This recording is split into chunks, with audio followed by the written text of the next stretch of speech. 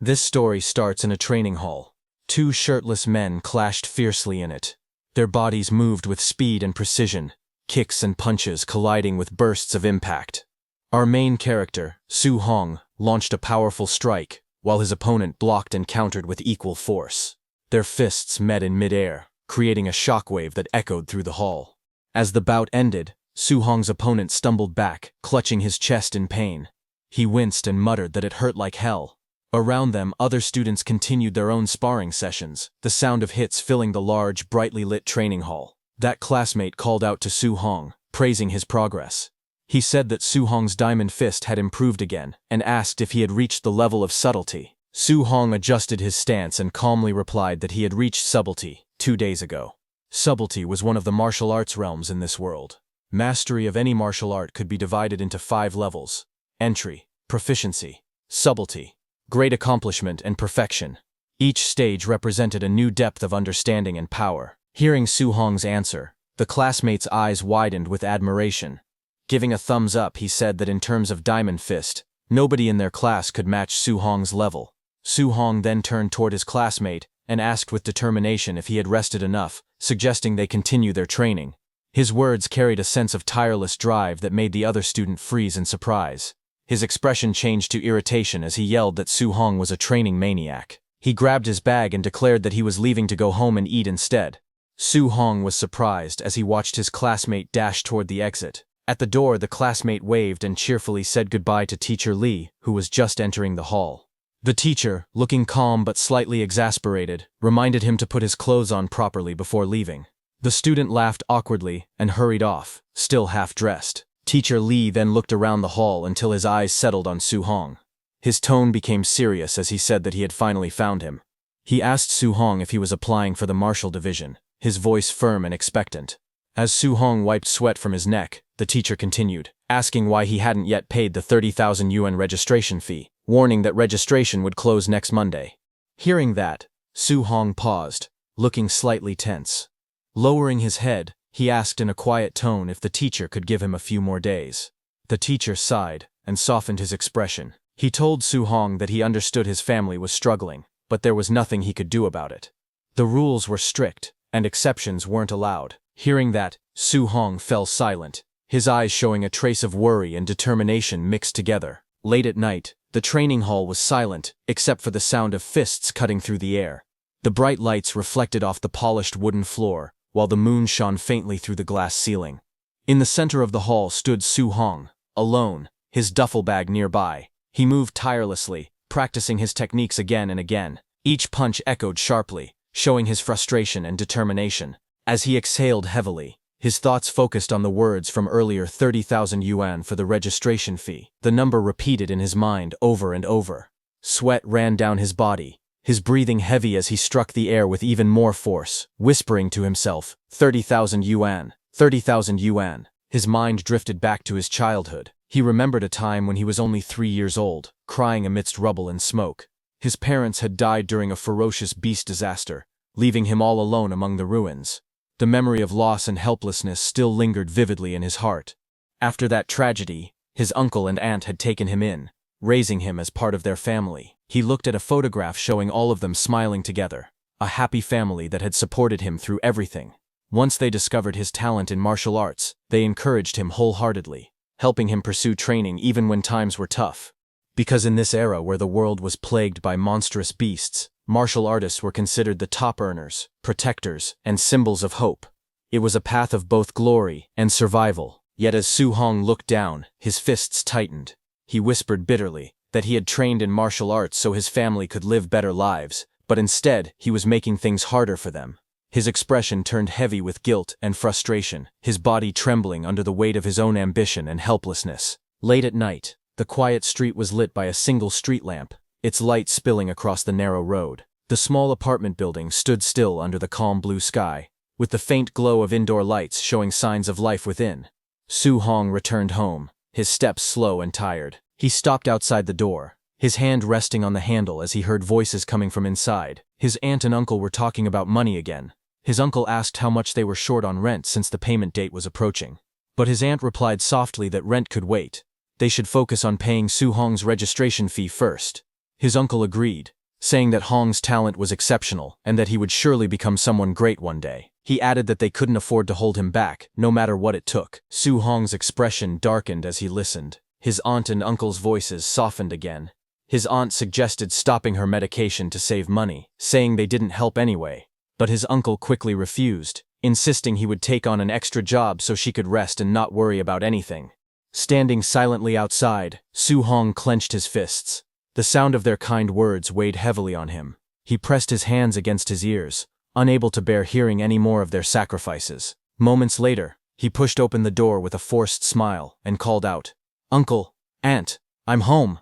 His aunt smiled warmly, telling him he must be exhausted from practicing so late again. Su Hong tried to step forward and help, offering to take over her chores. But his aunt waved him off with a proud grin, saying couldn't she handle this little thing. His uncle firmly told him to go rest. His aunt chuckled and gently reminded him to listen and get some sleep. Su Hong looked at them both, his chest tightening with a mix of gratitude and guilt. The warmth of their home contrasted deeply with the struggle behind it. The night moonlight filtered through the window, casting soft patterns across the small room. Su Hong lay awake on his bed, staring quietly at the ceiling. Thoughts of his uncle and aunt filled his mind. They had already sacrificed so much for him. Clenching his fists under the blanket, he silently promised himself that he wouldn't let them suffer any longer. In his mind, he spoke to them, saying that they had done more than enough for him, and that from now on he would handle his own problems. His eyes hardened with resolve, as a plan began to form. He knew that for a martial practitioner to earn tens of thousands in just a few days, there was only one place to go. The next day, sunlight gleamed on a tall building surrounded by trees. It was the entrance to the underground fight club. Inside, an electrifying atmosphere filled the air as the announcer's voice echoed across the arena. "Folks in the crowd, welcome to the Martial Disciple Guard Challenge. No holds barred, life or death, victory is all that matters." In the center of the brightly lit ring stood a tall man wearing a Red Bull mask, his body covered in muscle. The announcer's tone rose with excitement as she introduced him, saying that today, holding down the stage, was the one and only Mr. Minotaur. The crowd roared as the rules were announced. Anyone who could win 4 matches in a row would walk away with 60,000 in prize money. Lose even once, and they'd get nothing. Among the audience, whispers began to spread. Some people noticed a masked newcomer stepping into the arena. One guy asked who that guy was, saying he had never seen him before. Another crossed his arms and said he was a newbie. A third spectator leaned forward, frowning, saying a newbie jumping straight into the guard challenge was just asking to die. As the lights focused on the stage, the tension thickened. Su Hong, hidden beneath the bull mask, was about to risk everything. Under the blinding lights of the arena, the announcer nudged Su Hong, who was wearing the bull mask. With a confident smile, she told him to liven things up and get the crowd excited. Su Hong tilted his head in confusion, scratching his mask. He asked how he was supposed to hype up the crowd. She rolled her eyes slightly, waving her hand dismissively. She explained that he should provoke them, throw some trash talk, stir them up. She muttered under her breath about how troublesome newbies could be. Hearing that, the masked Su Hong nodded firmly and gave a thumbs up. Then, stepping forward to the center of the stage, he clenched his fists and shouted with full confidence, declaring himself invincible against anyone below a martial artist. He challenged all weaklings to come and face him. Hearing that, the crowd immediately burst into noise. Some were shocked at his arrogance, whispering among themselves. One man frowned and said he was too cocky, while another laughed and called him a badass. Others muttered that he wouldn't even know how he died later. Excitement filled the air as people began chanting loudly, calling for his defeat, urging the fight to start. The announcer raised her microphone high and shouted, "Let's begin the match." As the crowd's cheers echoed through the arena, Su Hong stood tall behind his bull mask, his eyes sharpened with focus. He could feel the killing intent surrounding him. It was far stronger than anything he had felt before, but he wasn't surprised. This was the underground fight club, where life and death were always close. Taking a deep breath, he thought to himself that this was the only way to earn the tuition money quickly. He tightened his fists and murmured in determination, hoping that his diamond fist would bring him the victories he needed. The moment the match began, one of the fighters, a man wearing a mouse-shaped mask, stepped forward and shouted angrily at Su Hong. "Cocky punk. I'll play with you," he yelled, his body already in motion as he lunged forward with sharp momentum, standing calmly in the center of the ring. Su Hong watched the opponent's movements with a steady gaze from behind his bull mask. His sharp eyes analyzed the man's form in an instant. He noticed the speed and aggression, but also saw the weakness in the man's footing. His lower stance was unstable, his balance off. Su Hong smirked slightly, thinking to himself that this opponent would be easy to handle. The mouse-masked fighter closed in on Su Hong fast, shouting, "What are you daydreaming about?" He swung his fist towards Su Hong's head with a burst of power, but before the strike could land, Su Hong's arm moved like lightning. Energy gathered around his hands, swirling with bright blue force. With precise control, he unleashed his martial technique, the floating light palm.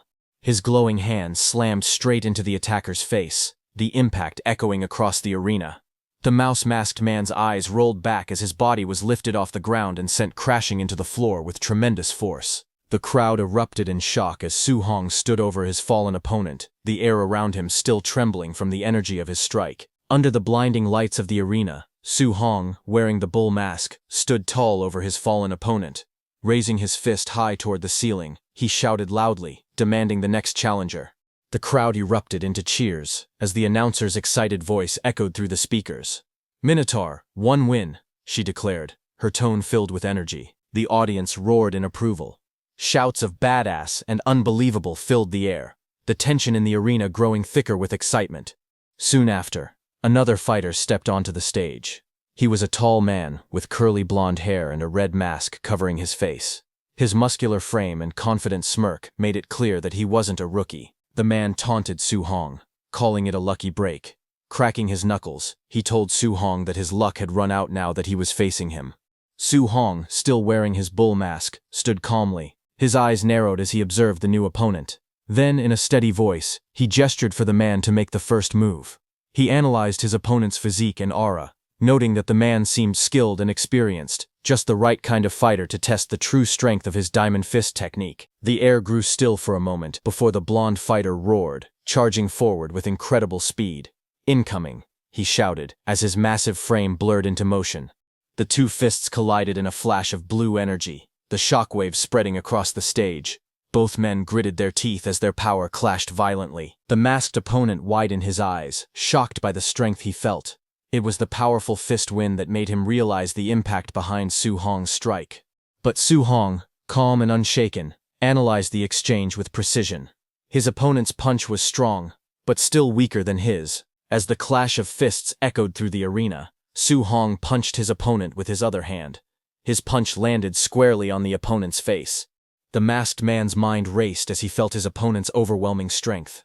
Su Hong's eyes sharpened beneath the bull mask. His analytical gaze focused on the fighter's movements.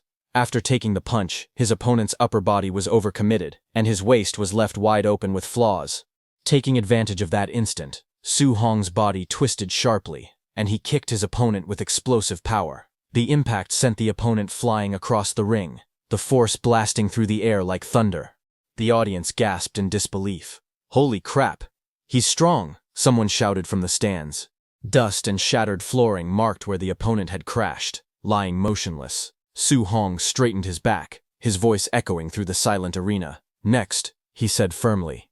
The announcer jumped with excitement, raising her microphone. "Minotaur, 2 wins in a row," she shouted, her voice filled with awe and energy as the crowd erupted once again. Inside the underground fighting arena, the crowd roared as Minotaur stood victorious once again in the center of the ring. In a luxurious viewing room above the ring, several men in black suits stood guard around an older man dressed sharply in a black suit. He watched the scene below with calm interest, his tone low and assessing. Looking at Su Hong, the man murmured that he wasn't even a quasi-martial artist, yet his strength was far above that of average disciples. That kid was no joke. Just then, the announcer's voice echoed through the loudspeakers. "Minotaur, 3 wins in a row," she shouted, excitement filling the air. "That man in the suit said Su Hong was not elite, but solid enough," he commented with a smirk, saying he was perfect for throwing matches. From behind him, a younger man wearing a fox-like mask spoke with determination. He called the old man in the suit teacher, and said he would recruit him. The older man turned slightly, his tone calm but commanding. He told his disciple not to let on that he had already advanced to martial artist. Meanwhile, down in the arena, Su Hong wiped the sweat from his face. His eyes remained sharp and focused as he analyzed his situation. He thought that his subtlety-level diamond fist had no trouble dealing with these regular disciples. As the defeated fighters were carried away, Su Hong clenched his fist, his expression steady and confident. A faint smirk crossed his lips, as he thought that with one more win, he would get that 60,000. But the crowd suddenly erupted in excitement, their voices echoing through the arena. Someone shouted from the stands that it was White Fox. Su Hong, wearing his bull mask, froze for a moment and turned his gaze toward the entrance. Everyone's eyes widened slightly when they realized that White Fox was challenging too. From the opposite end of the stage, the man known as White Fox walked calmly onto the platform. The crowd murmured, whispering among themselves. Someone asked if he wasn't Quasi. One person said a Quasi fighting against disciples was a total cheat. Su Hong's expression hardened as he assessed the situation. Hearing that his opponent this time was Quasi, he muttered under his breath that this one was tricky, but he couldn't lose.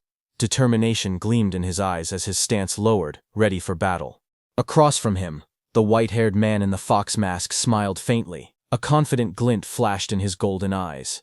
Stepping forward with composed elegance, he adjusted his white suit and spoke in a calm, steady tone. He told Su Hong not to fear, saying he knew his limits. Under the bright arena lights, the announcer raised her hand and shouted across the stage, declaring the start of the guard challenge final round. Both fighters stood ready, Minotaur with his fists clenched, and White Fox calmly standing tall in his white suit. The crowd held its breath as tension filled the air. Then, with a sharp cry, the announcer commanded, "Begin." In an instant, both figures burst forward, moving so fast that their afterimages trailed behind. The ground cracked beneath their feet as they collided in the center of the stage. Su Hong's eyes focused sharply beneath his bull mask. He thought to himself that his realm was lower, so his first move had to be all in. His muscles tightened, and with a roar, he launched a powerful punch straight at White Fox. The impact tore through the air like thunder. A wave of force spread outward, shaking the ring. But as the shock cleared, Su Hong's expression changed. Something felt off. He staggered back slightly, his eyes widening. After feeling his opponent's power, he realized that he was no Quasi. Sweat rolled down Su Hong's face as his thoughts raced. He realized that his opponent was a real martial artist. He was holding back his chi and blood on purpose. Su Hong's opponent wasn't just strong, he was far beyond the level of an ordinary challenger. White Fox's golden eyes gleamed from behind his mask as he drew in a deep breath. His voice was calm yet filled with restrained power. As he inhaled, a faint red aura began to rise around him, swirling like flames. Then, in a blur of movement, he stepped forward. His fist crackled with energy as he roared, rushing thunder fist, striking Su Hong in the face. The impact hit like a lightning bolt. Su Hong's body was sent flying backward, blood spraying from his mouth. He struggled to regain his balance, disbelief flashing across his eyes. He thought in shock if this was the strength of a true martial artist. The sheer force of the punch left the crowd stunned. In the audience, several people recognized the technique instantly. One guy shouted that it was triple ringing thunder fist. Another laughed, saying Minotaur was toast. On the stage, White Fox didn't stop. His fists moved like a storm, every strike heavy and precise. He taunted Su Hong between blows, asking if he was just going to defend. He told Su Hong to fight back and show him what he had. Su Hong, in the Minotaur mask, blocked with both arms, his muscles trembling under the continuous barrage. The sound of fists colliding echoed like thunderclaps across the arena. Inside, he gritted his teeth, thinking desperately that if this kept up, it was over. His mind raced as he struggled to stay on his feet. Gotta find a counter chance, he thought, scanning for an opening through the blinding flurry of punches. White Fox, surrounded by a red aura, advanced relentlessly. Each blow carried the weight of a storm, forcing Minotaur further back. White Fox's movements were sharp, precise, and merciless. Suddenly, White Fox found an opening. Minotaur raised his fists to block an incoming strike, but the force behind it still tore through his defense. His eyes widened as the impact exploded against his guard. With a roar, White Fox swung his fist, colliding against Su Hong's face with all his strength. The arena shook from the clash as Su Hong was sent flying backward. He hit the ground hard, his vision blurring as pain coursed through his body. His consciousness started fading fast, his body refusing to move. White Fox stood tall, brushing the dust off his white suit. Calmly, he stepped forward and placed his foot on Minotaur's chest.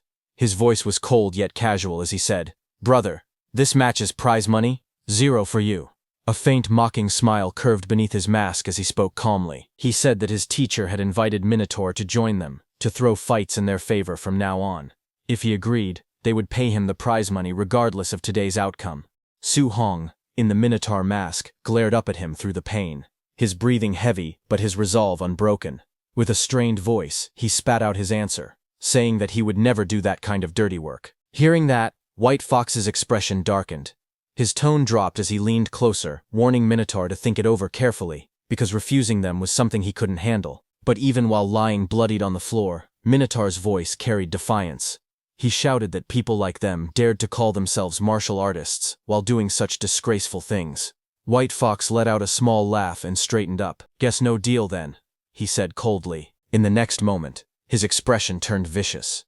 His aura flared red as he charged forward, shouting that he would end Minotaur right there, and that from now on he could dream of being a martial artist only in his sleep. He raised his leg to attack. At that moment, Minotaur's eyes widened, blood dripping down his face, as fury and determination burned within them. White Fox lunged in to deliver the finishing blow, but Su Hong moved swiftly and dodged his attack. White Fox's golden eyes widened in shock as something unexpected happened. Minotaur's body trembled, flames of determination burning around him as he rose to his feet. His breathing was heavy, but his voice carried unshakable resolve. He muttered to himself that he couldn't fail here. He couldn't fail at all. Step by step, he forced his battered body forward, his fiery aura growing brighter with each breath. White Fox froze in disbelief as he watched. His eyes widened behind the mask, and his mind screamed in shock. He couldn't believe it. Minotaur had taken a direct hit from his rushing thunder fist and was still standing. As memories flashed before his eyes, Minotaur's expression hardened. He remembered his family, the uncle and aunt who had sacrificed so much for him. He whispered that he wanted them to live good lives, that he couldn't let their years of effort go to waste. But another thought tore through him. Could he really abandon the martial artist's code just to survive? The question burned inside his heart. A vision of his family appeared before him, but the image shattered like glass. His voice rose in defiance as he shouted, "No, that future, hell no." At that moment, a glowing system screen flickered before him, its cold light forming words. "Then, for your family, for your faith, what price will you pay?" Minotaur's eyes blazed red. Lightning crackled around his body as he clenched his fists. His voice erupted with power and conviction as he shouted that he would give everything. In an instant, his aura exploded outward, engulfing the arena in a storm of fire and electricity. His eyes glowed fiercely as he stood tall once again, reborn through sheer willpower. A glowing screen appeared above Su Hong, asking what he was willing to give. Su Hong's body burned with red flames as he stood firm, and he answered with a powerful shout that he would give everything. Just as he said that, the scene in front of him shifted. His bull mask disappeared as he opened his eyes in a strange digital-looking space filled with vertical blue lights. His expression showed confusion as he looked around. He stood alone inside a large hall, and a huge dark shadow stretched behind him, forming monstrous shapes on the ground. He whispered a question, asking where this place was. A burst of golden light filled the hall.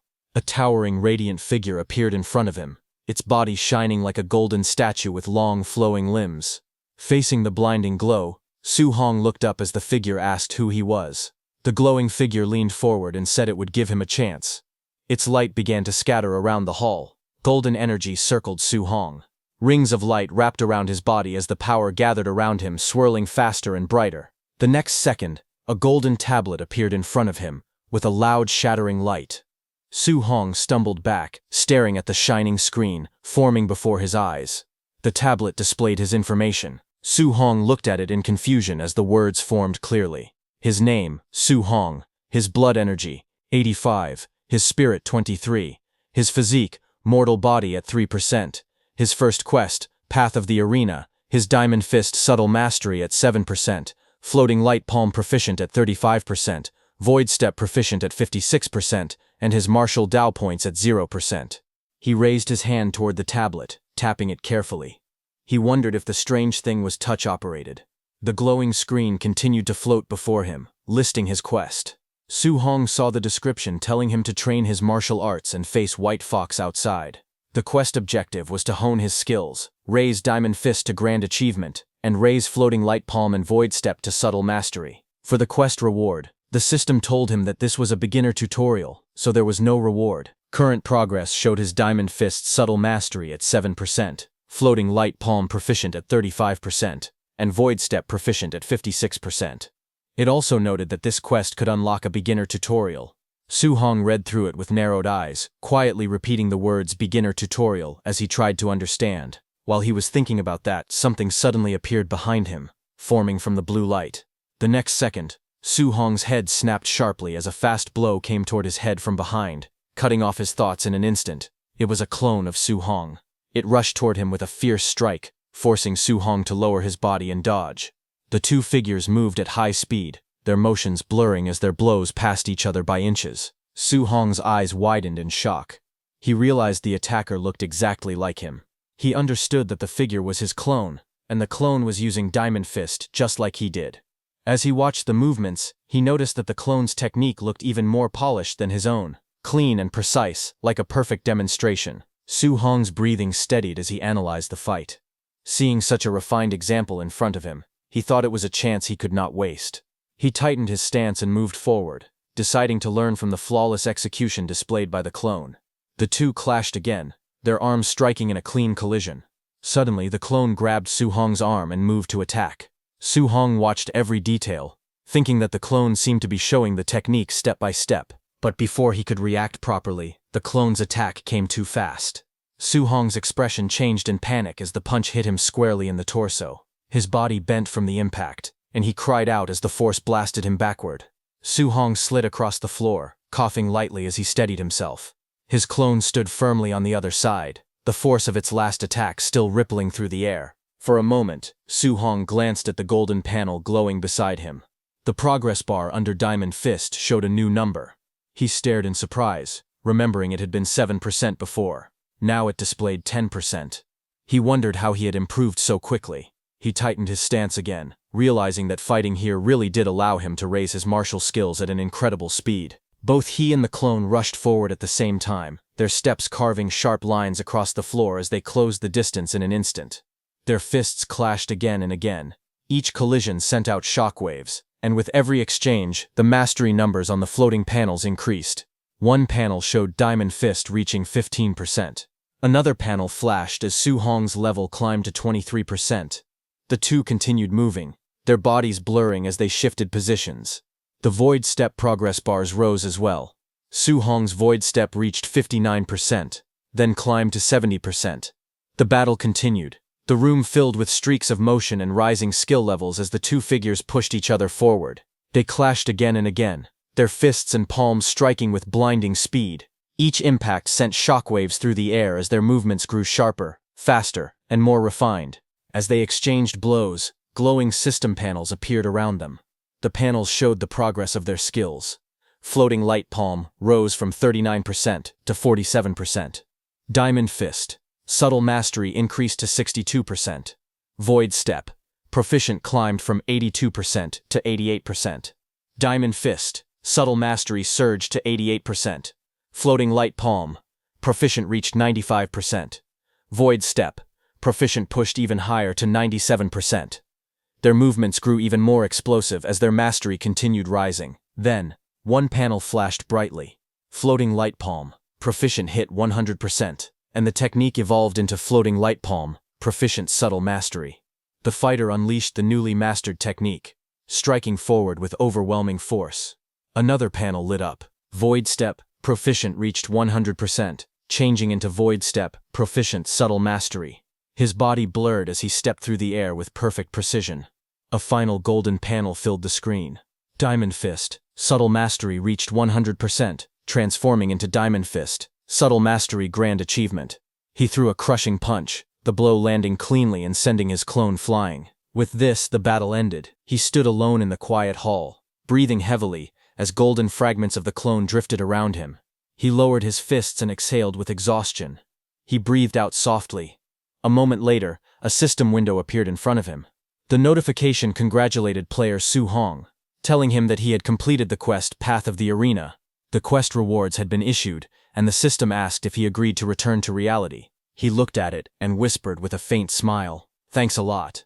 The next second, he returned to reality, where not even a second had passed. Wearing the bull mask, Su Hong stood calmly as flames rose around his body. His eyes glowed through the bull mask, and he gave a short reply, saying that he agreed. Across from him, White Fox watched the transformation with narrowed eyes. White Fox suddenly rushed forward. He called Su Hong a show-off and shouted for him to take his attack. His body shot across the arena in a straight line, wind trailing behind him. He attacked with explosive force and launched a fierce technique, his punch cutting through the air at high speed. But Su Hong moved even faster and dodged all his attacks easily. He then tilted his head slightly and answered in a low voice that White Fox's attack was too slow. Hearing that, White Fox's eyes widened. Before he could react, Su Hong's counterpunch smashed into him. The impact shattered the fox mask into pieces, sending fragments flying and knocking him backward. Su Hong rushed forward with fierce determination, his eyes sharp as debris scattered around him. The crowd in the stands gasped in shock as they watched the impact unfold. In the ring, the Minotaur-masked Su Hong stood tall and unmoving. His dark silhouette and glowing eyes loomed over his fallen opponent, who lay unconscious at his feet. The arena fell silent. A moment later, Su Hong looked toward the side of the ring where the announcer was standing. He spoke calmly, saying he had won the fourth match, and asked when he would receive his prize money. The announcer nearby blinked in surprise, before answering in a flustered tone. Inside the VIP viewing room, Fox Mask's teacher watched as the announcer announced the victory. She declared that Minotaur had successfully defended the arena and won the 60,000 yuan grand prize. The old man stared ahead in disbelief as he questioned how a martial apprentice could reach grand achievement in Diamond Fist, something even trained warriors struggled to do. He ordered his subordinates to follow the Minotaur and find out who he really was. The two men in suits bowed and replied that they understood. Sometime later, the night was quiet as Su Hong walked alone down a narrow street, his hands in his pockets and his steps echoing softly between the buildings. His expression remained calm, but his eyes shifted slightly, sensing something behind him. Farther back in the alley, two men in black suits hid in the shadows, watching him carefully. When Su Hong glanced over his shoulder, the two men stiffened. A moment later, he suddenly disappeared from their view, leaving them confused. They rushed farther into the alley, whispering anxiously. One of them complained that the boss had ordered them to uncover Su Hong's identity, yet they had already lost him. Above their heads, Su Hong clung effortlessly between the walls, suspended high above the alley. He watched them with a relaxed expression and muttered that they were still trying to tail him. The night sky hung quietly above Su Hong's neighborhood. 1 hour after escaping from the men tailing him, Su Hong returned home. Inside the house, Su Hong's family stared in shock at the huge stack of cash on the table. His uncle leaned forward with trembling hands and asked if he had robbed a bank, wondering where all that money came from. His aunt looked equally stunned, unable to believe her eyes. Su Hong sat across from them with a calm smile. He explained that he had been working as a sparring partner at a dojo. He said the dojo master thought he had potential, so he decided to sponsor Su Hong's training. His father frowned and reminded him that he had once said the dojo was extremely stingy. Su Hong reached out and held their hands, smiling brightly as he asked if they still didn't trust him. Hearing that, both his uncle and aunt softened. His aunt smiled with relief, and his uncle sighed happily. They said Xiao Hong would never do anything wrong, and praised him for finally making something of himself. Later that night, Su Hong moved quietly across the rooftop. Under the night sky, he sat beside a large, round water tank. He looked relaxed as he thought about his situation. He noted to himself that the martial exam registration fee was settled, and the rent was also settled. He added that his aunt's medical expenses would no longer be a problem either. A glowing system screen appeared in front of him. As he looked at it, he said that getting through this crisis was all thanks to the system. The screen displayed his name, Su Hong, along with his talent and stats. It showed his blood energy, spirit, and physique levels, along with 3 martial skills. Diamond Fist at Grand Achievement, 5%, Floating Light Palm at Subtle Mastery, 8%, and Void Step at Subtle Mastery, 9%. His martial Dao points were listed as 67. Su Hong observed that aside from his martial skill levels, the other stats didn't seem to have changed. Another notification appeared. It explained that he had gained 67 martial Dao points for defeating an opponent at a higher level. It said that martial Dao points could enhance blood energy and martial skills, and reminded him to allocate them wisely. Su Hong looked at the screen and said he should try it right now. He reached forward to adjust the numbers. A system sound followed, and the screen showed his blood energy rising to 90. Su Hong's eyes widened as energy surged through him. his entire body filled with heat and power. Flames of aura rose around him as he stood with a sharp, awakened expression. His clothes fluttered from the force of the energy as he felt the change taking place. Su Hong looked at the glowing screen in front of him. He whispered that a blood energy value of 90 was already equal to a quasi-warrior. Sweat slid down his face as he breathed out slowly. He then moved his hand across the transparent panel and said that he would pour all the remaining martial Dao points into blood energy. As he confirmed the action, lines of text appeared one after another, showing blood energy increasing by small amounts. As the numbers rose, he lifted his shirt slightly and examined his body. He noticed that his physical toughness had clearly improved, and even his injuries were almost healed. A strong wind swirled around him as he stood on the rooftop under the night sky. He could feel endless power gathering inside him. He realized he needed to find a place to test his current strength. He looked out across the rooftops, then leapt away from the building, moving quickly toward his next destination. He decided to go to the school's martial arena because they had a combat power tester there. Soon, he arrived at the outdoor martial arena of Star City No. 1 High School. His figure landed at the center of the wide circular platform under the moonlit sky. A Tier 1 combat power tester stood alone at the center. Su Hong walked toward the machine with steady footsteps. He stopped in front of it and prepared himself. He said that for his first punch, he would use 70% of his strength. Red energy flames rose around his body as he took his stance. His eyes sharpened, and a bright red glow flashed in one of them. He swung his fist forward with force. The punch landed on the tester, sending a powerful shockwave through the arena. Su Hong froze for a moment and let out a tense sound. He looked at the damaged machine with sweat on his face. He said the tester was too flimsy and wondered if they would make him pay for breaking it. Steam and sparks leaked from the machine as it continued to shake. Suddenly, a loud voice shouted from behind, complaining that it was noisy and asking what he was doing in the middle of the night. Hearing that, Su Hong quickly turned and sprinted away, thinking it was time to run. A few minutes later, an old man in pajamas stood beside the broken combat tester. He yelled angrily, asking which bastard had smashed the tester in the school's martial arena. He looked around and complained that in this school, only two little brats, Chen Shan and Li Tu, would dare to do something like that. The old man grew even more furious. His face turned red as he shouted that when school started he would definitely teach those two a good lesson. The next day, inside the gymnasium of Star City No. 1 High School, students gathered in a large group, while two people stood on the stage. The students talked among themselves as the gym filled with noise. Among the students, Chen Shan stood with a bandage on his head. Su Hong behind him looked confused and wondered why Chen Shan had been beaten up. Another student leaned closer and whispered that he heard Chen Shan had smashed the tester in the outdoor drill ground in the middle of the night and refused to admit it, so the principal punished him. Hearing this, Su Hong beside him sweated nervously, realizing that they had made Chen Shan take the blame. While they were talking, the two men stood by the microphone, one in a brown suit and the other in blue martial clothing. The man in the suit was the principal of Star City No. 1 High School. He told the students to quiet down. He explained that he had invited his old comrade, Chen Tian, a Tier 3 martial artist, to teach them a C-rank martial art called Thunder Rush Fist. He told the students that everyone must learn it well. Hearing that, the students reacted with excitement. One student whispered that it was his first time seeing a Tier 3 martial artist. Another pointed out that C-rank martial arts usually cost hundreds of thousands to learn at outside dojos. When Su Hong heard that it was Thunder Rush Fist, he immediately remembered that the white fox he fought had also used Thunder Rush Fist. The move created a punch that burst out with the impact of 3 punches at once. He thought about how expensive it would be to learn this martial art outside. He clenched his fist and decided that he must seize this opportunity. From the stage, Chen Tian then told the students there was no need for more talking. He announced that he would demonstrate the technique 10 times from start to finish, and how much they learned would depend on themselves. He prepared to begin and first adjusted his footsteps on the gym floor. Instructor Chen Tian demonstrated the Thunder Rush Fist. His body twisted sharply as he threw a powerful punch forward, wind swirling around his arm. He explained that the Thunder Rush Fist carried fierce and domineering momentum, and even at the basic level, a punch would produce the sound of thunder.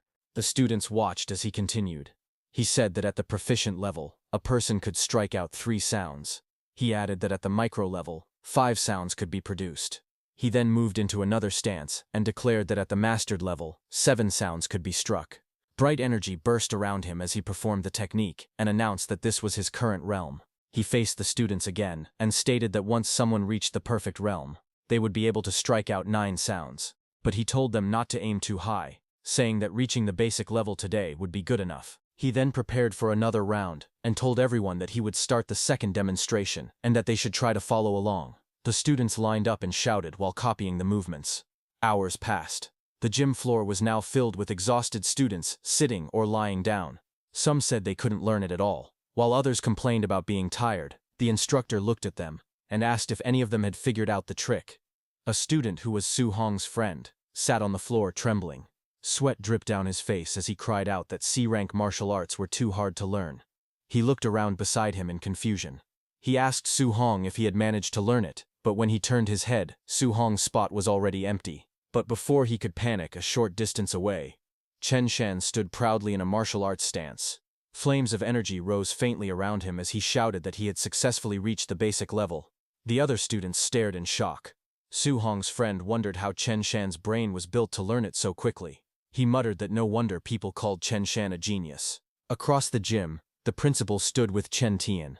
The principal told him that the boy showing off was their school's #1 genius, Chen Shan, and asked if Chen Tian was interested in guiding him. Chen Tian watched calmly and replied that this level was only considered basic in other cities. Then a few minutes later, outside the gymnasium, sunlight fell across the stairs. Chen Tian walked beside the principal. He said that this batch of students wasn't impressive and that coming here was pointless. The principal answered that having even one student reach the basic level was already good enough.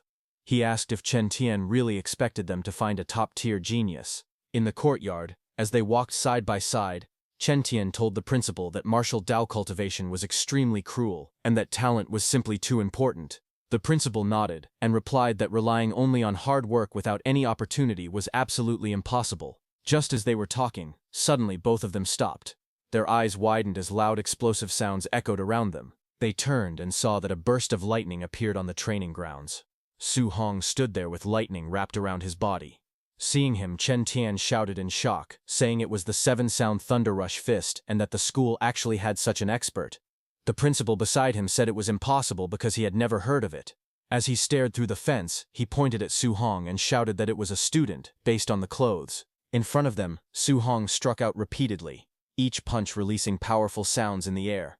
Instructor Chen Tian looked stunned and said he had only taught for half a day, yet a student had already reached mastery. The principal rested his face against the fence and asked if he had heard wrong, repeating that the student had made 9 sounds. But instructor Chen Tian stood frozen, trembling slightly. Seeing that, the principal asked him what was wrong. Instructor Chen Tian then lowered his head slightly. Sweat rolled down his face as he shouted that he understood everything now. The next second, lightning gathered around instructor Chen Tian's hand. He clenched his fist as bright sparks wrapped around it. In the next moment, the instructor swung his arm forward with force. He shouted the name of the move, while lightning and impact lines burst around his punch, releasing 8 sounds. After punching, instructor Chen Tian looked excited. Sparks circled his fist as he smiled proudly. The principal beside him was shocked, shouting that the instructor had reached 8 sounds. Instructor Chen Tian explained that watching the Thunder Rush Fist from that student earlier had inspired him, allowing him to break through. Then both of them rushed forward in panic. Instructor Chen Tian said it was not the time to talk and told the principal to quickly find the student who used that move. But when they reached the field, they looked around in confusion. The outline showed that someone had just been there, but the person was now gone. On the other hand, Su Hong, not knowing he was being watched, walked through the street at sunset. He rubbed his shoulder tiredly and said he didn't expect training a C-rank martial skill to be this exhausting, far harder than the D-rank Vajra Fist. Su Hong then opened his system status window. The system screen showed his information. It displayed his name, Su Hong, along with his vitality, spirit, and physique. It listed his martial skills: Thunder Rush Fist, at the perfect level; Vajra Fist, at 5% mastery; Floating Light Palm, at micro level 8%, and Void Step, at micro level 9%. Below that, the martial value was shown as 0. Su Hong looked at the glowing system screen and said that his Thunder Rush Fist had already reached the perfect realm. He explained that he now needed to find a way to earn martial values and try to break through to martial artist soon. He said that unlike last time, he did not need a life-and-death battle. He wondered if sparring normally with someone could also let him obtain martial values. While thinking all that, Su Hong arrived at the entrance of the Raging Thunder Dojo, his workplace. He stood before the open gate and looked inside. Annoyed, he thought to himself that he had finally arrived. Inside the dojo, many students practiced with spears. They moved quickly across the training hall, clashing their weapons against each other as they trained. One of the students noticed Su Hong and walked over. He asked Su Hong why he had come today. Su Hong smiled lightly and answered that nothing special was happening. He had simply come over to practice. While they were talking, suddenly, a man with purple hair stepped violently on a student's head, slamming him into the floor. The student's body shook from the impact. The purple-haired man looked down coldly. He shouted, asking how someone dared to say his teacher taught badly. He said that if the student's comprehension was poor, he should admit it. He demanded to know why excuses were being made. When Su Hong saw that purple-haired man, he asked his friend about the situation nearby. His friend explained that Su Hong hadn't been around lately, so he didn't know what had happened. He said the aggressive instructor was a newly arrived teacher who was very strong. He added that the instructor looked down on common students like them and taught his classes carelessly. He continued explaining that this purple-haired man was that instructor's disciple, a man named Li Yan, who was also very strong. As he said this, Li Yan stepped forward with a confident, arrogant expression. He threw a punch and mocked the person he was fighting, asking how someone of that level dared to challenge him. But before the punch landed, a hand suddenly grabbed Li Yan's wrist, stopping the attack. It was Su Hong who grabbed his hand. Su Hong calmly told him that they should stop here. Li Yan pulled back and angrily demanded to know who Su Hong was. He shouted that if Su Hong had the guts, he should fight him one-on-one in the arena. Su Hong answered without hesitation that he would oblige. Just then, the instructor walked in with an angry expression and shouted, asking why there was so much noise when class was starting. Seeing him, purple-haired Li Yan backed down and glared at Su Hong angrily, saying that Su Hong was lucky. Su Hong looked at him calmly and thought to himself that this person was a bit too arrogant. The instructor then stood before all the students and announced that it was the last day he would be teaching the Raging Sea Spear technique. He said he would follow the old rule and demonstrate it only once. The students watched as he performed the technique with a spear, swinging it sharply across the room. After finishing the move, the instructor narrowed his eyes and said that he was only demonstrating it once because he did not believe they could learn it. But Su Hong stood with a spear in his hand. Blue light wrapped around the weapon as he stepped forward. His expression stayed calm, and his sharp blue eyes focused ahead. In the next moment, a reflection appeared in his eye. The silhouette of the instructor performing the spear technique could be seen clearly inside his pupil. Then, after showing it once, the instructor threw his spear onto the wooden floor with a sharp impact. The instructor then walked toward the doorway with Li Yan. He looked back and said that how much the students learned now depended on themselves. As he left, the students complained loudly. They said that demonstrating it only once was unfair, and that the students in the back could not see anything clearly. But it was different for Su Hong. He lowered his gaze to the spear in his hand. Flames rose behind him as he remembered the explanation. The technique's core was that the spear moved like a flood dragon crossing the sea. With momentum like endless waves, Su Hong held the spear tightly as blue energy wrapped around his arms.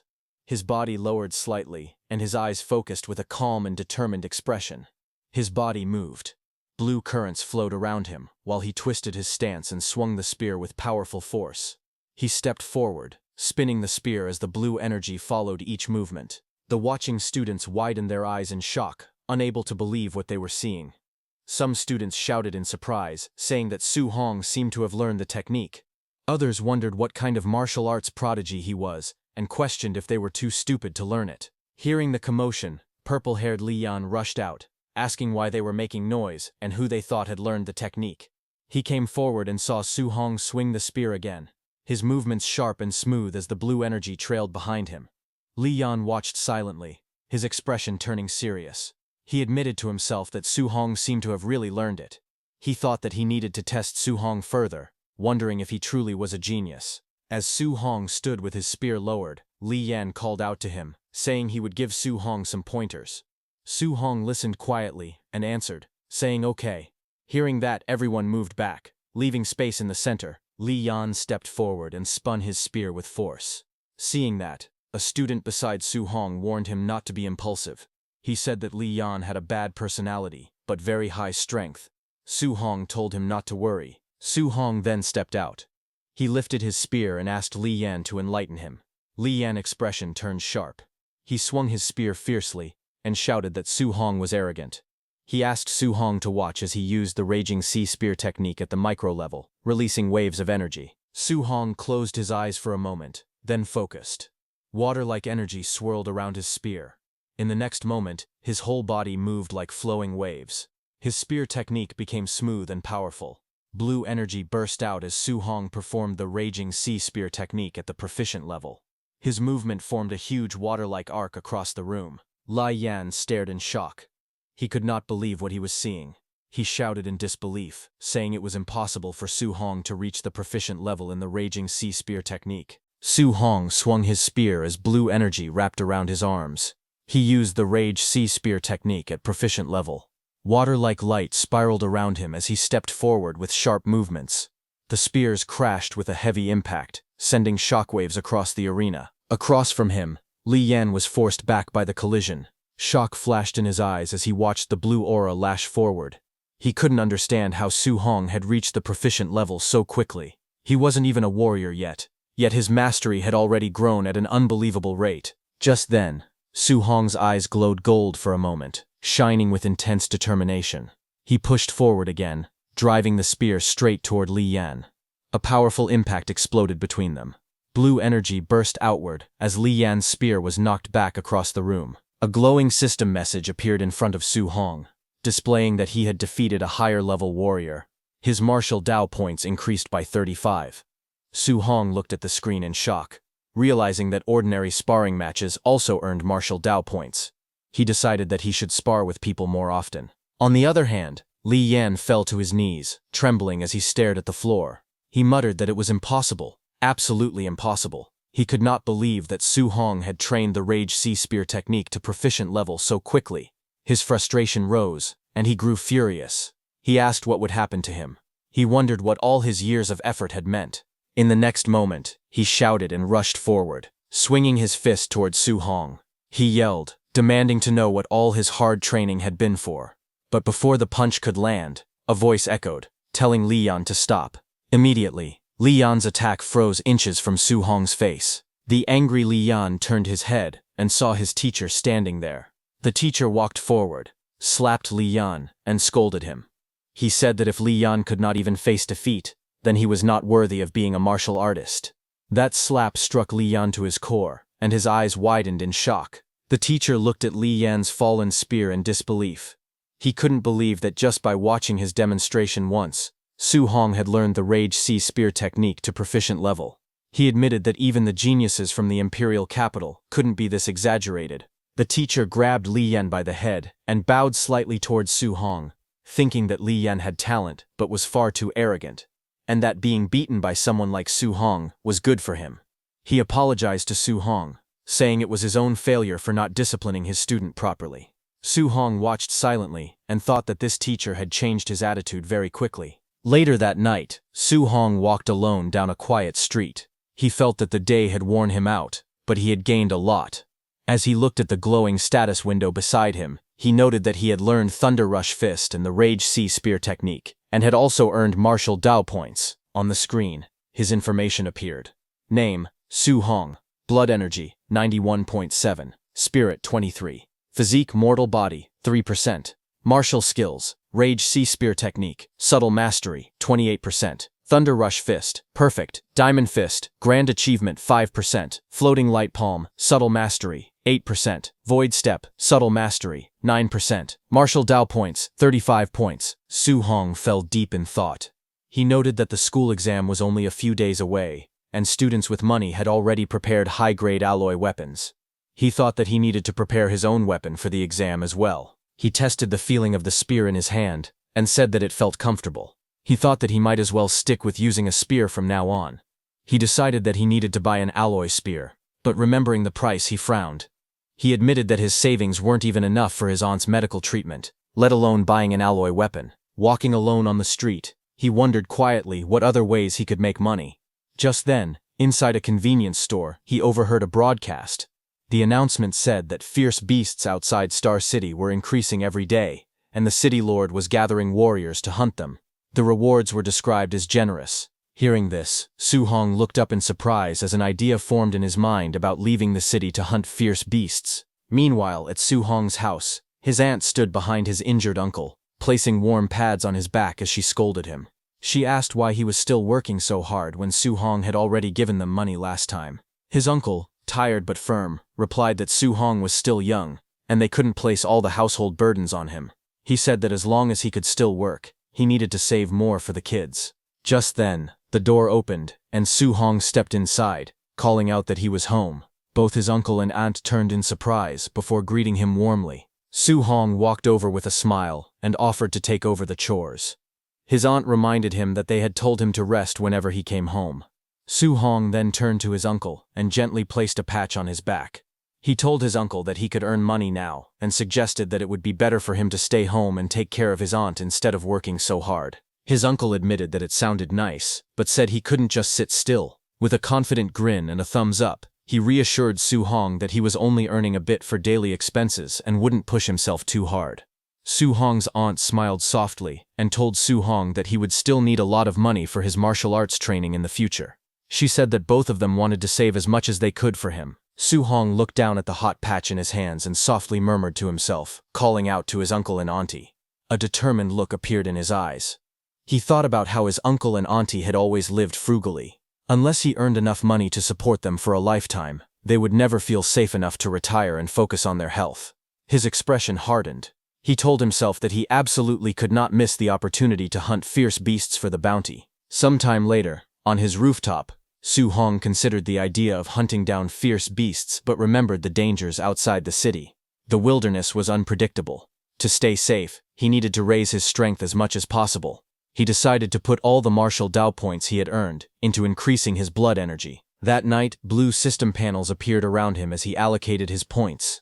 One by one, new notifications popped up, each showing his blood energy rising by small amounts. Eventually, a larger panel appeared before him, displaying that his blood energy was now 95.2. Su Hong sat cross-legged in a circle of burning red aura. Flames curled around his body as he checked his progress. He realized that he was now just one step away from becoming a warrior. 2 days later, at the school gymnasium late at night, Su Hong lay on the floor, drenched in sweat. System panels floated around him, displaying each of his martial skills: Rage Sea Spear Technique, Thunder Rush Fist, Diamond Fist, Floating Light Palm, and Void Step, all marked as perfect. After 2 full days of intense training, he had finally brought every martial skill to its peak. Breathing heavily, Su Hong stared upward. He told himself that all preparations were complete. It was finally time to leave the city. It was Saturday at the Star City Warrior base. Su Hong finally arrived and muttered that the place was really far away. As he walked through the gates, he looked around with curiosity. He thought that although he had seen the base many times on TV, this was his first time visiting it in person. Inside, he noticed warriors everywhere. Warriors who were rarely seen in daily life appeared all around him in the bustling streets. He opened a sheet of paper and read the bounty list silently. Unranked fierce beasts were worth 300 blue star coins each. Tier 1 lower stage fierce beasts were worth 1,000. Tier 1 middle stage fierce beasts were worth 3,000. Then he reached the line mentioning Tier 2 lower stage fierce beasts. Another line in the rules stated that after killing a fierce beast, its left ear must be cut off as proof. Without that, no payment would be issued. He stared at the rule with an awkward expression and wondered why it was so primitive. Nearby, a warrior walked up to the payment window and placed a bag on the counter. He asked the clerk to calculate how much everything inside was worth. Watching him, Su Hong thought that the bag must be filled with the left ears of fierce beasts. Just then, a loud shout echoed through the area as a group of people pushed forward. Someone at the front yelled for everyone to move aside. Su Hong turned his head and saw a group approaching. Among them was a blond young man walking confidently, while others cleared the path for him. One of the men shouted that young Master Ye was coming. As Su Hong observed, he quietly noted that the blond man's outfit and attitude looked similar to White Fox from the underground arena. Nearby, a few warriors whispered among themselves. One of them complained that the blond man was always showing off, saying that if his uncle were not the base director, he would have been beaten up long ago. Another person added that the blond man had already been beaten by someone a few days earlier, and it had been satisfying to watch. A third person responded that this explained why he hadn't been seen recently. Hearing that, Su Hong looked back. The blond young man passed by and glanced in his direction. The large masked warrior beside him also turned slightly. The blond man wore a faint smile on his face as he looked toward Su Hong. Su Hong stood silently, his expression calm as he looked ahead. He thought to himself that the danger did not only come from fierce beasts, but also from humans. Because of that, he reminded himself that he needed to be extremely careful. As he walked through the warrior base, someone approached him and asked if it was his first time there and if he was planning to enter the wilderness alone. He answered quietly that he was. The staff member watched him walk further into the passage and sighed, thinking that he was just another ignorant and fearless kid. Su Hong took another step forward, his shoe pressing down on the grass as he exited the tunnel. A bright light shone ahead. He stepped out of the dark passage and into the wilderness, where tall trees stretched out in every direction and sunlight spilled through the leaves above him. Su Hong stood with determination in his eyes. He tightened his grip on his sleeve and thought to himself that he must return with a full haul. 2 hours later, the forest around him was quiet. Sunlight filtered through the leaves as he walked deeper among the trees. He looked around and realized that he had not seen a single fierce beast. He wondered if all the beasts near the forest outskirts had already been hunted. He leaned against a tree with confusion on his face, holding his water bottle. Question marks hovered above him as he tried to figure out the situation. A moment later, he decided to head further inside. His body shot forward in a leap, speeding deeper into the forest. Su Hong rushed forward through the forest, his breathing sharp as the wind whipped past his face. Sweat formed along his cheek as he heard a sound ahead of him. A moment later, a white wolf, with glowing red eyes, burst through the trees. The beast lowered its body and growled, its claws digging into the dirt as it prepared to attack. Su Hong stopped and faced it cautiously. He looked at the creature and recognized it. According to his textbooks, this was a Tier 1 lower stage fierce beast, the Shadow Moonwolf. He thought to himself that this was the first time he had ever seen a living one. The wolf suddenly roared loudly, saliva flying from its jaws as it lunged toward him with its fangs bared. Su Hong tightened his stance as the beast leapt at him. Its crimson eyes locked onto him while it howled. The attack came down from above, straight toward Su Hong. Su Hong stood still as the fierce beast lunged at him with its claws extended. The wolf's red eyes glowed with killing intent as it swung its massive paw toward him. The wolf's attack cut through the air, but Su Hong dodged it by leaning back. The beast missed its strike. Lightning gathered around Su Hong's fist. His hand glowed with bright golden energy as he clenched it tightly. He stepped forward and struck the wolf with a powerful blow. Lightning exploded across the wolf's body as the impact sent it flying backward. The wolf crashed into a tree, rolling across the forest floor while letting out a weak howl. Su Hong then stood over the fallen beast. Lightning still flickered around his arm as he looked down at the defeated wolf lying motionless on the ground. Su Hong then looked at his trembling hand with bright eyes. He wondered if this was what fighting monsters felt like. It was even more exciting than he had imagined. His fingers shook as he remembered the battle. The feeling made his heart race. He clenched his fist with confidence. He thought to himself that he could now kill a Tier 1 initial stage ferocious beast in a single move. He wondered how he would perform against a Tier 1 middle stage ferocious beast. While he was thinking that, 2 glowing red eyes appeared quietly in the forest behind him. The next second, a huge figure stepped out. The scene revealed a Tier 1 middle stage ferocious beast, a raging black bear. The bear roared from behind him as Su Hong stood calmly with his fist raised. A powerful strike flashed across the darkness. In the next moment, the raging black bear collapsed with its eyes rolled back, beaten in a single blow. Standing over the fallen beast, lightning still flickered around Su Hong's arm. He thought that with his current strength, as long as he didn't provoke a Tier 2 beast, he wouldn't face too much danger. Finally, he crouched beside the defeated bear with a smile. He held up the bear's ear and thought proudly that 3,000 prize money was secured. A blue system window appeared in front of him. It displayed a reminder saying that his accumulated martial value was now enough for him to break through into a martial artist, and he should upgrade as soon as possible. Su Hong looked at the screen with excitement. He thought that he could finally break through and become a martial artist. But suddenly, he felt a very powerful aura behind him, shocking Su Hong completely. He turned quickly, sweat covering his face. He looked toward the forest and sensed the pressure coming from afar. He thought that the aura was extremely intense and wondered what kind of ferocious beast it was. He decided to go take a look and rushed through the forest at high speed. He landed on top of a large rock and looked down. His eyes widened in shock as he whispered that this was. Before him stood a massive creature, A glowing description appeared, explaining that it was a Tier 1 late-stage ferocious beast, black jade giant python. Below, 2 men were fighting the python with their weapons. The python struck them with its giant tail. The men used their shields to block, but the python's power was too much, making them spit out blood with just one attack. The python's massive tail smashed into both of them, sending them flying backward. Their bodies slammed into a rocky wall, breaking the stones on impact. From a distance, Su Hong watched the scene with widened eyes. Suddenly, shock flashed across his face as he stared ahead. The python lunged again.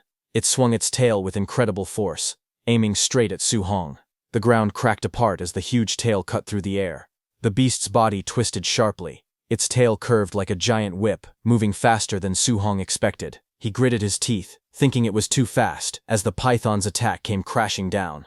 The giant python's body smashed into Su Hong, sending him sliding across the dirt as dust exploded everywhere. Nearby, dark blood splattered across the stone. A weak voice coughed again and again, the sound mixed with the shaking of the earth. Su Hong knelt down, covering his mouth as he coughed blood. In front of him, another man lay motionless, his body torn open and stained black with blood. He wiped the blood from his lips with the back of his hand.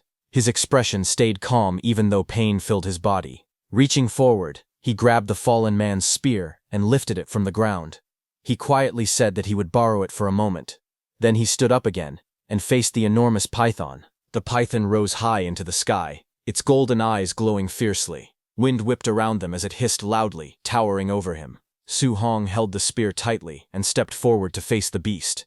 The giant python opened its jaws wide and rushed forward with a roar, its sharp fangs flashing as it dove down like a falling mountain. Su Hong dodged aside just in time. The creature's massive body slammed into the ground, sending rocks flying everywhere. In that moment, Su Hong quietly recalled something. Normally, killing a Tier 1 late-stage ferocious beast required several martial artists working together.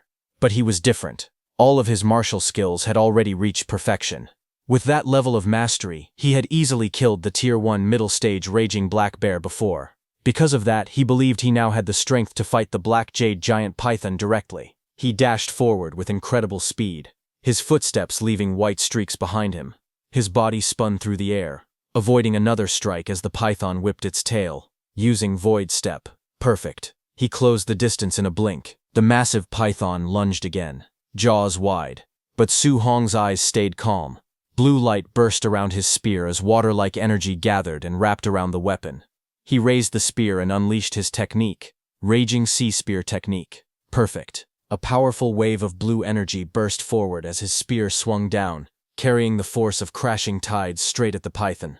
The giant python's massive body twisted violently as the golden spearhead pierced deep into its scales.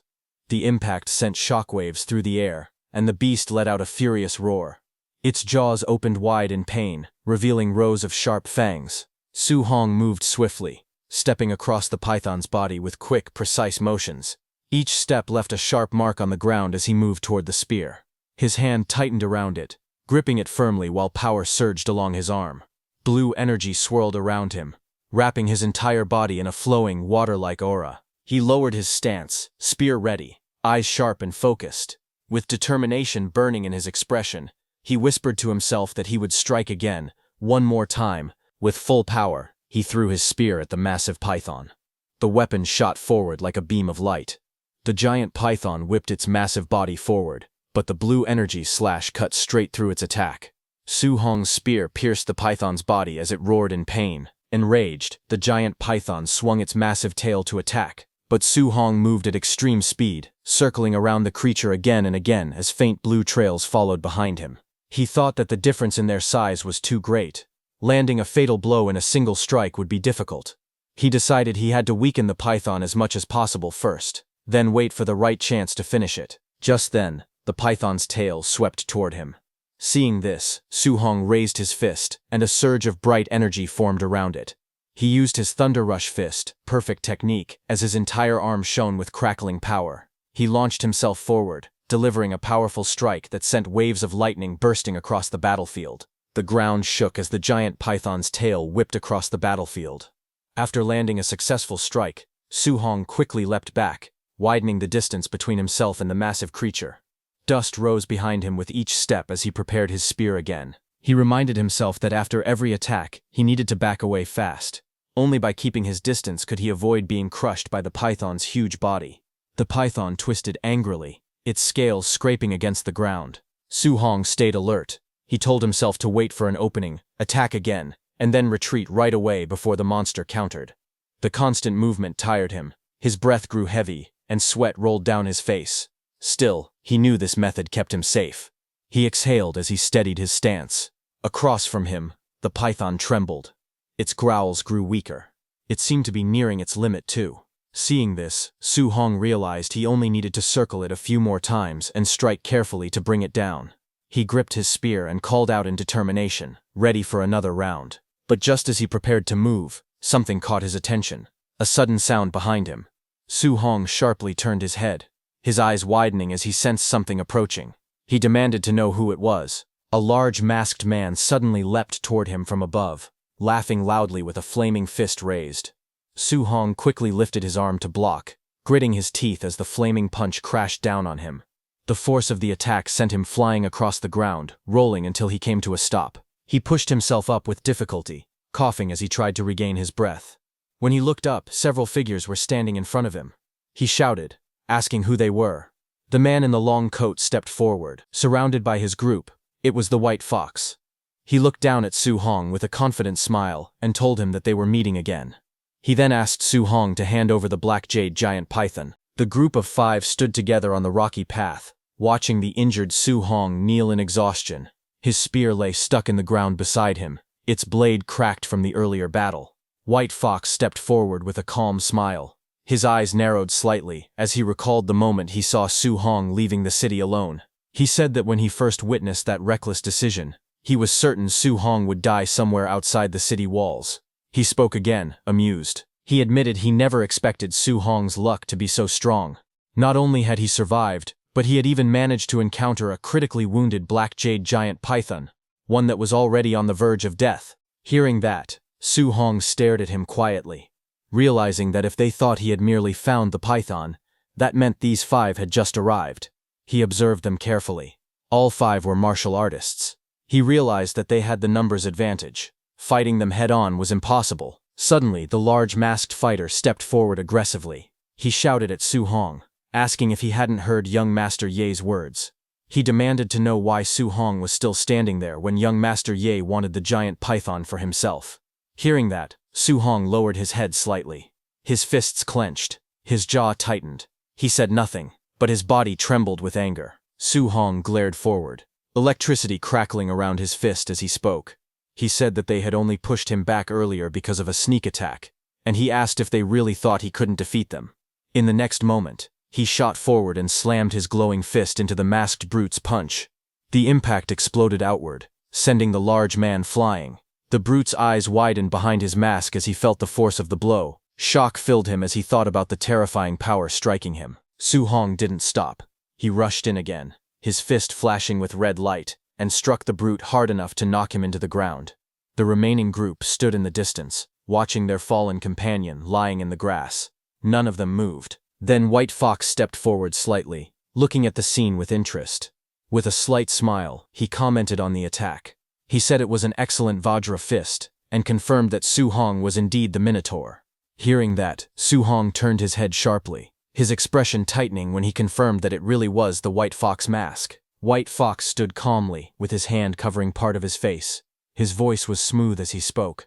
He said that Su Hong was the first person to humiliate him in front of so many people. He then dropped his hand and gave an order.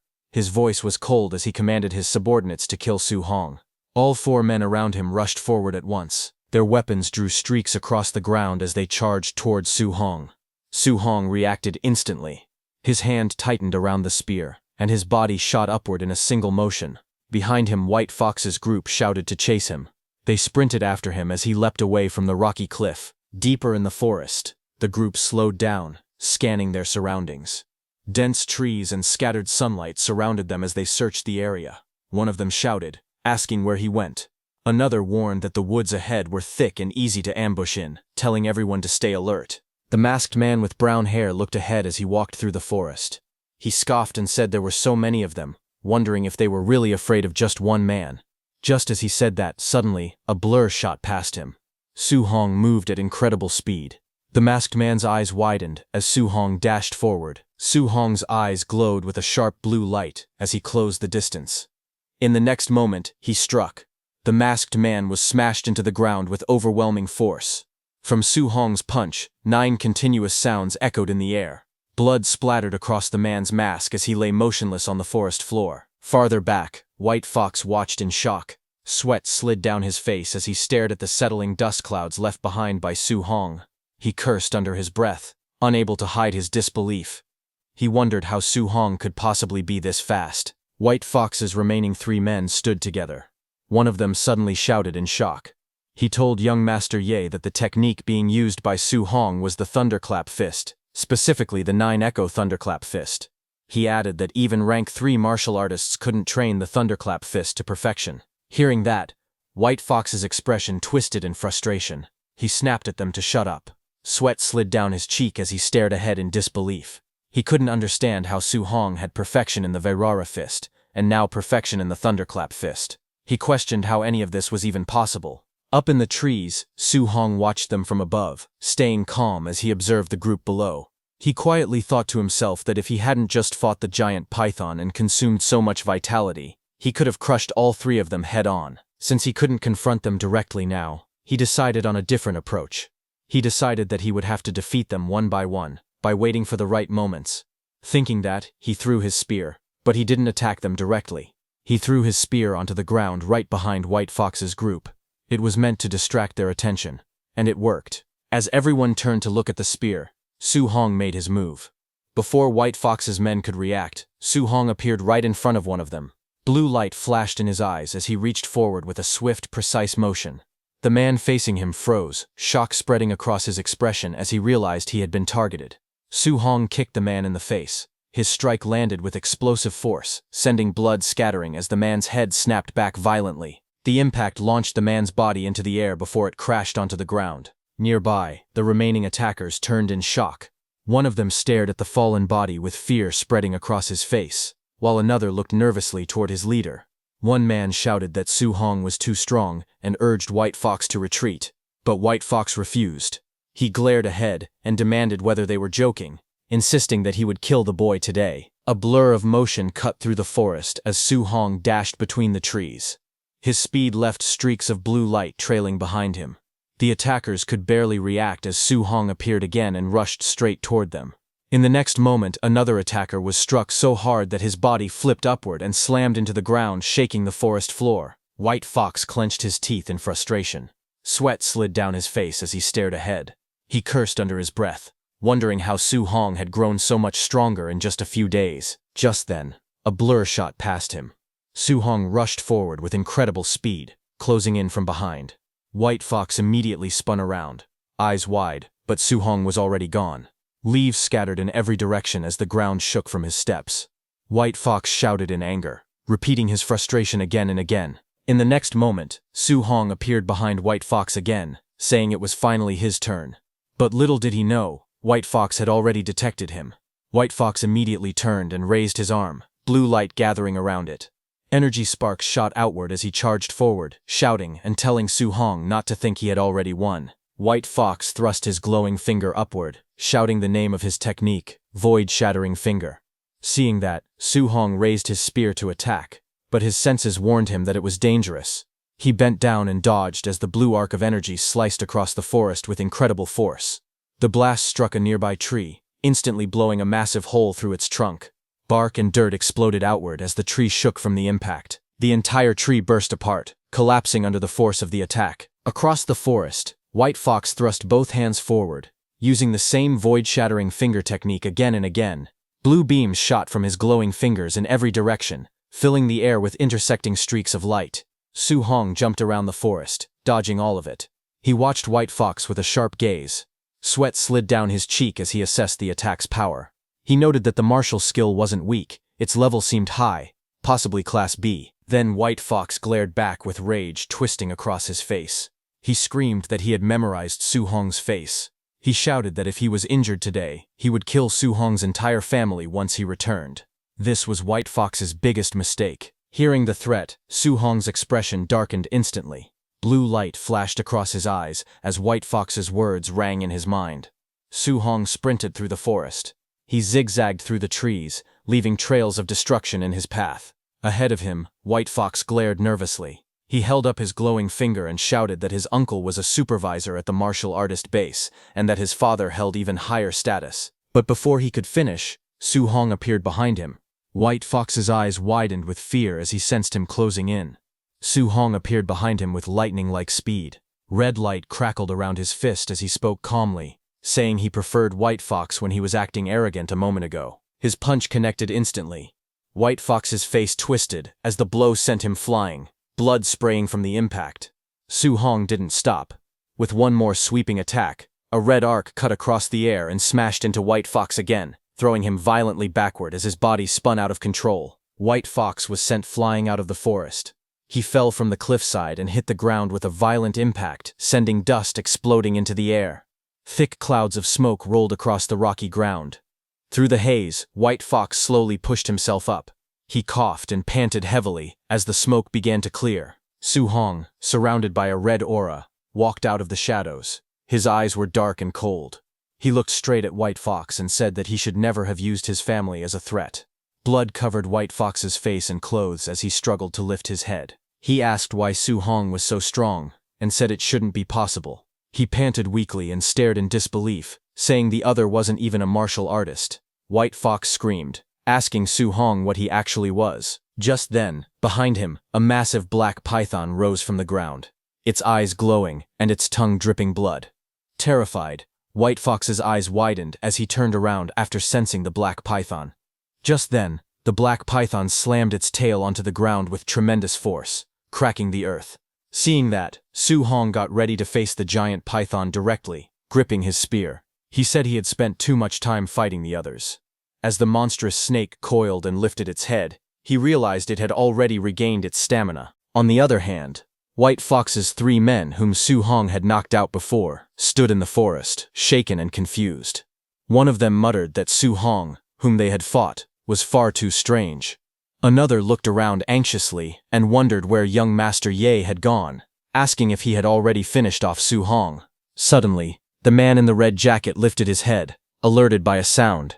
Before they could react, they saw Su Hong running toward them from behind. He sprinted straight at them with his spear in hand. One of the men shouted that he would not spare him, while another yelled that Su Hong had finally come out, but Su Hong ordered them to move out of the way. Just as he said that, a loud rumble burst from behind. All 3 men froze when a massive python erupted from the ground, lunging toward them. Their eyes widened in shock. As the python crashed forward, Su Hong dodged aside, causing the giant creature to slam into the 2 martial artists. One of them screamed as the monster struck. A notification appeared, stating that Su Hong had indirectly killed an opponent martial artist and earned 30 martial value. A moment later, the python whipped around again, knocking the man in red into a tree. The notice appeared once more, another indirect kill, another 30 martial value. Su Hong stared at the scene in surprise. He hadn't expected to gain martial value this way too, but suddenly, the giant python's tail swung across the ground and came toward him. Seeing this, Su Hong was alerted, a bead of sweat sliding down his face as he reacted to the sudden movement behind him. He thought to himself that after so many battles, his martial value was finally enough for him to break through and become a martial artist. With a powerful leap, he spun into the air. He moved with lightning speed, jumping from tree to tree, until he made a large distance between himself and the python. He wished he could find a safe place to break through. His eyes sharpened when he spotted a cave in the distance, deciding that he would choose that spot. He shot straight down toward the cave entrance as the serpent followed. As he entered, the massive python crashed into the cave entrance, sending dust and rocks exploding upward upon impact. In the dim cave, Su Hong landed on one knee with his spear pressed against the ground. Dust and rocks fell around him as the giant serpent crashed down, its glowing eyes locked onto him. The python lurched forward, its jaws opening wide as it dove straight at him with a violent roar. But it couldn't enter. Inside the cave, Su Hong quickly pulled up his system status screen, while the serpent's body thrashed behind him.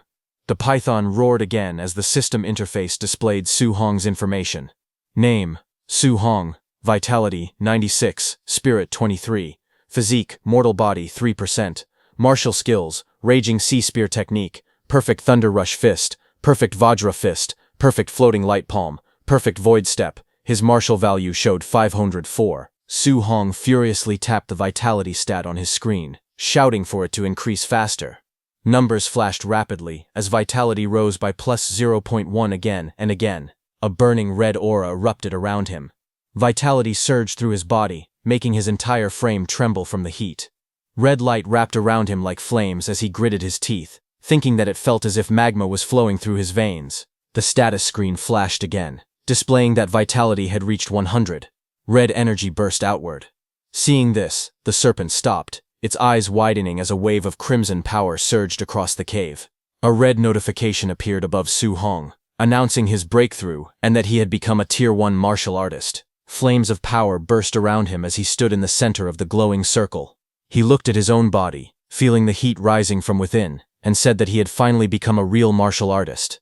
His fist tightened, energy crackling around it as bright light wrapped around his arm. In front of him, the giant serpent shrank back in fear, sensing the change in his strength. Su Hong stepped forward, flames burning around his body, and told the serpent that it was now his turn. His eyes sharpened, and with a swift motion, he launched himself forward. His glowing fist shot straight ahead, tearing through the air like a beam of light. The python was using its whole body to crawl out of the cave, but a loud impact echoed when Su Hong's punch struck the serpent's body. The python let out a furious roar as golden energy surged upward, launching the python high into the sky. The giant serpent's face filled the panel. Its scales cracked, and its fangs stained with blood. It let out a fierce hiss as fresh wounds covered its jaw. Su Hong charged forward with glowing eyes and a blazing fist. Energy sparked around his arm as he shouted the name of his technique, Vajra Fist. He leaped through the air, aiming straight at the serpent's open mouth. The enormous snake lunged upward, roaring as it extended its tail to attack Su Hong from behind. Su Hong met its tail attack head-on, blocking it with his burning fist. Red lightning surged around him as the impact exploded against the serpent's tail. Su Hong gritted his teeth. Blood trickled from the corner of his mouth as he pulled back his arm. He tightened his grip on his spear and steadied himself. He then drove his spear downward with full strength. Blue energy burst outward as he slammed the attack straight into the serpent's stomach, forcing the massive creature down with overwhelming force. A blinding column of blue energy crashed down the python's body onto the ground. Lightning burst outward on impact, making the creature roar in shock and pain. From high above, Su Hong descended with flames wrapped around his arm. His fist burned like molten fire as he shouted the name of his technique, Thunder Rush Fist. He dove straight toward the thrashing serpent. Su Hong's fiery punch slammed into the creature's skull, sending waves of sound force rippling through the air. The impact echoed through the forest. The serpent's head recoiled violently, as golden lightning swallowed it. Su Hong's attack smashed it downward, driving its head deep into the ground. The earth cracked beneath the blow, and the forest shook from the impact. Smoke and dust rolled across the battlefield in thick waves. When the dust slowly cleared, Su Hong stood firmly on top of the python's massive head. His red aura flickered as he looked down at the defeated beast. He noted that although the giant python had already been heavily injured, he was now strong enough to withstand its attacks directly. A glowing panel appeared beside him, confirming that his martial value had increased by 94. The enormous serpent lay motionless beneath him. Its threat finally ended. Su Hong then sat on top of the giant python's severed head, holding a knife in his hand. As he looked at the huge corpse beneath him, he muttered that hunting ferocious beasts normally required cutting off their left ear to exchange for money. But then he paused. The thought trailed off into silence as he stared at the massive serpent. Snakes didn't have ears. He wondered helplessly what he was supposed to do in this situation. After a moment, he sighed and stood up. He said it was better to forget it and head back quickly. The scene shifted to a distant view of the cliffside where he had first fought that massive python and white fox. His footsteps echoed softly as he approached someone lying bloodied on the ground. It was White Fox, but he was already dead after being crushed by the giant python's tail. Su Hong looked down at him calmly. He said that ending up like this, White Fox had gotten off easy. Su Hong then crouched beside the fallen body and began searching through his belongings. While checking his pockets, he wondered if he might find the high-level martial technique White Fox had used earlier. His hand paused when he pulled out a small booklet. The cover was worn, but the words were clear. He read the title out loud, Void Breaking Finger. Later that night, As the massive corpse of the giant python rested motionless, something shone nearby. It was a small fire flickering inside a cave, whose entrance was covered by a wall of stone. Inside the cave, the warm glow of the fire lit up the rocks. Su Hong sat cross-legged with the void-breaking finger manual open on the ground. He calmly stated that he had already memorized the entire introductory method of the void-breaking finger, and the next step was to use the system to master it quickly. Soon, the surroundings shifted into a dark, digital-like space. Su Hong sat in the center and called out for the system to begin. In front of him, a glowing blue projection of himself slowly appeared. Training began instantly. Light beams surged around him, and a sharp force shot past his body as he practiced. He narrowed his eyes and continued. One by one, streaks of blue energy burst from his fingertips as he repeatedly used the void-breaking finger. His voice echoed as he shouted the name of the technique. System panels floated beside him, showing the mastery level rising rapidly, 51%, 63%, and 93%. Blue light filled the entire space as he continued to train, pushing the technique closer and closer. Suddenly, a faint blue screen flashed before Su Hong's eyes, showing a message that void-breaking finger had reached the basic stage. But before Su Hong could celebrate, a sharp beam of blue light shot into his forehead, causing his body to tremble. His eyes widened in shock. He coughed weakly, holding his chest as he returned to reality. He looked at the manual in his hand and thought that, as expected of a B-rank martial skill, even reaching the basic level put heavy pressure on him. While catching his breath, he decided he needed to find a monster to test the technique's power. 3 days later, deep in the forest, a massive bear with glowing red eyes burst through the trees. The beast roared furiously as it charged forward. Just then, Su Hong stepped in, raising his arm. Blue energy gathered at his fingertip. As he released his attack, he unleashed the void-breaking finger, sending a piercing beam of energy straight into the bear monster. The bear was struck violently, its body shaking under the force of the blow. Su Hong stood calmly with blue energy swirling around his finger. He realized he had finally reached the perfect realm of the technique. He felt satisfied, thinking that its power was truly worthy of a B-rank martial skill. Just then, a glowing notification appeared, displaying that he had mastered void-breaking finger to perfect void-breaking finger.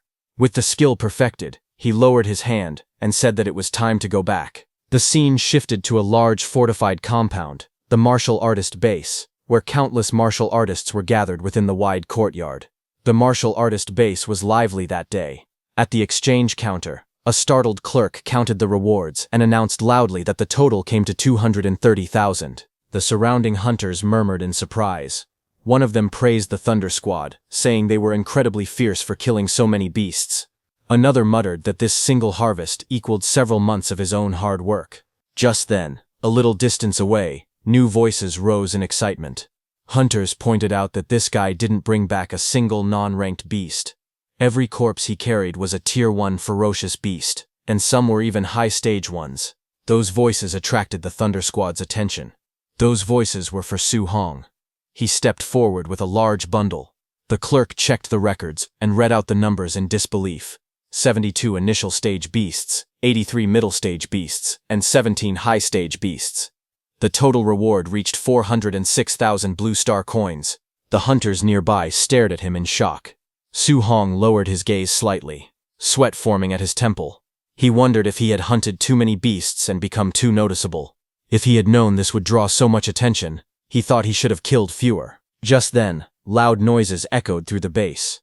A burst of force shattered part of the plaza, catching everyone's attention. Hunters gathered and stared at the destroyed area. People shouted in confusion. Someone asked how the base could be attacked. Another questioned how this was possible when so many high-level martial artists were stationed there. Su Hong stepped forward among the crowd, gripping his spear as he looked toward the smoke rising from the damaged building. From the smoke, a pale hand pressed against the ground, a faint glint of light reflecting off several metal rings wrapped around its fingers. A man in a suit stepped forward from the smoke-filled ruins of the base. His expression twisted with fury as he shouted for the base to be sealed, ordering that not even a single fly be allowed to escape.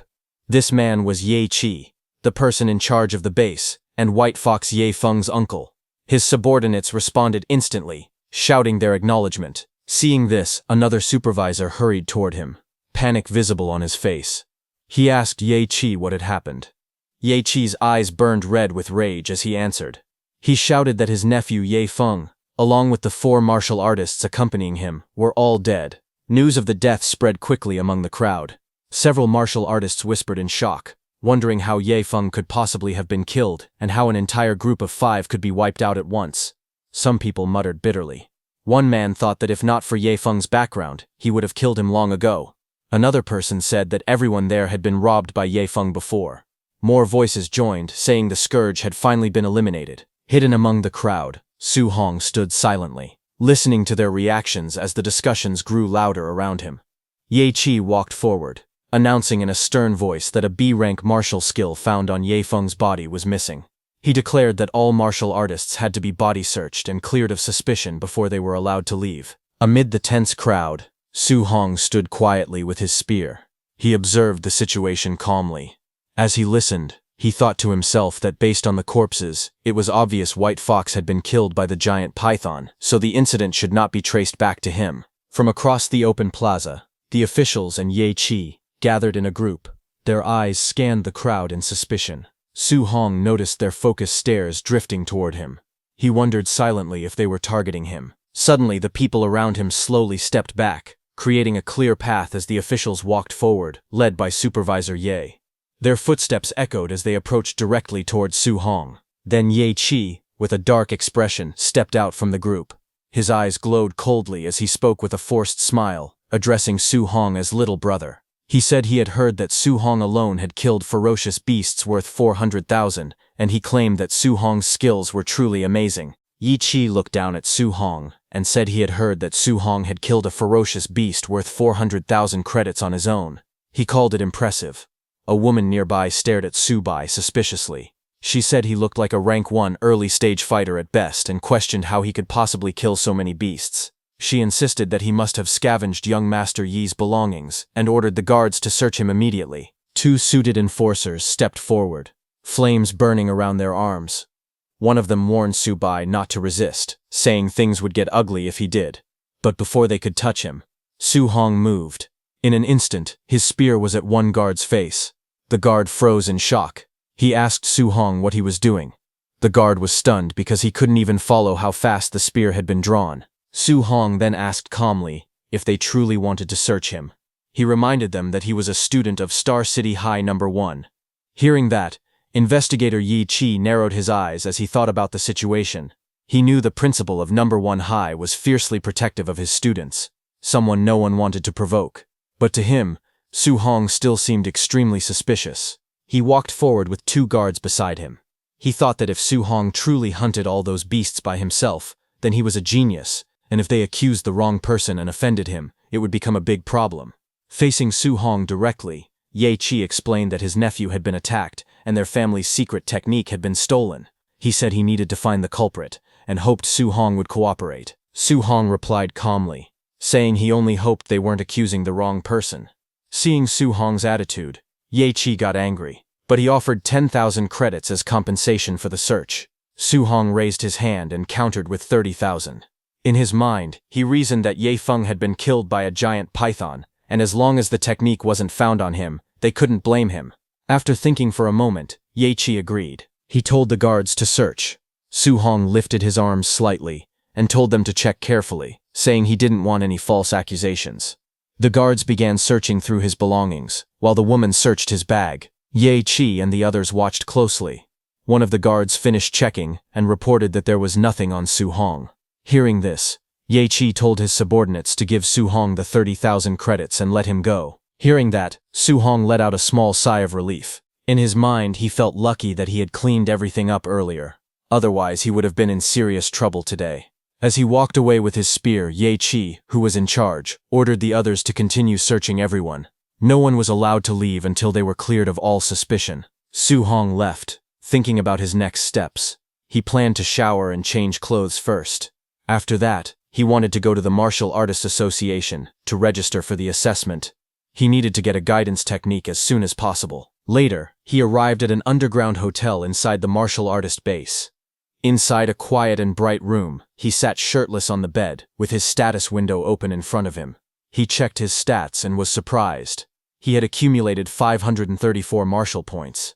He realized he had been so focused on training the void-shattering finger and hunting beasts these past few days that he hadn't used any of his points. His status panel showed name, Su Hong, vitality, spirit, 23, and physique, mortal frame at 6%. His martial arts were void-shattering finger at perfection, raging sea spear technique at perfection, thunderclap fist at perfection, vajra fist at perfection, floating light palm at perfection, and void step also at perfection. He also had 534 martial points. Su Hong remembered that a rank 1 early-stage martial artist usually had about 100 vitality, while a rank 1 mid-stage martial artist had around 200 vitality. He calculated quietly. If he used all his martial points on vitality, he could raise his vitality by 53.4 points, making him only about 40 points short of reaching mid-stage. He sat there, thinking carefully about what to upgrade next. He looked at his other stats and thought to himself that he still hadn't upgraded his spirit or mortal frame yet. He wondered what effects they might have. His screen displayed that he had 23 spirit and his physique, mortal frame was at 6%. He told himself that he had plenty of martial points anyway, so he decided to test it and see what would happen. He put some points into his spirit. Blue upgrade messages floated around him saying spirit increased by 0.1 again and again. As the light faded, he looked at his hands and admitted that he didn't feel much different after raising his spirit. Then he shifted his focus and began upgrading his mortal frame instead. Bright blue energy burst around him as new messages appeared. Mortal frame increased by 0.1, over and over. This time, he felt the strength increase clearly. He nodded to himself and decided to add even more. His status window updated again, showing that his spirit was now 26.5 and his physique mortal frame was at 36.1%. His martial arts list stayed the same: void-shattering finger, raging sea spear technique, thunderclap fist, vajra fist, floating light palm, and void step, all at perfection level. His martial points dropped to 0. He looked at his window and decided that his mortal frame level was enough for now. He planned to put 200 martial points into vitality next and the rest into spirit. A new wave of glowing panels swirled around him. Vitality increased by 0.1, filling the air, followed by more upgrades pouring into spirit. Suddenly, red energy exploded from his body. Su Hong clenched his fists as power surged through him. It felt as if an endless supply of strength was rising from deep inside, overflowing with unstoppable force.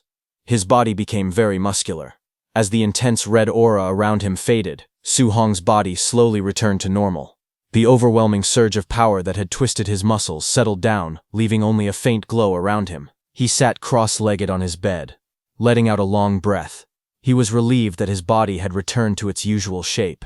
He thought to himself that if he had stayed in that bulky, muscle-bound form, he would have had no idea how to explain it to people he knew. Time passed, and an hour later, he arrived at the Star City Martial Artists Association. The tall building stood out among the surrounding structures. Inside the hall, Su Hong walked up to the front counter. He politely told the receptionist that he was there for the martial artist assessment. She nodded and told him that a staff member would guide him soon. As he followed her through the corridor, the guide glanced at him and commented that he looked quite young. She asked if it was his first time taking the assessment. She explained that to pass as a rank 1 martial artist, a person needed at least 100 vitality and over 1,000 combat power. She wished him good luck. Su Hong simply thanked her and continued walking. Nearby, 2 martial artists noticed him. One of them wondered aloud why Su Hong had come alone, without even a master accompanying him. The other guessed that Su Hong was probably just testing things out, considering his age. Su Hong continued forward quietly as their voices faded behind him. But just as he entered, his eyes widened slightly. His attention locked onto the assessment area ahead. A staff member read out the results loudly. Panjia's vitality was 102, but his combat power only reached 992, so the assessment failed. Panjia yelled in frustration, saying he had been so close. The crowd murmured all around. Next, another candidate stepped forward. The staff read the numbers again. Li Ming, vitality 105, passed. The examiner then announced that the next stage would be the combat power test. Li Ming faced the testing machine while the examiner watched. He took a stance and struck with full strength. The room shook from the force as he shouted. A moment later, the screen displayed the result. Combat power 1763, passed. Seeing that, the crowd murmured that Li Ming's combat power was 1763, almost reaching the level of a mid-stage rank 1 martial artist. People whispered that Jiang Ming from the Raging Thunder Dojo had a disciple named Li Ming. They guessed he must be that disciple and praised his talent, noting that he even used the thunderclap fist. Su Hong listened quietly. He wondered to himself why they mentioned Jiang Ming's disciple. He recalled that Jiang Ming's disciple was Li Yan, and questioned how many disciples that dojo master actually had. While he was lost in thought, Li Ming stepped toward Su Hong and told him it was his turn. As Su Hong went inside, Li Ming smirked confidently. He thought to himself that he was taking the assessment at this age, because he was a genius.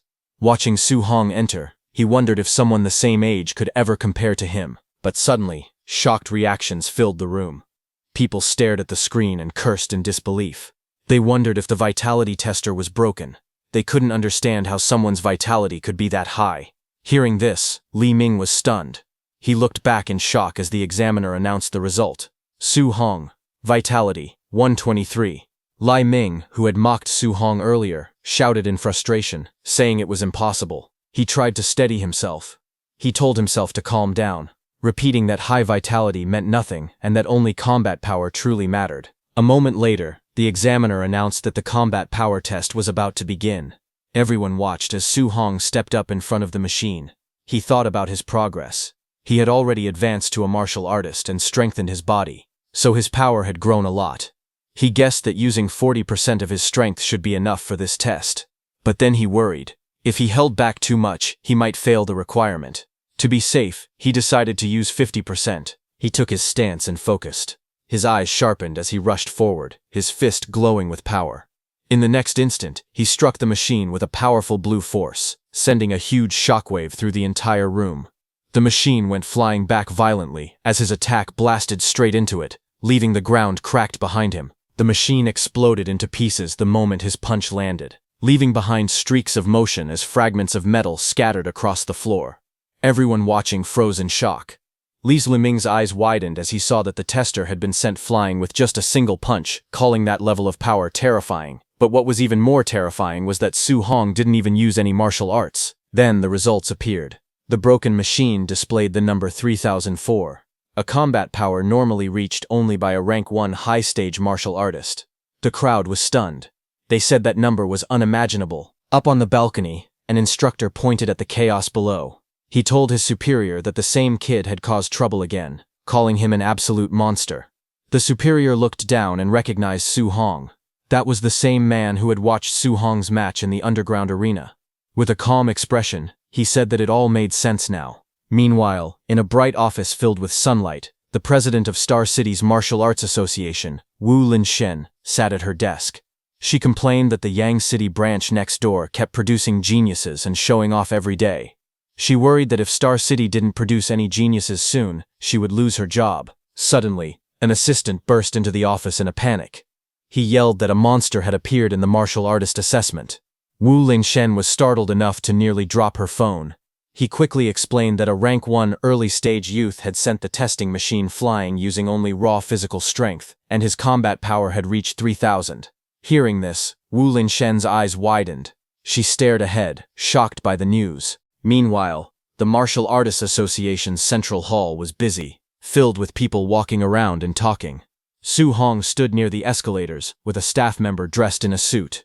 The staff member told Su Hong that he would first take him to the second floor to register his martial artist identity. After that, they could go collect his allowance. Su Hong nodded and thanked him. As they spoke, someone walked down the escalator. A pair of high-heeled boots appeared at the top, and a woman's voice said that the staff member could leave because she would personally handle Su Hong. The staff member froze. Then the woman stepped fully into view. It was the president. Her long golden hair flowed behind her as she looked down at them from the escalator. The staff member called out in surprise. The president walked up to Su Hong and asked if he was Su Hong. She introduced herself as Wu Linshen, the president of the Star City branch of the Martial Dao Association, and told him to follow her. Su Hong replied politely, calling her president. At the same time, he thought to himself that this person was the president of Star City's Martial Artist Association. He had heard rumors that she was a Tier 5 martial artist. She looked different from what he had imagined. The scene then shifted to the president's office. A bright and spacious room filled with warm sunlight. Su Hong sat on a couch while the blonde president reclined casually on another seat. She looked at him with a relaxed smile and began speaking. She said she knew he was a student from Star City No. 1 High School, and mentioned that Principal Lee Chengshan had complained to her before. According to him, the school had produced only 2 ordinary Tier 1 martial artists this year, yet Lee Chengshan somehow hit a major genius like Su Hong. Su Hong looked confused, and asked why she had brought him to her office. He explained that he only wanted to register as a martial artist, and collect his allowance and guidance technique. The president waved her hand confidently. She told him not to worry, saying the people downstairs had already handled his martial artist ID and monthly allowance. As for the guidance technique, she said she would teach him personally. She stood before him and asked how much he currently understood about guidance techniques. Su Hong thought for a moment. He said the textbook mentioned that heaven and earth spiritual chi had different attributes, and that guidance techniques were methods to absorb those spiritual energies to strengthen the body. He also added that absorbing spiritual chi of different attributes required a matching guidance technique. The president lifted her hand, and a warm orange flame appeared in her palm. She explained calmly that the textbooks were not wrong, but guidance techniques were more than just cultivation methods. She gave an example. The heavenly flame guidance technique she practiced mainly absorbed fire attribute spiritual chi. While it strengthened her body, it also gave her attacks the power of fire. As she spoke, the flame in her hand burned brighter and sharper. She then released the flame outward. A stream of fire shot across the room like a blazing whip, lighting up the entire office. She said that if someone could release attribute attacks externally, it would also increase their attack range. But for a Tier 1 martial artist, even carrying a small trace of attribute power was already impressive. Su Hong stared in surprise. He asked if guidance techniques could actually be used for attacking. He thought they were only for absorbing spiritual chi to cultivate. The textbooks never mentioned this part. The president raised her hand again, and symbols representing different elements appeared beside her. She explained that heaven and earth spiritual chi had 7 attributes: metal, wood, water, fire, earth, thunder, and wind. Each had its strengths and weaknesses, but in pure attack power, thunder ranked first, metal second, and fire third. She added that the guidance technique someone could cultivate depended on their compatibility. As she spoke, she lifted a glowing red crystal ball from the table. Su Hong nodded slowly. He realized it wasn't possible to cultivate any guidance technique freely. One had to match their own compatibility first. The president held the glowing crystal ball in her hands. She explained that it was used to test a person's compatibility. The brighter and larger the glow, the higher the compatibility. She said that ordinary martial artists usually had only 20 to 30%. Her own compatibility was around 80%, which was already considered extremely high. She looked at Su Hong with confidence, and told him that someone as talented as him would definitely go beyond 90%. As she spoke, the flame inside the crystal disappeared, and she handed the ball to him. Su Hong looked at the crystal ball quietly. He thought to himself that President Wu had become a Tier 5 martial artist at such a young age, and was already considered a genius, yet her compatibility was only 80%. If he reached 90%, it would be too unbelievable. When Su Hong placed his hands on the ball, a blinding light erupted instantly. President Wu's eyes widened in shock. The entire crystal ball burst with intense red light, filling the whole room. The president jumped in excitement, and shouted that it was completely full. His fire attribute compatibility had reached 100%. She rushed to Su Hong and grabbed his shoulders, asking if he understood what this meant. He admitted that he didn't. She explained with great excitement that this meant he could absorb 100% of fire attribute spiritual chi from heaven and earth, without wasting even a single trace. She then explained calmly that her own compatibility was only 80%. Because of that, she lost 20% of the fire attribute spiritual chi every time she absorbed it. Even so, she had already reached Tier 5 as a martial artist, and had become the president of the Star City Martial Artists Association. Then she leaned closer to him. With a confident smile, she said that his future achievements would definitely be higher than hers.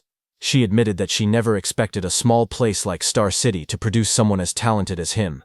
Someone who was not weaker than geniuses from the Magic City Imperial Capital region. Su Hong looked at the crystal ball in his hands. He thought quietly to himself that the fire attribute was good, but he still preferred the thunder attribute. He wished he had the thunder spirit attribute instead. Just as he said that, the crystal ball suddenly burst with bright golden lightning. Thunder-like patterns flashed inside it, as powerful light filled the room. When he lifted the glowing sphere, President Wu stared at him in shock. He looked at her and said that his thunder attribute compatibility also seemed to be 100%. She stayed silent, unable to respond. President Wu stared at the test results in shock. She wondered if it was real or fake because the thunder and fire attributes both showed 100% compatibility. She felt overwhelmed and thought to herself that Su Hong was a monster, something far beyond normal. Just then, Su Hong, now holding a green crystal ball, spoke nervously. He told the president that the wind attribute also seemed to be 100%. Hearing this, the president looked even more stunned, unable to believe what she was seeing. She quietly muttered that the situation was too outrageous. A few minutes passed. The room became calm. Sunlight spilled in through the windows, while the two of them sat on separate couches. The president leaned back weakly, still trying to process everything. She slowly sat up and wiped the sweat from her forehead. She whispered that something was not right. All the attributes she tested were full. Every single one was at 100%. She wondered if she was dreaming. Her thoughts drifted back to her past. She once believed she was a top-tier genius. Becoming a 30-year-old Tier 5 martial artist was as rare as phoenix feathers or unicorn horns. But when she once faced an opponent beyond common sense, she realized she was just an ordinary person. She remembered standing before a massive monster. The ground cracked beneath her feet as the beast roared loudly. In that moment she understood that to defeat something beyond common sense she would need someone just as extraordinary. She then recalled a man standing atop that fallen creature, looking down with calm eyes. Only those who were also beyond common sense could fight such beings. Back in the room, she looked at Su Hong and thought that he was an existence ordinary people could never understand. On the other hand, Su Hong was lost in thought. Thinking seriously, he muttered that all 7 of his attributes were at 100%. If he focused only on thunder and ignored the other 6, it felt like a waste. He sighed, saying the situation was distressing. Then he turned to the president with a smile and asked if she could give him copies of the guidance techniques for all 7 attributes. The president stared at him speechlessly. She explained slowly that human energy was limited. No matter how talented someone was, it was recommended to cultivate only 1 or 2 attributes. She gave an example. In the past, someone had tried cultivating all 7 guidance techniques at the same time. Even after training for decades, that person remained only a Tier 1 martial artist. Hearing that, Su Hong told her that he could not choose a path yet, so he wanted to cultivate all attributes first and decide later which one to focus on. President Wu agreed, but warned him not to fool around and not to waste such rare talent. She then asked Su Hong if his school's monthly exam was coming soon. Su Hong nodded and asked why she suddenly mentioned it. President Wu explained that tensions on the All-Heavens battlefield were growing stronger. A huge war between the 10,000 races and the human race could break out at any moment. Because of this, nations had invested a lot of resources to create a genius training camp, and she wanted to recommend him. She said that if he could take first place in the school's monthly exam, she would give him a recommendation spot. Su Hong repeated her words softly, thinking about the war of the 10,000 races and the training camp. He then remembered the tragedy from over 10 years ago, the war that took the lives of all his relatives except his uncle and aunt. He clenched his fists and agreed, saying he would definitely work hard. Images of his past flashed in his mind, crying as a child, his uncle comforting him, and scenes of fear and chaos. He whispered to his uncle and aunt in his heart, promising that he would never let that tragedy happen again. Finally, Su Hong strengthened his resolve. He told himself that he must become strong enough to protect everyone around him. Late at night, Su Hong's home stood quietly under the dark sky. Inside, Su Hong sat at the table with a bright smile. He held an identification card in both hands and told his uncle and aunt that he had officially become a martial artist. His aunt wiped the tears from the corner of her eyes, happy and emotional. His uncle trembled with excitement as he held the card, unable to believe that Su Hong had really succeeded. They both praised him, saying that he had become a capable young man. Su Hong explained that a Tier 1 martial artist received a monthly allowance of 10,000, so his uncle no longer needed to work with such difficulty. His uncle laughed happily and said that Su Hong had now become the pillar of their family and that they would listen to him from now on. Su Hong smiled gently and promised that he would support the family from this day forward. Later that night, Su Hong sat alone on the rooftop. He crossed his legs and began cultivating. Orange energy flames burst out around him as he breathed steadily, focusing all his strength on training. Su Hong's eyes suddenly lit up with a bright, fiery glow. Power surged inside him, and his stare turned sharp and intense. The next second, he punched the air with determination. Energy gathered around his arm, spinning wildly as flames wrapped around his fist. He punched out with full force, sending a wave of heat and wind across the rooftop. When the energy faded, Su Hong looked at his fist. It was smoking lightly, He stared at it in confusion and wondered why the technique felt so weak. He asked himself if this was really the basic level of the guidance technique and why it had no power at all. Then a glowing system panel appeared in front of him. It showed his name and different stats. It also displayed a new line for guidance technique. He realized that he had actually learned the Heavenly Flame guidance technique. But it was only at level 1 with 5%. Su Hong became even more surprised. He wondered since when guidance techniques had levels. President Wu had never mentioned anything like that. If techniques could be leveled up, she would have told him. He looked back at the panel, thinking deeply. Maybe this guidance technique was different. Then a thought struck him. Su Hong stared at the glowing screen in shock. He couldn't believe it, but excitement spread across his face as he realized the truth. Only he could level it up. Su Hong stood before the glowing blue panel and stared at it seriously. He asked himself how he was supposed to upgrade guidance techniques, wondering if they were improved the same way as martial value.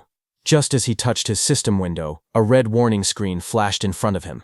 The panel showed the message: insufficient martial value. Seeing that, Su Hong sighed. He decided to first cultivate the rest of the guidance techniques. He told himself he would figure out how to earn more martial value later. He then sat cross-legged on the rooftop, surrounded by books. Flames of spiritual energy burst around his body, brightening the whole surrounding. Several hours later, Su Hong's inner view appeared, showing 7 glowing points of spiritual qi.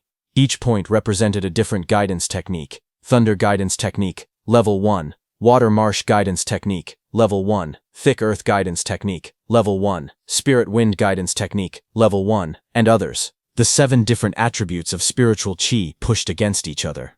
Su Hong gritted his teeth as sweat rolled down his face. He understood why President Wu once said that a genius who cultivated 7 guidance techniques had stayed a Tier 1 martial artist for decades. He continued to channel the power. Flames rose around him, and he tried to control the energy. He noticed that although all 7 types of spiritual qi existed in his body, he could only use one attribute at a time. A ball of fiery spiritual qi formed in his hand as he breathed heavily. That bright flame swirled in Su Hong's hand as he watched it closely. He had realized that if he forced himself to use a second attribute, the 2 glowing forces instantly collided, followed by a violent explosion. It was a huge explosion of spiritual energies that shook his rooftop. The clash made both attributes disappear. Su Hong narrowed his eyes. He wondered if thunder and fire really couldn't be combined. Their natures felt similar, so why did they keep rejecting each other? He tried again. Thunder light and fire sparks wrapped around his fingers. The 2 forces touched. Another explosion burst out, and the energy scattered into the air. Still sweating, Su Hong clenched his teeth. He refused to give up. He yelled in frustration, telling himself to try one more time. Flashes burst from the rooftop again and again through the night, as he repeatedly attempted to fuse the attributes. When dawn arrived the next day, the building still glowed faintly from the leftover sparks of Su Hong's non-stop training. He breathed heavily, sweat running down his face. He told himself he just needed a little bit more. In his hand, the lightning and flame flickered and shook. He stared at it, insisting softly that he only needed a tiny bit more. He gritted his teeth and shouted for the power to fuse. Lightning and fire wrapped around his arms as he forced the 2 energies together. He raised his hand again and yelled, calling for fusion. A bright flame exploded in his palm. After trying through the whole night, he finally succeeded. He looked at the flame in his hand with relief and satisfaction. He then straightened his clothes and said it was time to go out and test the power. The scene shifted to Star City's Citizen Martial Arts Square, a large open plaza with a tall clock tower at its center.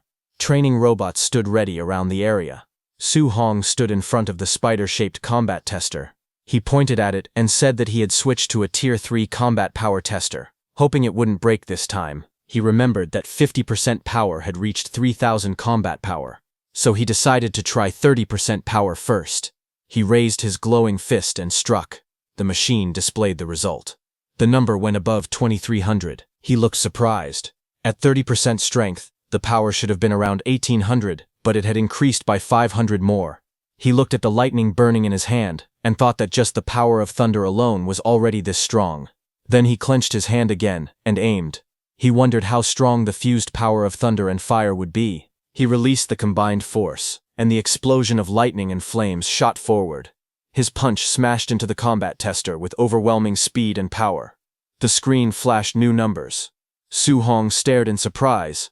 It showed 3041, far higher than he expected. He muttered in shock, wondering how it had passed 3000. He stood beside the damaged tester, rubbing his hands. He thought about how, with only his physical strength and the fused thunder fire, 30% of his power already surpassed a Tier 1 high-stage martial artist. Then he glanced at his own status and sighed. His vitality was only 123 points, which made the result even more terrifying. He thought that if the power was already this strong with just 2 fused attributes, he wondered what kind of strength he would have if he could fuse all 7 attributes. The thought of combining them filled him with excitement. He looked at the flames and lightning dancing in his hand, and smiled. He decided to go back and try fusing 3 attributes next time. Later, he was shown lying flat on the rooftop, exhausted. His shirt was gone, and his body was drenched in sweat. Small lights floated around him as he breathed heavily. He thought about the difficulty again. Fusing 2 attributes was already hard, but fusing 3 felt many times harder. He had rearranged and combined all 7 attribute patterns repeatedly, yet he still made no progress at all. Even so, he kept thinking about how powerful it could be if he finally succeeded. He looked at the system screen and wondered if increasing the level of his guidance techniques would help him succeed in fusing attributes. The screen listed the techniques he had. Thunder Guidance Technique, Level 1. Heavenly Flame Guidance Technique, Level 1. Water Marsh Guidance Technique, Level 1. Thick Earth Guidance Technique Level 1, and Spirit Wind Guidance Technique Level 1. He reminded himself that the monthly exam was tomorrow, and he needed to earn as much martial value as he could. The next day, all the students gathered at Star City No. 1 High School. Students stood on the field as the principal walked onto the stage. The principal told them that this monthly exam would be different. Because the front lines were under heavy pressure, a special training camp would now be held every year to select geniuses for focused training. He explained that the training camp had many resources, powerful martial arts, rare pills, and even grandmasters who would serve as instructors. The top 3 students in the monthly exam would be allowed to join Star City's training camp. Hearing that, the students became excited. Some shouted about wanting to enter the genius training camp. Others were shocked that a Tier 7 grandmaster might be an instructor, since even their principal was only Tier 3. Amid the noise, Su Hong stared ahead with a tired face as he remembered President Wu telling him that if he got first place, she would give him a spot. But didn't the top 3 all receive spots anyway? A friend of Su Hong told him that Chen Shan and Li Tu had already become Tier 1 martial artists. Beside them, several others had also reached the basic level of Thunder Rush Fist, and he felt they had no chance of winning. Su Hong looked confused. He thought about how he had only missed school for 10 days.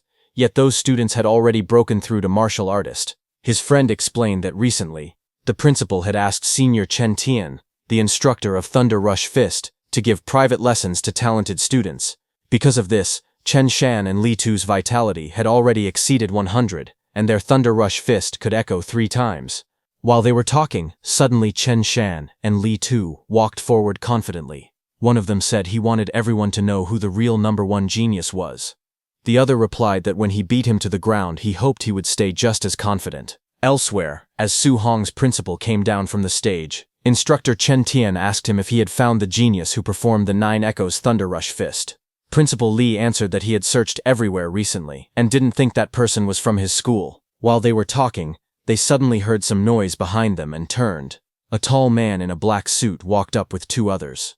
It was Jiang Ming, who had taught Su Hong that spear technique. Along with him were Li Ming and Li Yan. Jiang Ming joked, calling Principal Li, Old Li, asking why he looked like his wife had run away. The principal looked at Jiang Ming and asked what he was doing at his school. Jiang Ming smiled and said that the quality of this year's students didn't seem very good.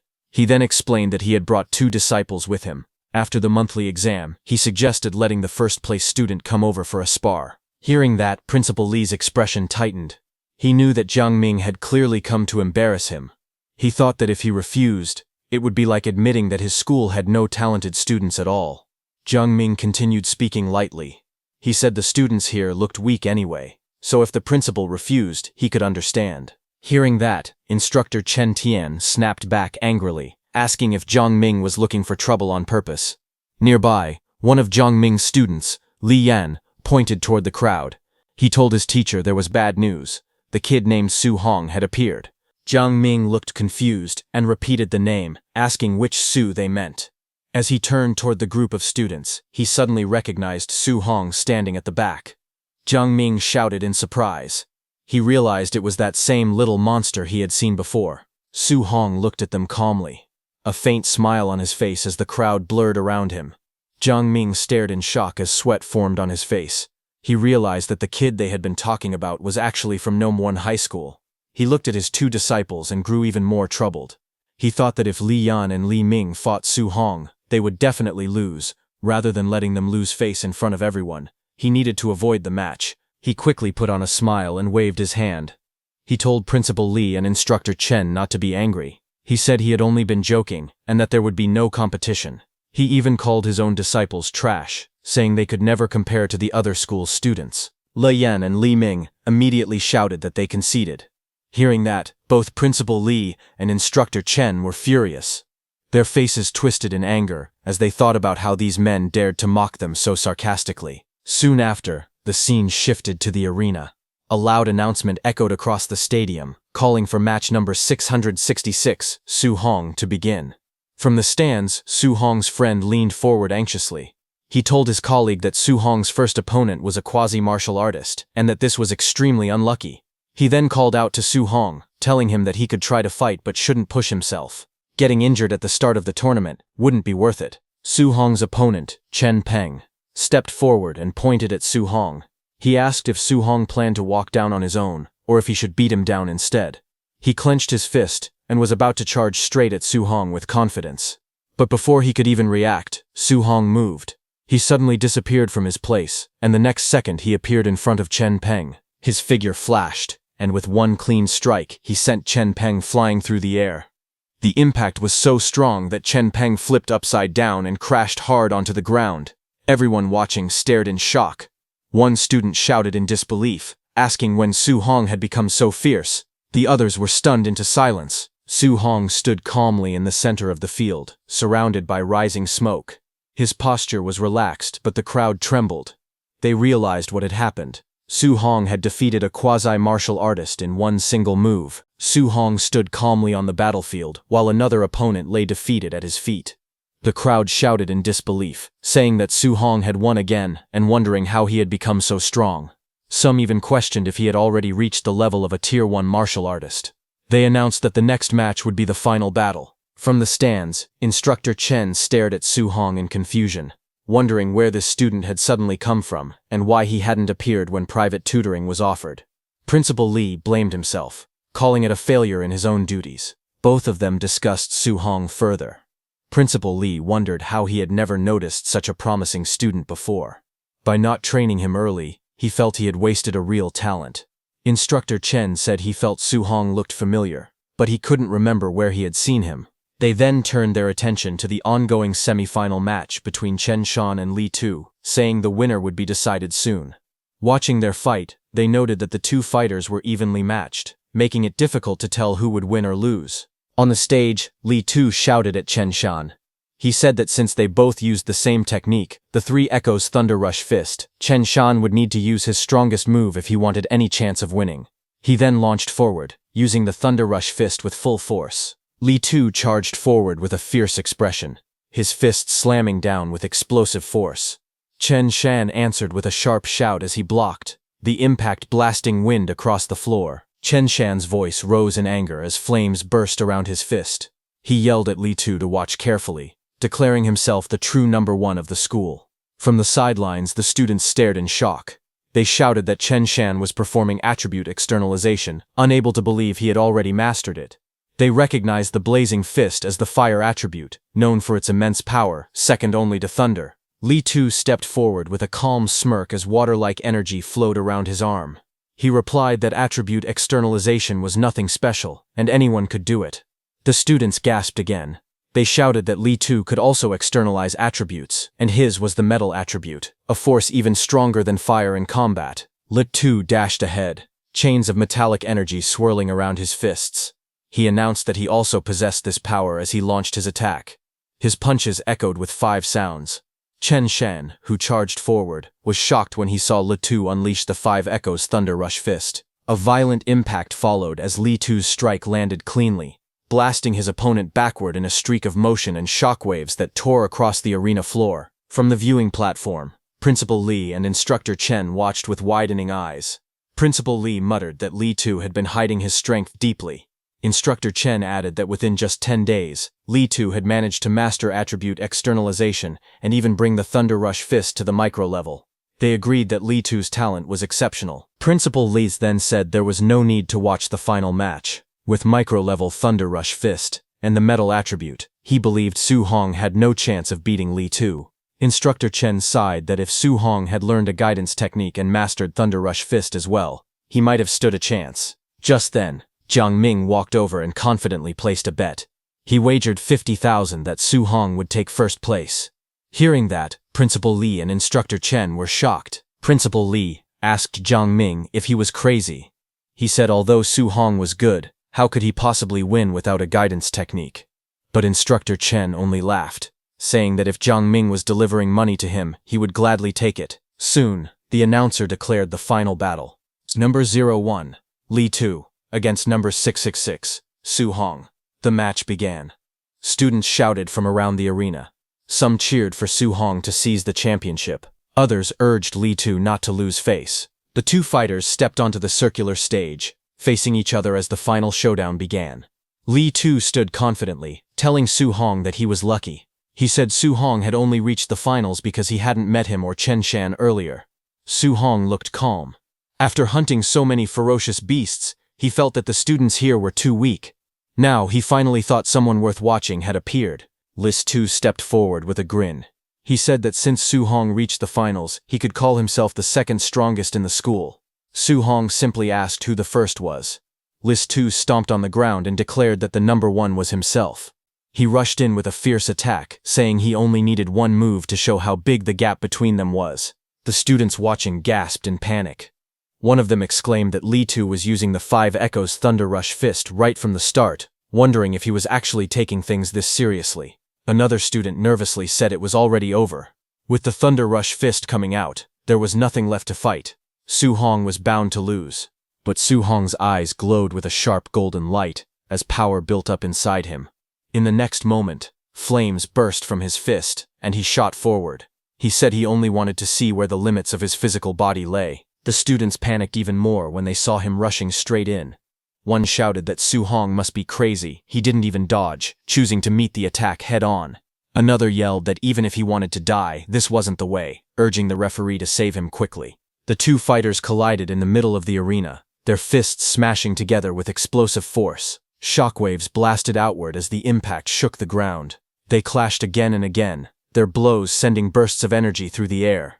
Su Hong met his opponent's thunderous attack directly, the impact scattering chains of water and sparks in every direction. Lee Tu stared in shock, realizing that Su Hong had actually neutralized his 5 Echoes Thunder Rush Fist instantly with just 5 punches. The two fighters clashed again, their fists colliding in a storm of blows as chains of energy whipped around them. Lee Tu gritted his teeth, wondering if Su Hong was a monster, because every punch Su Hong threw felt overwhelmingly heavy.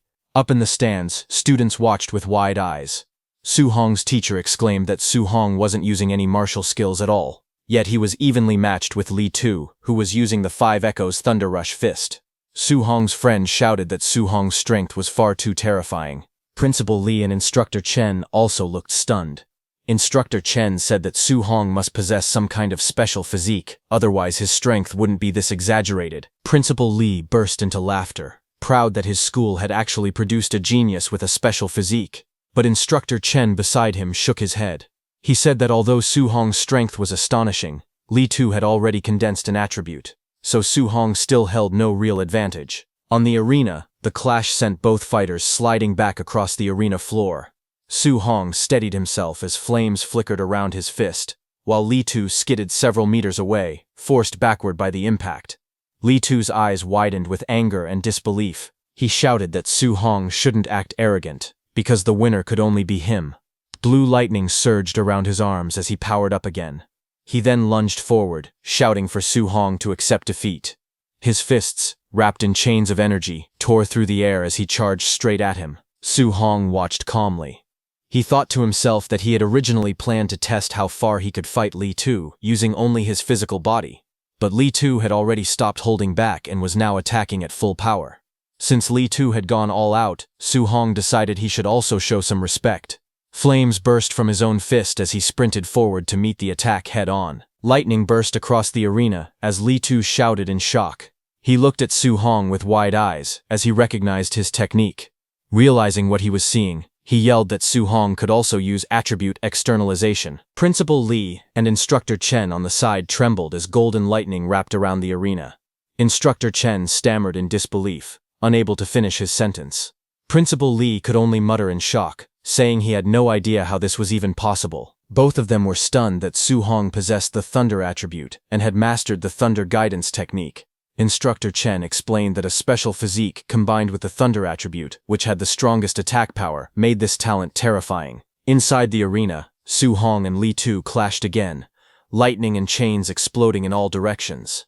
Li Tu stared forward, realizing something alarming. He admitted that Su Hong's Thunder attribute was even stronger than his own Metal attribute. Su Hong looked back with a calm, confident expression.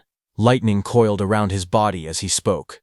He told Li Tu that since he had revealed his ultimate move, he would now answer it properly. Su Hong narrowed his eyes as lightning flickered around him. He told Li Tu that he would show his ultimate move as well. Golden light burned in his eyes as thunder wrapped around his fists. He also used his Thunder Rush fist technique as he charged forward. In the next moment, his strike landed with explosive force. The scene shook as repeated impacts echoed, one after another, driving Li Tu backward. Su Hong's blows landed so quickly that 9 echo bursts exploded across the arena. Li Tu's eyes widened in disbelief. While falling, he shouted that 9 echoes were impossible. Blood burst from his mouth as he crashed to the ground. Su Hong stood over him with a firm expression, thunder still crackling around his fists. The students in the stands fell silent for a moment. Shock spread across their faces. They were all speechless. A student finally spoke, stunned, asking if Su Hong had really won. Excitement erupted as others shouted that Su Hong had reached the perfect realm. Thunder Rush Fist, 9 echoes. They cheered that his technique was even fiercer than the teacher who taught it. Instructor Chen and Principal Li stared in shock. Instructor Chen stuttered out that Su Hong had produced 9 echoes. He asked if Su Hong was the same genius who had disappeared from school that day. Principal Li trembled as he said that this wasn't just a genius. This was the dragon of Star City No. 1 High School. Instructor Chen wiped his sweat and said that once a monster like Su Hong entered the training camp, he couldn't imagine how devastated the other geniuses with powerful backgrounds would be. Not far away, Su Hong walked forward calmly in his school tracksuit. Looking at him, Instructor Chen spoke with admiration, saying that a golden carp was not meant to stay in the pond. Once it met wind and cloud, it would transform into a dragon. To him, Star City was nothing more than a small puddle for Su Hong. Principal Li nodded with confidence.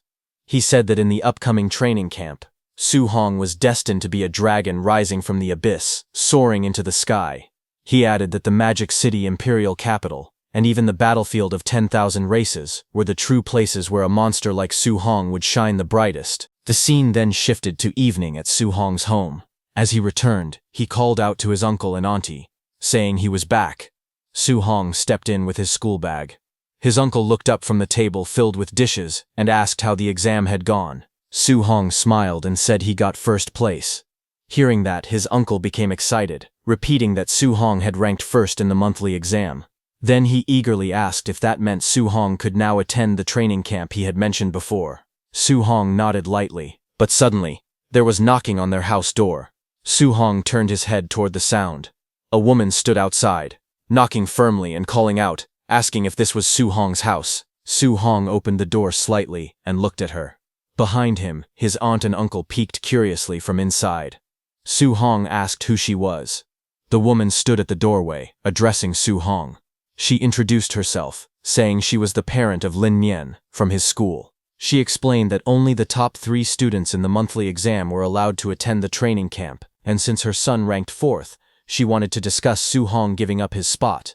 She then held out money, offering 30,000 in exchange for Su Hong's place, so Lin Nian could go instead. Hearing her, Su Hong remained expressionless, while his uncle and aunt looked on from behind, surprised. The woman grew irritated at his lack of reaction. She raised her voice, saying the training camp existed to nurture geniuses for the future battlefield. She warned that the competition was extremely cruel and that people could actually die. She continued, explaining that those in the camp consumed high-grade pills until they vomited and practiced high-level martial skills freely. She added that, given Su Hong's family circumstances, giving up early was for his own good. Hearing that, back inside the home, Su Hong's aunt looked worried and asked him if what the woman said was true and whether the camp was really that dangerous. Su Hong's uncle turned to his wife and told her to calm down. The uncle then looked at Su Hong seriously and asked if he could guarantee his own safety. Su Hong answered firmly that he could, a confident flicker in his eyes. Hearing that, the woman in the purple suit complained, saying they actually believed a child's promise. Su Hong's uncle replied that he trusted Su Hong. He said going to the training camp was Su Hong's own decision, and he believed his promise. He added that if he couldn't trust his own family, he wouldn't trust her instead. The woman shouted in anger, but the uncle slammed the door shut right in front of the woman's face, telling her to leave. The woman stormed out. As she walked away, she angrily muttered that they should wait to be eliminated from the training camp. Then inside the house, Su Hong stood in the room and looked at his uncle. He told his uncle that it was not like he had intentionally hidden the dangers of the training camp, but his uncle shook his head and told him it was fine. His uncle smiled and pointed at himself, saying he was just a rough man. He said Su Hong was more educated and understood the training camp better than he did. Since he had the resolve to face difficulties, they would support him. But his aunt suddenly slapped her husband's back and scolded him, asking what kind of talk that was. She stepped forward and told Su Hong that they did not ask for any ranking, they only wanted him to stay safe. Su Hong smiled gently and nodded. Night fell over the city. Lights from tall buildings glowed in the distance. Su Hong stood alone on the rooftop, looking over the skyline. He thought to himself that although his uncle and aunt supported him, they must still be worrying about him secretly. He told himself he absolutely could not let down their expectations. Standing under the night sky, he strengthened his resolve. He thought that to protect this hard-earned life, he had to become stronger. Su Hong looked at the glowing system panel in front of him. He said that he had fought more than a dozen matches in the monthly exam, and earned a total of 285 martial value points, but it still wasn't enough. The panel displayed his information: vitality, spirit, mortal body percentage, his guidance techniques, martial skills, and his total martial value. He tapped on the screen and increased his mortal body, which was currently at 36.1%. He said he didn't know what high-level skills or trump cards the geniuses in the training camp had. To fight against them, he needed to improve his physical combat power first. Immediately, red notifications floated around him one after another, showing that mortal body increased by 0.1. They appeared repeatedly as he pushed himself harder, sweat running down his face. A few minutes later, a new value flashed. His mortal body had reached 64.6%. Breathing heavily, he said he was still 35.4% away from reaching 100%. He wondered what kind of special physique would appear after the mortal body, but suddenly, he noticed something and looked at the panel again. He asked himself when the Thunder Guidance Technique and Heavenly Flame Guidance Technique had reached level 2. The screen showed both techniques listed at level 2. He touched his chin, thinking. He said he had only cultivated the guidance techniques for a few days and hadn't done anything else. He wondered if no special conditions were needed. Maybe simply cultivating the guidance techniques allowed them to level up naturally. Su Hong then activated his guidance techniques, thunder crackling in his left hand and flames rising in his right. He thought to himself that he would strive to level up one more time. The next morning, dawn broke across the city skyline as sunlight spilled between the tall buildings. Su Hong slowly opened his eyes after cultivating all night, sitting cross-legged with lightning and fire gathering in front of him. Notifications appeared showing that his Thunder Guidance Technique was now level 3, and his Heavenly Flame Guidance Technique had also reached level 3. He looked at the glowing panel beside him and realized that not only had his guidance techniques leveled up, but his vitality had increased by 3 points. He called it an unexpected harvest. The panel showed his stats. His vitality was at 126, spirit at 26.5, physique mortal body at 64.6%. In his guidance techniques, Thunder Guidance was at level 3, and Heavenly Flame Guidance was at level 3. His martial skills, Void Breaking Finger, perfect, Raging Sea Spear Technique, perfect, Thunder Rush Fist, perfect. His current martial value was 0. Finger, perfect, Raging Sea Spear Technique, perfect, Thunder Rush Fist, perfect. Then some time later, on a quiet street outside their house, his uncle and aunt stood together, watching him prepare to leave. His aunt told him to pay attention to safety, and if things didn't work out, he should just come home. His uncle waved and told her not to say such depressing things. He encouraged Su Hong instead, telling him to go to the training camp and bring back another first place. Su Hong raised his hand in response and said he was heading out now. Su Hong walked away down the empty street. His uncle's hand started shaking as he watched Su Hong's figure grow smaller in the distance. His wife looked at him and said he talked about her, but he was just as worried. His uncle sighed and said he only spoke that way because he didn't want little Hong to worry. Meanwhile, Su Hong walked through the city with a calm expression, carrying a long bag over his shoulder. The morning sunlight followed him as he continued forward. Suddenly, he heard a loud sound and turned his head slightly, his eyes narrowing. A red sports car screeched into view, drifting across the pedestrian crossing. Its tires smoked as it came to a sudden stop. President Wu was confidently in the driver's seat of the red sports car. She looked toward Su Hong and told him to get in. The scene shifted to the highway as the red car sped across elevated roads, sunlight reflecting off its surface as it cut through the city. Inside the moving car, Su Hong sat beside her while the wind rushed past. Su Hong turned to her and asked what she needed from him. President Wu, still driving, explained calmly. She said that there were things about the training camp he needed to know. She told him that, as the president of the Martial Dao Association, she knew the profiles of several participants. She continued speaking as the car accelerated. She told him that, from what she knew, some of the martial artists entering the camp were already Tier 1 high-stage fighters. She added that a few of them weren't far from breaking through to become Tier 2 martial artists. She added that a few monsters in the training camp possessed martial skills that were at least B rank. Su Hong listened quietly. He thought to himself that a Tier 2 martial artist required 200 points of vitality, and some people in this batch were already close to that level. But he didn't feel afraid. He believed that with the system space, he could quickly learn even B-rank techniques. As the car sped forward, President Wu looked at him and continued speaking. She said that Su Hong's talent was the strongest she had ever seen, but he didn't have the same resources as the others. She told him not to worry even if he faced setbacks at the training camp, because with his talent, surpassing them was only a matter of time. Su Hong nodded and thanked her, calling her Sister Wu. Hearing that, President Wu glanced at him again. She thought to herself that even though his vitality and martial skills were lower than others, he still remained calm. She realized she didn't need to worry about his mental state causing problems.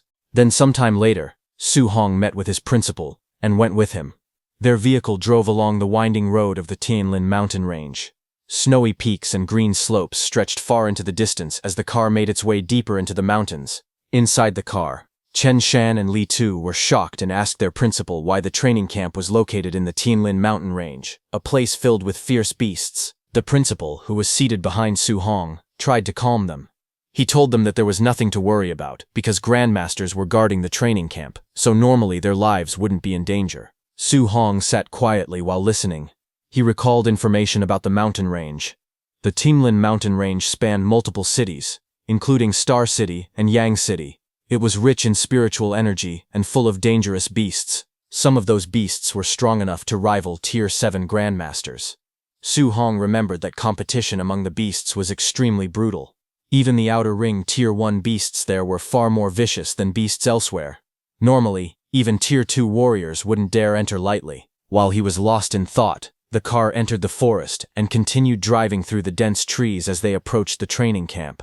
As they moved through the dark forest, pairs of red eyes slowly appeared between the trees. Growling sounds echoed as many large beasts stepped out of the shadows, their eyes glowing brightly as they watched the road. Seated inside the vehicle, Li Tu started to shiver. He said he felt like something was watching them. Chen Shen frowned and asked if Li Tu thought a fierce beast might ambush them. Su Hong looked ahead calmly. He thought to himself that the competition in the training camp would probably be just as brutal as the beasts tearing each other apart in the mountains. A strange smile formed on his face as he admitted that he must be crazy because he was actually starting to enjoy the feeling. Their vehicle eventually arrived at a fenced-off training area. Groups of students were already gathered near a large tent. As Su Hong and his group approached, Li Tu laughed and wondered how strong the other people there were. Just as he said that, a crowd of students turned to look at them. Their expressions were mixed, some curious, some hostile, and some cold and confident, as they judged the newcomers walking into the camp. Seeing them, Chen Shen and Li Tu turned silent. their expressions stiff as they looked ahead. Su Hong stood calmly in front of them, holding his wrapped weapon while a relaxed smile rested on his face. He turned slightly and told them it was time to go.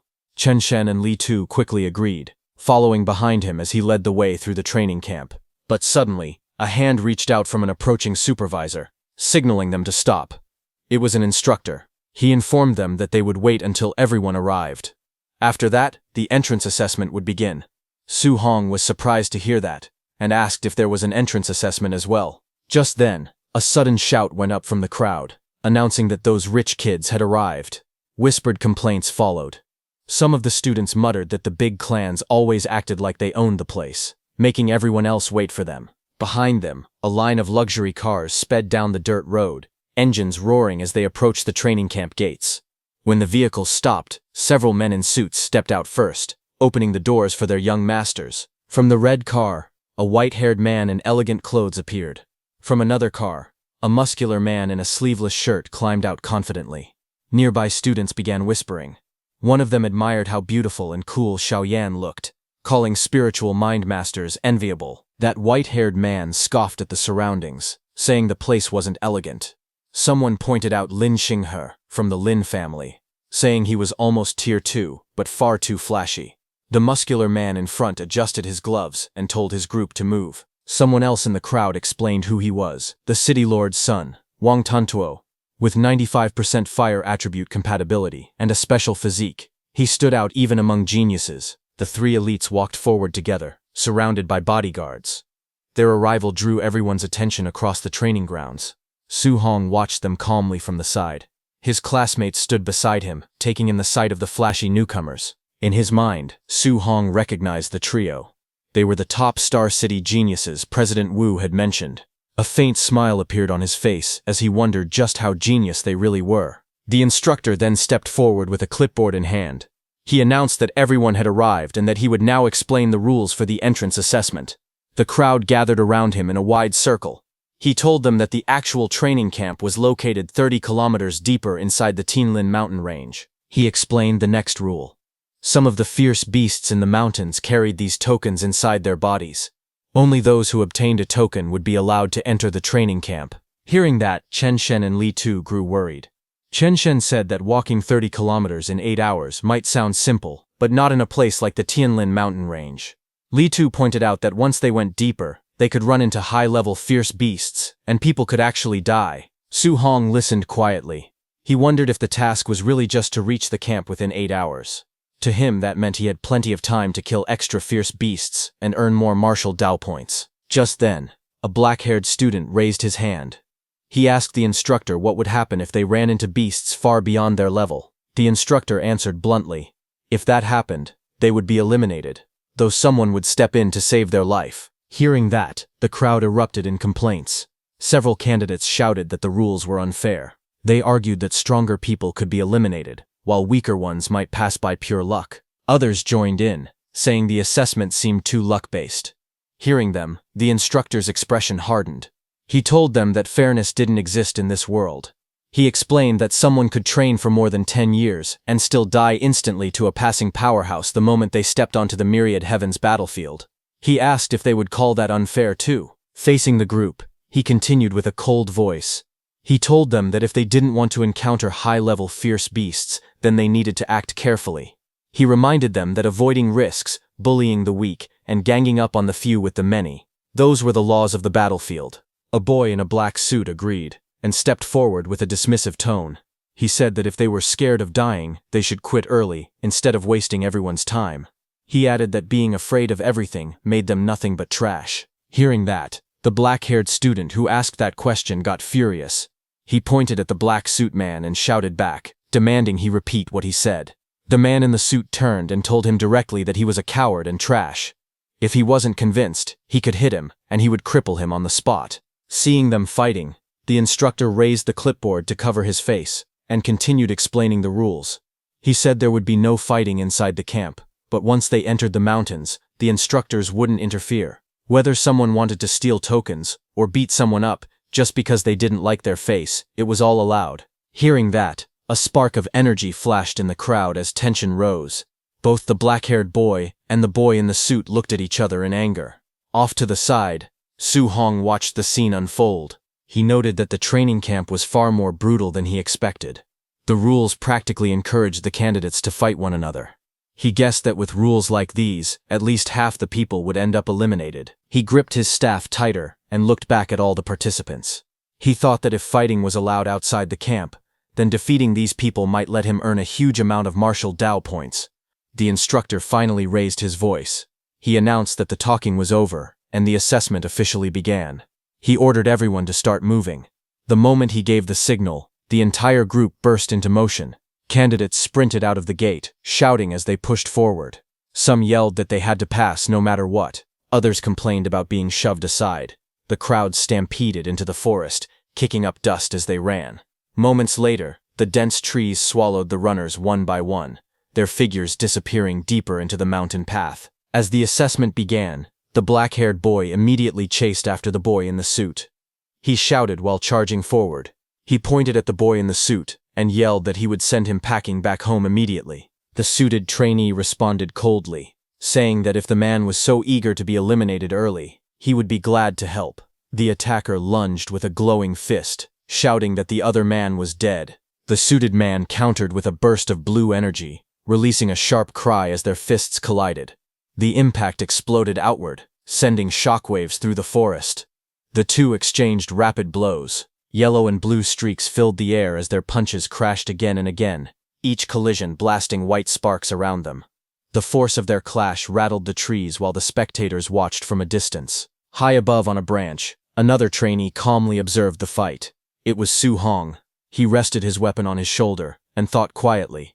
He had wanted to use this chance to test the combat strength of the so-called geniuses, but what he saw was disappointing. They were nowhere near as strong as the rumors had claimed. He sighed, concluding that even if he defeated every one of them, he probably wouldn't earn many martial Dao points. Su Hong turned and walked through the forest, deciding to move away from the noise behind him. He thought that it was better to spend his time hunting more high-level fierce beasts instead. But behind him, those two boys' loud arguing echoed in the woods. They clashed, their hands locked together, blue and yellow energy bursting between them. One of them shouted that poor trash would always be poor trash, and that no amount of training could compare to generations of his family's wealth. The other fighter yelled back, refusing to be grouped with what he called poor trash. Their voices carried through the trees, and hearing them, Su Hong stopped, stunned as the insults repeated, calling people working-class losers and insisting that hard work was pointless. His expression darkened. A faint smile curved on his face as he muttered that he couldn't waste a martial Dao points delivery that had walked right up to him. He stepped forward toward the fighting pair and told them to stop fighting. When they looked up, Su Hong stood there holding a thick wooden stick. Blue energy flickered faintly around him. He stared at the two brawling trainees and asked, almost casually, why they didn't play with him instead. The two arguing trainees turned toward Su Hong. One of them shouted angrily, calling him another poor trash and warning that he would beat him up as well. The other scoffed, asking how someone at his level dared to butt into their fight. Su Hong didn't react. Instead, he told them they were misunderstanding him. He clarified and said how about they stop fighting with each other and team up to fight him instead. Hearing that, both trainees froze, staring at him in disbelief. Then one of them snapped. He charged forward with a roar, shouting how dare Su Hong look down on him. He shouted that Su Hong was dead and lunged with full force, fist drawn back. Su Hong didn't move until the attack reached him. His leg shot forward like a bullet, the air distorting from the speed. He kicked the boy in the stomach, and the boy was hurled backward in a blur. Su Hong's eyes glowed red as the strike landed cleanly. The trainee's face twisted in shock before he let out a pained shout. The force of Su Hong's strike tore through the clearing, sending that trainee flying across the ground. Wind spiraled violently, as the impact carved a clean path through the forest floor. The second trainee staggered back, shocked by the display of power. He stared at his fallen companion slumped against a tree. Fear crept across his face as he wondered how someone with equal strength could be defeated in a single move. Before he could react, Su Hong disappeared and rushed toward him in a blur. Su Hong appeared instantly, moving at a speed the trainee couldn't follow. The boy in the suit was overwhelmed by how fast his opponent had suddenly become. Su Hong raised the wooden stick calmly and told him that it was now his turn. The trainee froze, sweat dripping down his face as he tried to brace himself. But Su Hong had already closed the distance. In the next instant, the wooden stick smashed into the trainee with overwhelming force. Blood burst outward as the boy in the suit was launched back through the air, skidding violently across the ground. The man in the suit was sent flying through the air, crashing into a tree with a loud thud. His eyes rolled back as he screamed, unable to resist the force that overwhelmed him. On the ground, Su Hong stood calmly with the wooden stick resting on his shoulder. He looked down at the two defeated men and said that this was what they got for looking down on ordinary cultivators. Inside the monitoring room, instructors watched the scene on a large screen. One of them pointed at the display and wondered where this guy even came from. He complained that the two men had been having a normal duel, and the newcomer just walked in and one-shotted both of them. Another instructor asked if the two who got knocked down counted as eliminated. The supervisor shook his head and explained that they hadn't called for rescue, so the assessment would continue. The staff member bowed slightly and replied with a respectful acknowledgement. Back in the forest, the man in the suit slowly opened his eyes and groaned. He held his aching face and muttered that it really hurt. As he pushed himself up, his expression changed when he noticed the wooden bat beside him. He jerked back in panic, yelling for him to back off. His legs scrambled beneath him as the wooden stick rolled on the ground nearby. The man who had been beaten earlier screamed furiously, his face twisted with rage, and he shouted that he had never been humiliated like this in his life. He swore that Su Hong should never let him catch him again. Nearby, the other defeated man also woke up. He sat against a tree, clutching his chest. He muttered in frustration, blaming himself for underestimating Su Hong. He insisted that he never would have lost if he had taken the fight seriously from the start. The two men sat silently for a moment, looking at each other with awkward expressions. Neither spoke, but both shared the same bruised pride. Then one of them apologized. He said not to take his earlier words to heart and admitted that the other really was strong. The man in the suit nodded and apologized as well, saying he shouldn't have mocked him. They shook hands, the hostility between them fading. Before long, the two stood up and walked side by side through the forest, arms around each other like brothers. One of them urged the other to go find Su Hong and get their revenge. The man in the suit agreed, saying he absolutely had to hit Su Hong a few times with the stick to vent his frustration. On the other hand, Su Hong sprinted through the forest with incredible speed, a spear in his hand. Blue energy trails followed behind him as he dashed forward, ready for whatever came next. Suddenly, Su Hong's eyes narrowed as he sensed movement ahead. His expression remained calm, but he could already tell trouble was coming. Moments later, an entire herd of giant tusk boars burst through the trees. Their red eyes glowed fiercely as they charged forward, shaking the ground. Su Hong looked at them and complained that it was yet another Tier 1, lower-stage giant tusk boar group. He muttered that the Tianlin mountain range was filled with fierce beasts, and wondered how many groups he had run into already. The boars snorted and kicked up dust, growing louder as they approached. Their massive tusks cut through the air with a heavy whooshing sound. The herd roared together and rushed straight at him, their steps thundering across the forest floor. Seeing them coming, Su Hong's eyes sharpened, a golden flash reflecting in them as his focus intensified. In the next instant, golden lightning burst out around him. His spear swung in a wide arc, and glowing lightning lines cut through the charging boars. The entire area lit up as his attack struck them head-on. Su Hong passed by quickly with golden light wrapped around his arm as he swung his spear. The force of his attack slammed into the giant tusk boars, sending them crashing to the ground. Dust and shockwaves rippled through the forest. When the fight ended, he stood quietly among the fallen beasts. System floating screens appeared around him, showing the martial Dao points he gained. He looked at them and said that before, defeating one beast would earn him several dozen points. But ever since he leveled up and became stronger, the rewards had been getting smaller and smaller. He let out a small sigh and said he should hurry up and find a token. He used his spear to cut open a boar's stomach. As he searched through the bodies, he muttered that the dozen or so Tier 1 lower-stage beasts he killed earlier had no tokens at all. He wondered if this new batch might have one. Soon, he crouched beside each fallen boar and searched them one by one. Every corpse turned up empty.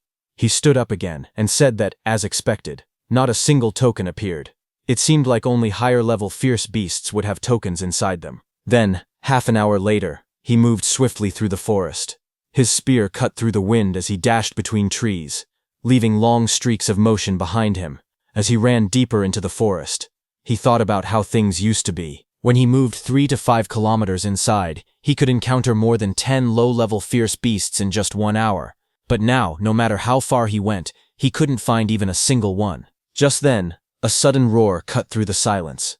A massive black tiger, its eyes glowing red, leapt out from the trees and pounced toward him with incredible speed.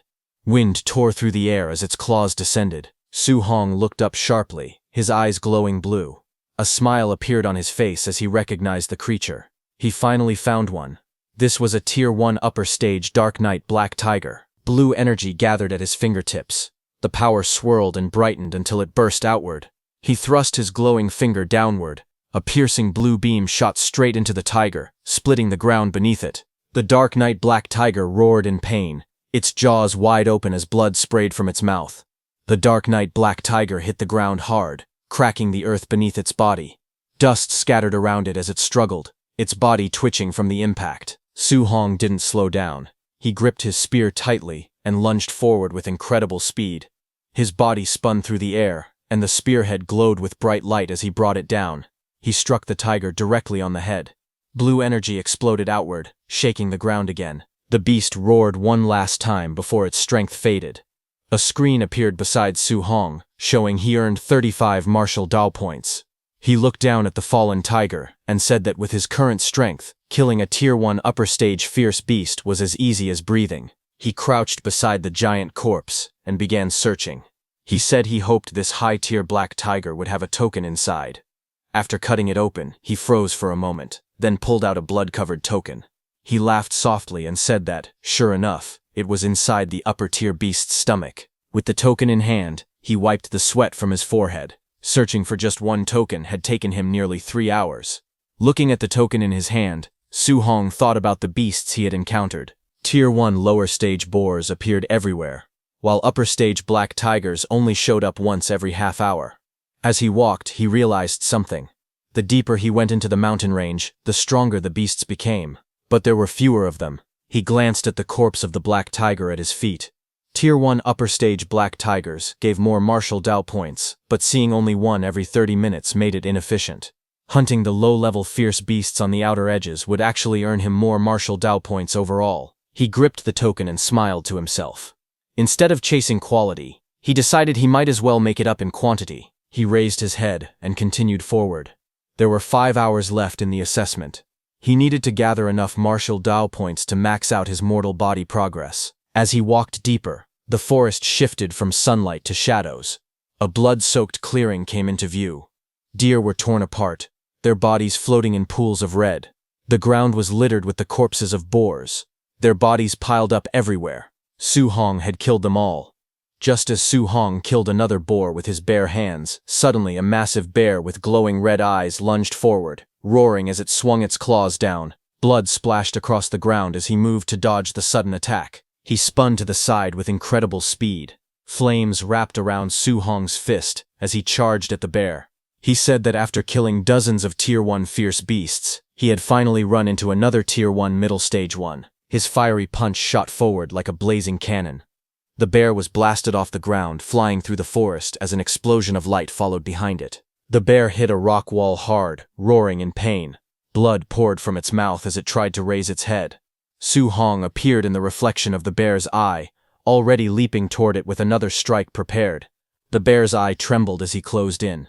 Su Hong slammed his fist down with blazing force, driving a beam of fiery energy straight onto the bear's head. The impact sent shockwaves through the ground as the beast's body was pushed backward. The force continued dragging the bear across the forest floor until it crashed violently into a large tree. The tree snapped in half from the impact, leaves scattering through the air. When everything settled, Su Hong stood covered in blood and dirt. He looked at his fist and spoke calmly. He said that once his mortal body reached 60%, he could kill Tier 1 middle-stage fierce beasts with physical strength alone. A system panel appeared in front of him, showing his stats. He noted that he had already earned 254 martial Dao points. With a little over 100 more, he could max out his mortal body progress. The panel listed his name, Su Hong, along with 120 blood energy, 26.5 spirit, and 64.6% mortal body physique. It also displayed his guidance arts, Thunder Guidance, and Heavenly Flame Guidance, both at level 3, and his martial skills, such as Void Piercing Finger, Rage Sea Spear Technique, and Thunder Rush Fist, all in perfect state. Below it, his martial Dao points total was shown as 254. Su Hong then looked ahead and tightened his grip on his weapon. He said there were still over 3 hours left, and he absolutely had to gather all the martial Dao points he needed. But before he could do anything, suddenly a very loud roar echoed across the trees. Su Hong stopped and looked up as the noise echoed through the forest. With sweat on his face, he asked what that sound was. But suddenly, a massive shadow appeared above the trees. A gigantic golden bird descended from the sky, its wings glowing with bright light. Leaves and wind swirled everywhere as it hovered overhead. Su Hong stared in shock and asked what kind of fierce beast it was. As the creature spread its wings wider, golden feathers shined like fire. Su Hong's eyes widened, and he wondered if it was the legendary Golden Rock Beast King. Just then, the beast screeched loudly, diving downward with blazing energy around its body. The impact of its movement tore through the forest, sending violent shockwaves in every direction. Su Hong planted his feet and gripped his spear tightly. The wind roared against him. He said the Beast King's power was absolutely terrifying. He held on as the shockwave struck. He realized that the creature had only flapped its wings once, yet the force was already this devastating. Just then, a violent crash echoed through the forest as a massive tree split apart, the trunk snapping cleanly under an immense force. Su Hong jumped back onto a broken slab of stone while the shockwave rushed past him. Wind roared around him as he tried to steady himself. He looked into the sky and asked what kind of ferocious beast could cause something like this. Pressed against a cliff wall, sweat ran down his face.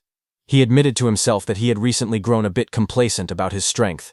But now, faced with such overwhelming power, he realized that in front of true top-tier experts, he was nothing more than an ant. But his eyes suddenly widened. He saw something else approaching. High in the air, the Golden Rock Beast King hovered with its wings spread wide. A second figure approached, also shining with powerful golden light. Seeing that glowing sphere, Su Hong wondered if that figure could be rank 7 Grandmaster Qin Tianli. Wrapped in a fierce aura, Qin Tianli stepped forward, flames swirling around him. He called out to the Beast King, announcing himself as Qin Tianli. He said he was borrowing this territory, and demanded to know why the Golden Rock Beast King had returned. The Golden Rock Beast King swooped down with its wings spread wide, its claws reaching forward. It shouted that it never said it would lend its territory to anyone. Qin Tianli shot forward like a blazing golden firestorm. His aura erupted around him as he yelled that he would simply beat the Beast King until it agreed. The two forces collided mid-air. The rock's wings flashed with golden light as it twisted through the sky. Qin Tianli's punch exploded against its feathers, shaking the air. The golden rock beat its wings again with a sharp cry. Light spiraled around it as it forced Qin Tianli back with another powerful shockwave. Qin Tianli steadied himself, irritated by the noise. He rushed in again, yelling that the rock was too noisy. A rapid series of impacts followed. Explosions of golden force struck the rock's body again and again, lighting up the sky with bursts of energy as the two clashed violently in mid-air. Qin Tianli's punch smashed directly into the Golden Rock Beast King's head, sending feathers and blood scattering through the air. The explosive impact forced the massive beast backward. Qin Tianli floated calmly in the golden aura around him. With an icy voice, he warned the beast not to make him repeat himself. Qin Tianli declared that he was borrowing this land and ordered the Golden Rock Beast King to leave immediately. The rock screeched angrily as it pulled away into the sky, yelling that Qin Tianli should just wait. Qin Tianli waved it dismissively and told it to stop talking nonsense and get lost. As the beast disappeared, Qin Tianli took a slow breath, golden light swirling around his body. Then his voice echoed across the entire area. He introduced himself as Rank 7 Grandmaster Qin Tianli and told all trainees not to panic. The assessment would continue. Far below, Su Hong looked up in shock. Leaves drifted around him as he watched the golden rings of power spreading through the sky. He asked himself if this was truly the strength of a Rank 7 human martial artist. Su Hong clenched his jaw as he looked upward. Determination filled his eyes as he told himself that sooner or later he would reach that realm too. High above the training grounds, Qin Tianli descended toward the base. The crater-like area below was filled with buildings arranged for assessment. Hovering above the officials, Qin Tianli complained that the golden-winged rock should have just agreed from the start. He said he only wanted to borrow the territory as a trial ground. but the beast forced him to smack it instead. The staff stood at attention as he floated in the air. Among them, Lin Zi and Bai Mu, both rank 5 martial artists, spoke in admiration. They said Grandmaster Qin was even more fearsome than the rumors, and they noted that the Golden Rock Beast King, famous for its powerful body, had gotten its temper knocked out of it. Qin Tianli brushed off the praise and ordered them to follow him to the monitoring room. He wanted to see which trainee had withstood the Golden Rock's pressure earlier. The staff answered him respectfully. Inside the surveillance room, Qin Tianli pointed at the screens. The monitors showed trainees collapsed on the ground during the earlier shockwave. Lin Zi explained that most of them had been unable to move under the Golden Rock's aura. Qin Tianli stared at the surveillance footage with surprise. On the screen, a trainee knelt beside the corpses of several Tier 1 late-stage black tigers, still calm even under the Golden Rock's pressure. Qin Tianli asked who the boy was. Bai Mu checked the documents and explained. The trainee's name was Wang Tiantuo, a Tier 1 high-tier martial artist with blood chi 340 and a 95% fire attribute affinity. She added that he possessed the barbarian god-body physique, incredible strength, and was the son of the Star City Castellan. Hearing that, Qin Tianli raised an eyebrow. He said the Star City Castellan always compared having children to drawing lottery tickets. The man had fathered no less than 100 kids, and this time he finally produced a good one. Another playback appeared on the screen. Qin Tianli watched a different trainee slip out of the pressure zone using incredible speed. He commented that the boy's movement skills were impressive. Bai Mu reported his name, Lin Xinghe, Tier 1 high tier, blood chi 325, with a 96% wind attribute affinity from the Lin family of Star City. The footage switched again, showing a girl surrounded by a glowing protective barrier while rocks and trees shook around her. Qin Tianli noted that she was a spiritual telekinetic and praised her ability to use spirit power to counter the Golden Rock's pressure. Bai Mu identified her as Zhao Yan, a Tier 1 mid-stage spiritual telekinetic, with blood chi 290 and a 95% wood attribute affinity, from the Zhao family of Star City. Qin Tianli nodded, saying these three handled the Golden Rock's pressure with ease and clearly outmatched their peers. He then asked if there were any other talents worth noting. Bai Mu listed more names. Lin Po, a Tier 1 mid-stage martial artist from the Lin family, and another member of the Wang family, also Tier 1 mid-stage.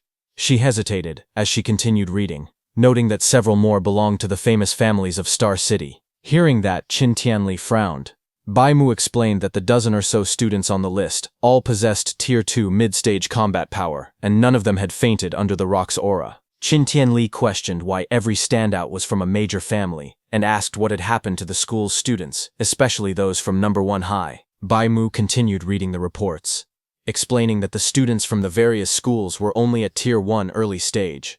She added that the 3 students from number 1 high had only broken through recently, and began listing their names. Qin Tianli waved his hand dismissively. He said he wouldn't bother looking, and commented that Star City number 1 high was unworthy of its reputation. But just then, Lin Zi suddenly shouted in shock, asking what was happening with one particular person. All 3 of them looked up at the screen. The scene showed Su Hong cutting down a ferocious beast with a powerful strike. They were all shocked to see that even after experiencing the Golden Rock's pressure, he still had enough strength to continue hunting. Bai Mu trembled as she clutched the report. She stuttered that the boy was Star City number 1 high's monster. Hearing that, Lin Zhao scolded her, telling her not to make a fuss in front of the Grandmaster. Qin Tianli stood between them in silence. But after glancing at the report himself, Lin Zhao also began shaking. With wide eyes, he repeated the same word, monster. Qin Tianli glanced at the 2 of them. He reminded them that both of them were rank 5 and should have seen countless geniuses before. He asked why they were making such a big fuss. He added awkwardly that they were still young and their temperaments weren't that steady. But when Qin Tianli looked at the report, his eyes widened in shock too. He stared at the report and screamed internally, asking if the boy they were looking at was even human. The report displayed Su Hong's profile. 18 years old, from Star City number 1 high, Tier 1 early stage, blood chi 123. It stated that he had perfected the C-rank martial art, Rushing Thunder Fist, and during the assessment, his physical strike alone produced 3,004 points of combat power, enough to rival a Tier 1 high-level martial artist. It also explained that he likely possessed a special physique and had 100% affinity for all 7 elemental guiding techniques. He was cultivating all 7 at the same time. Qin Tianli trembled as he read the file. He muttered in disbelief that such a freak could come from a backwater place like Star City. He compared the boy to a once-in-a-century talent, then corrected himself, calling him a once-in-a-millennium rarity. His expression shifted from shock to joy. Clenching the paper, his eyes glowed red with excitement. He shouted that he had struck gold. Then he suddenly paused. Something didn't add up. He demanded to know why someone with Su Hong's talent was still only at Tier 1 early stage, and why his blood chi was only 123. With a monster like this, that shouldn't be possible. Bai Mu quickly explained. She said that Su Hong was cultivating all 7 guiding techniques at the same time. Hearing that, Grandmaster Qin erupted in frustration as he read Su Hong's details again. He said it was no wonder the boy's blood chi was so low. Anyone cultivating 7 guiding techniques at once would destroy themselves. Even an immortal would be doomed. With that kind of strain, Qin questioned how Su Hong's cultivation could rise at all. He growled that the president of the Star City Martial Arts Association, Wu Linxin, should have explained this to the child but hadn't. Just then, a staff member stepped into the room, reporting that trainees were now arriving at the training camp one after another. Qin nodded and said they would go take a look. Outside, the first 3 trainees quickly greeted him. Wang Tiantuo stepped forward and saluted, addressing himself as a junior before Grandmaster Qin. Qin praised them, saying the 3 of them were very good. Then, 6 hours after the assessment began, more students staggered toward the camp. Some complained they thought they were going to die. Another reminded them they had faced the Golden Rock Beast King. At 7.5 hours, more trainees gathered. Qin stood above the group, while the students who arrived earlier said that there shouldn't be anyone left behind. One student suggested ending the assessment early. Another scoffed that anyone who still hadn't arrived after all this time must be incredibly weak. But Grandmaster Qin wondered why Su Hong, his newly discovered freak, still hadn't shown up. He worried that Su Hong might be lost somewhere in the forest.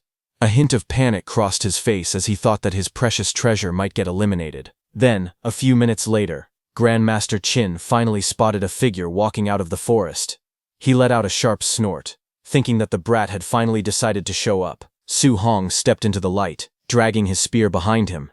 Dirt and blood covered his clothes. He muttered to himself that he had made it in time. He admitted he had been so focused on earning martial value that he had almost forgotten the deadline. When he entered the camp, the other trainees looked at him in shock. One of them whispered that Su Hong was even more ruthless than he was. Another said he didn't see any injuries on Su Hong at all, and wondered how many beasts he had killed to end up so dirty. 2 men who had been embarrassed by Su Hong earlier glared at him from the ground. One shouted that he had finally waited long enough for Su Hong to arrive. The other stopped him, saying not to rush. Once they entered the training camp, there would be plenty of opportunities to deal with him. Nearby, the 3 elite trainees watched Su Hong approach. One commented that Su Hong had passed right at the deadline and called him an expert. Another simply said it was interesting. Wang Tiantuo, resting with his eyes closed, only gave a short nod in agreement. As the sunset cast a warm glow over the camp, Instructor Lin Zi stepped forward. He announced that the 8-hour limit had ended. Anyone who hadn't arrived by now was completely eliminated.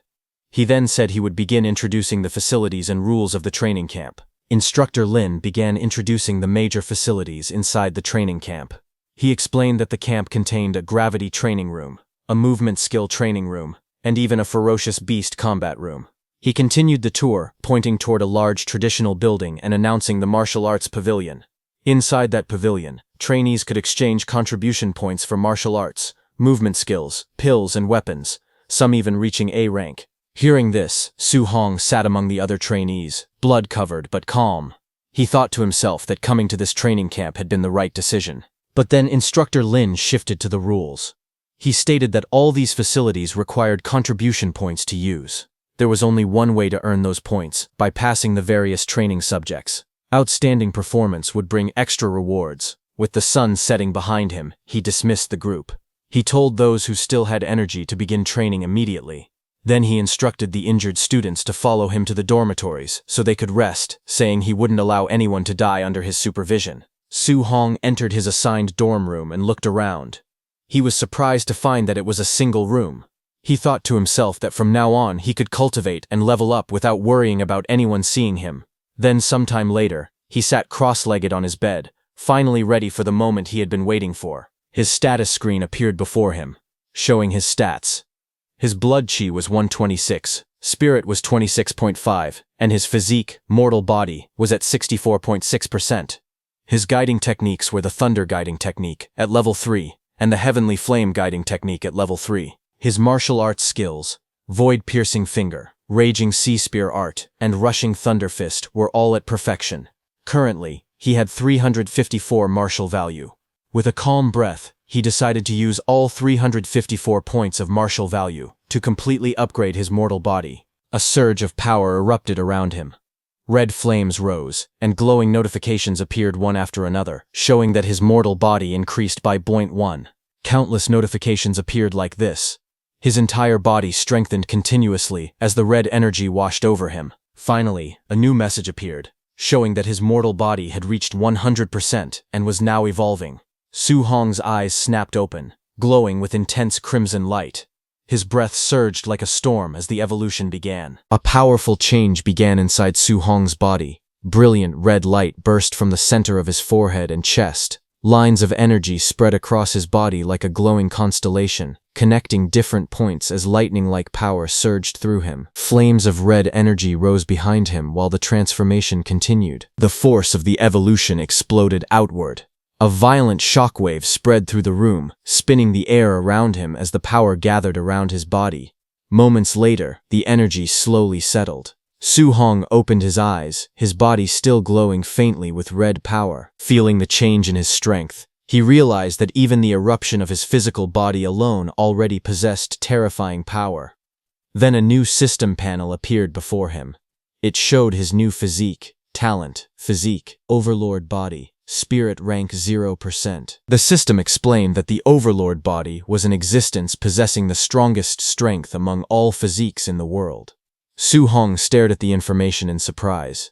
He admitted he had never even heard of such a physique before. Looking at the panel again, he noticed that the spirit rank was still at 0%, which meant the Overlord body could still continue to evolve.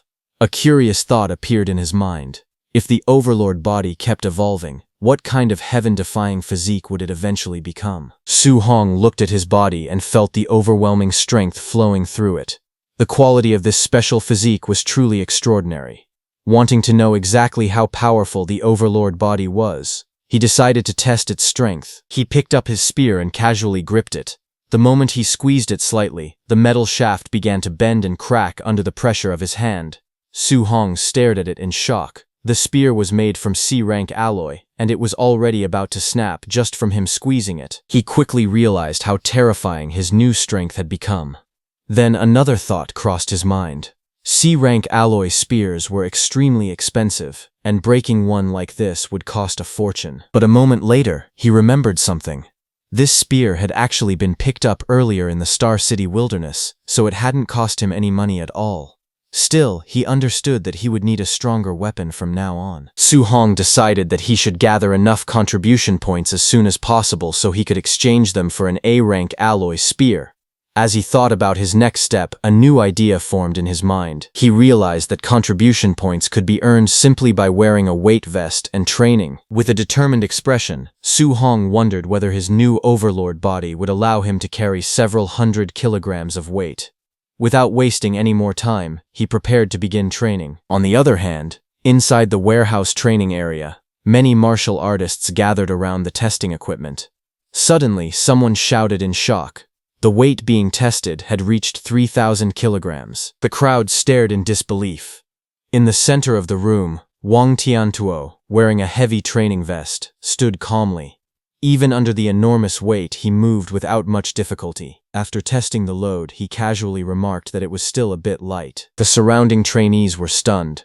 One of them shouted in disbelief, asking if he really thought 3,000 kilograms was light. Another person looked at him jumping with the massive weight and exclaimed that he could still leap into the air despite carrying such a load. Everyone knew that a normal Tier 1 martial artist could only carry a few hundred kilograms at most. What they were witnessing completely broke their understanding. From the side, Lin Xinghe and Xiao Yan watched the scene carefully. Xiao Yan commented that Wang Tiantuo's strength was as huge as a monster's. Lin Xinghe looked at him with a complicated expression and muttered that he was like a barbarian bull. Meanwhile, inside a monitoring room, Grandmaster Qin and staff members watched the training through a large screen. The footage clearly showed Wang Tiantuo carrying the enormous weight with ease. Grandmaster Qin spoke calmly, saying that Wang Tiantuo could easily carry a 3,000-kilogram load, a strength worthy of the barbarian god body. Nearby, Bai Mu, holding a report, asked Grandmaster Qin about Su Hong. She asked when they should find him to explain the matter of him simultaneously cultivating 7 guidance techniques. Grandmaster Qin shook his head slightly and said they could not approach him directly. He explained that geniuses always had strong pride. If they spoke to Su Hong too directly, it might only backfire. Instead, Grandmaster Qin decided they needed to use other methods, allowing Su Hong to understand the situation by himself and give it up voluntarily. Grandmaster Qin turned to Lin Zhe and asked if the night raiders he had arranged had finished assembling. Lin Zhe, standing beside him, replied that it would still take some time. Since they had to match the combat power of different students, arranging the personnel was a bit troublesome. Lin Zhe then smirked slightly and explained that the trainees had just finished the camp entrance assessment, so their mindset was probably very relaxed right now. Because of that, if they suddenly encountered a night raid, they would definitely panic and howl in misery. Grandmaster Qin then gave another order. He instructed them to arrange a Tier 1 high-stage martial artist to fight Su Hong, saying that he wanted Su Hong to be overwhelmingly defeated. After that, he planned to personally explain the disadvantages of simultaneously cultivating 7 guidance techniques.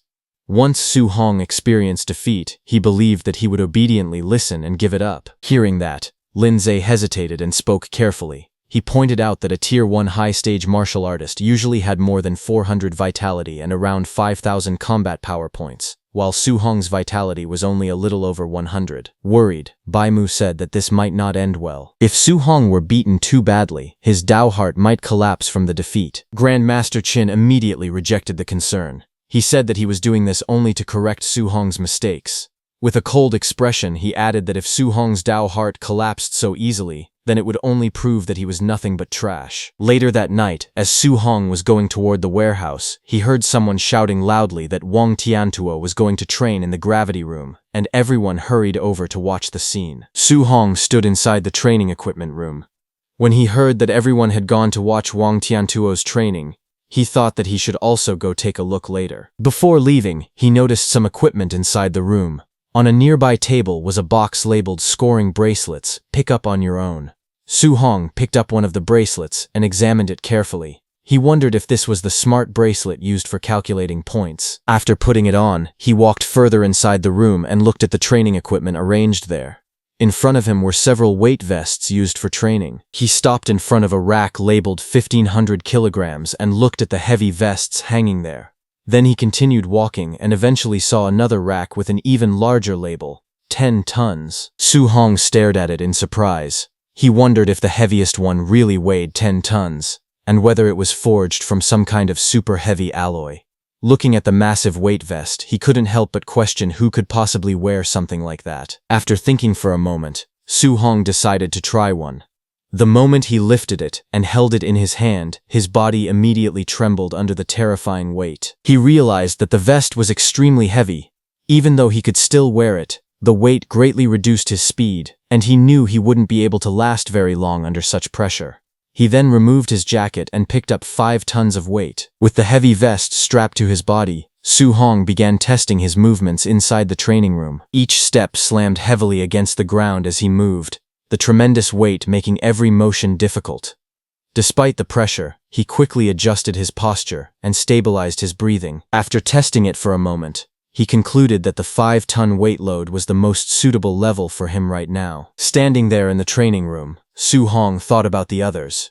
He wondered how much weight Wang Tiantuo and the other 2 had chosen for their training. Since they were already at the Tier 1 high stage, he guessed their strength should be around the same as his, or maybe even a little stronger. After thinking for a moment, Su Hong wore his jacket on top of the weight vest and decided he should go watch their training. Observing their cultivation methods might help him learn something useful. With that thought in mind, he quickly left the training room and headed toward the gravity training hall, hoping to gain some experience. Outside the massive building, many students had already gathered, watching the training inside through a large display screen. Some of them spoke in amazement. They said that Wang Tiantuo was truly unbelievable because he had entered the gravity room without even removing his 3-ton weight vest. Another person added that Wang Tiantuo had even set the gravity to double the normal level, which sounded completely absurd. Inside the gravity chamber, Wang Tiantuo could be seen struggling slightly while moving under the overwhelming pressure. But even so, everyone watching knew the terrifying truth. The weight he was carrying had already reached 6 tons. Standing outside the gravity training hall, Su Hong listened to the discussions around him. When he heard that Wang Tiantuo's weight vest was only 3 tons, he was slightly surprised. To him, that sounded unexpectedly light. Realizing this, Su Hong understood that he might have misjudged the true toughness of the overlord body. Nearby, several students were gathered together, talking quietly. Su Hong recognized them as Chen Shan and Li Tu. He walked over and asked them what was going on. He wondered why they were standing outside instead of entering the gravity room to cultivate. Chen Shan explained with a sigh that the people inside were far stronger than they had expected. Compared to them, the 3 of them were lagging far behind. Because of that, they didn't want to go inside right now. If they entered the training room, they would definitely be singled out for comparison, which would be extremely embarrassing. Su Hong listened to their explanation and simply sighed, wondering if that was really the only reason. Without hesitating, he began walking toward the entrance of the gravity room. Seeing this, the others called out to him in surprise. They asked if Su Hong was really planning to go in right now, warning him that he might embarrass himself. They suggested waiting until there were fewer people before entering. However, some of the students watching from a distance began mocking him. One person sneered, asking if Su Hong was missing a brain. Another guessed that he probably wasn't even wearing a weight vest and was simply trying to surpass Wang Tiantuo by increasing the gravity multiplier instead. Someone else mocked him further, saying that a person with no sense of shame could become invincible in the world. But Su Hong ignored them and walked straight into the gravity room, without hesitation. He knew that gravity training rooms were extremely expensive to build, and usually only powerful aristocratic families could afford to use them. Ordinary martial artists rarely had the chance to train in such a place. Because of that, Su Hong was determined not to waste this rare opportunity. Inside the room, he quickly calculated the pressure he would face. Wearing a 5-ton weight vest, if the gravity were doubled, the pressure on his body would reach 10 tons. Under that level of force, he knew he would only be able to hold on for a little over 10 minutes. After thinking for a moment, Su Hong decided it would be better to start with 1.5 times gravity so he could last a bit longer. He reached out and adjusted the control panel. The screen immediately displayed the setting: Gravity 1.5x. The moment the gravity field activated, Su Hong's body trembled violently under the sudden pressure. The weight pressing down on him felt overwhelming. Outside the gravity room, the students watching through the screen began talking among themselves. Some of them mocked him, saying that he wasn't even wearing a weight vest, yet he only set the gravity to 1.5 times, which made no sense. Others laughed and pointed out that he had arrived last during the assessment, so they assumed his strength must be weak.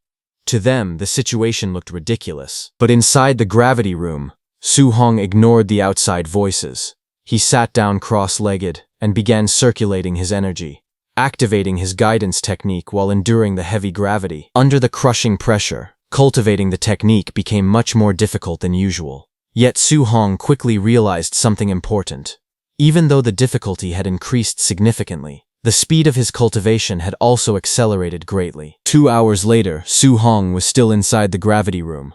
Red energy flames surrounded his body as he continued circulating his guidance technique under the intense pressure. Sweat poured down his face, and his breathing became heavier, showing how exhausting the training was. After enduring the pressure for a long time, Su Hong finally stopped and checked his progress.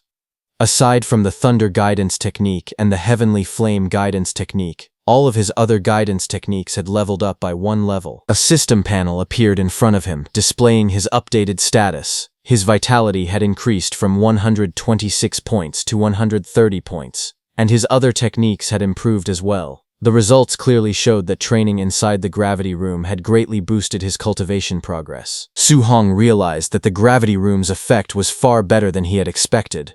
If the gravity training could produce such results, then the movement technique room and the ferocious beast room would probably be just as effective. Feeling completely exhausted, Su Hong slowly stood up and reached toward the control panel. With trembling hands, he turned the gravity machine off. Even standing up was difficult under the lingering pressure, but he managed to walk toward the exit. Finally stepping out of the gravity room, Su-hong wiped the sweat from his forehead and admitted that he was completely exhausted. Outside, a few students noticed him leaving and immediately began whispering among themselves. They mocked him, saying that the student who ranked dead last in the assessment had come out of the gravity room very quickly. One of them laughed and said that Su-hong wasn't even wearing a weight suit, yet he still couldn't handle 1.5 times gravity and came out drenched in sweat. Another student arrogantly claimed that if it were him, he could easily sleep inside the gravity room overnight. Just then, Su-hong removed his jacket, revealing his weight suit, and complained about how uncomfortable it was. The suit had terrible breathability, and wearing it made him feel extremely hot. This caught the attention of the two students watching him. Their eyes widened in shock as they stared forward in disbelief. The two students stared at Su-hong with surprise as they realized that he had actually been wearing a weight vest before, and they wondered how heavy it was. In front of them, Su-hong slowly removed the heavy vest from his body. Watching him struggle, one of the students commented that for someone who ranked last, even 500 kilograms would already be hard to handle. However, since he managed to stay inside the gravity room for 2 hours, his strength could at least be considered acceptable. Another student added that even if Su-hong had some strength, he still couldn't be compared to Wang Tiantuo at all. Ignoring them, Su-hong carefully placed the weight vest on the ground. Meanwhile, the others continued talking, saying that comparing anyone to Wang Tiantuo was a joke, because no one among them could match that monster. At that moment, someone suddenly shouted that Wang Tiantuo was coming out. Everyone immediately turned their attention toward the gravity room. They were shocked as they realized that Wang Tiantuo had endured 6 tons of pressure for more than 2 hours. Wang Tiantuo then came out, sweating heavily. Seeing that, one student exclaimed that Wang Tiantuo's physical strength was incredible, and that he was clearly number 1 in the training camp. Another added that even with a 500-kilogram weight, they themselves could only last half an hour at most. Right then, the heavy vest Wang Tiantuo was wearing dropped on the ground with a loud impact. The ground cracked slightly under the force, and dust rose into the air. The surrounding students froze, their eyes widening in shock as they stared at the scene. At the same time, Wang Tiantuo stepped out, stretching his arm as sweat dripped down his body. He let out a breath, feeling relaxed after finishing his training. Looking at him, the students remarked that the weight was truly terrifying. After finishing the gravity training, Lin Xinghe approached him, admitting that in terms of raw strength he was indeed inferior to Wang Tiantuo. However, he suggested that they go to the movement technique room and compete there instead. Hearing that, Wang Tiantuo sighed and said that Lin Xinghe cultivated an A-rank movement technique, and it even had the wind attribute. Competing against him in that field would be nearly impossible. Hearing this, Su-hong was shocked because an A-rank movement technique was extremely rare and powerful. Su-hong smiled and acknowledged that although his overlord body granted him tremendous physical strength, he was currently lacking a high-level movement technique. Soon, everyone arrived at the movement technique training room. Someone recognized the technique being used and exclaimed that it was the A-rank movement technique called Flying Swan, Startling Cloud Step. Its power was overwhelming. One of the students admitted that when he set the training difficulty to level 3, the room became densely packed with flying arrow projectiles. He couldn't even dodge them properly. And Lin Xinghe had actually set the difficulty to the maximum, level 10. Seeing this, all the students were stunned. They watched as Lin Xinghe moved inside the room, his figure flashing through the air like a streak of light. Arrows shot toward him from every direction, crisscrossing the space at terrifying speed. The attacks were so fast that the other students' eyes couldn't even keep up. One of them admitted that he wouldn't last even a single second under that level of speed and pressure. As Lin Xinghe moved gracefully through the training room, pink petals suddenly began to swirl around him. His figure looked almost unreal, like a scene from a dream. Someone in the crowd couldn't help but shout that he actually had spare energy to show off, wondering where those petals even came from.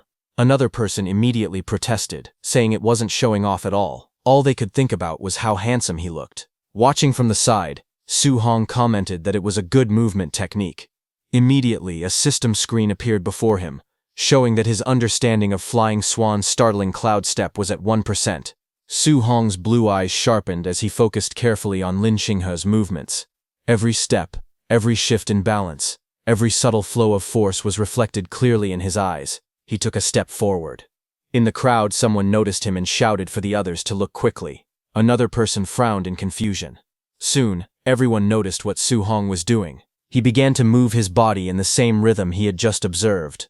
Blue streams of light swirled around him as he mimicked the footwork.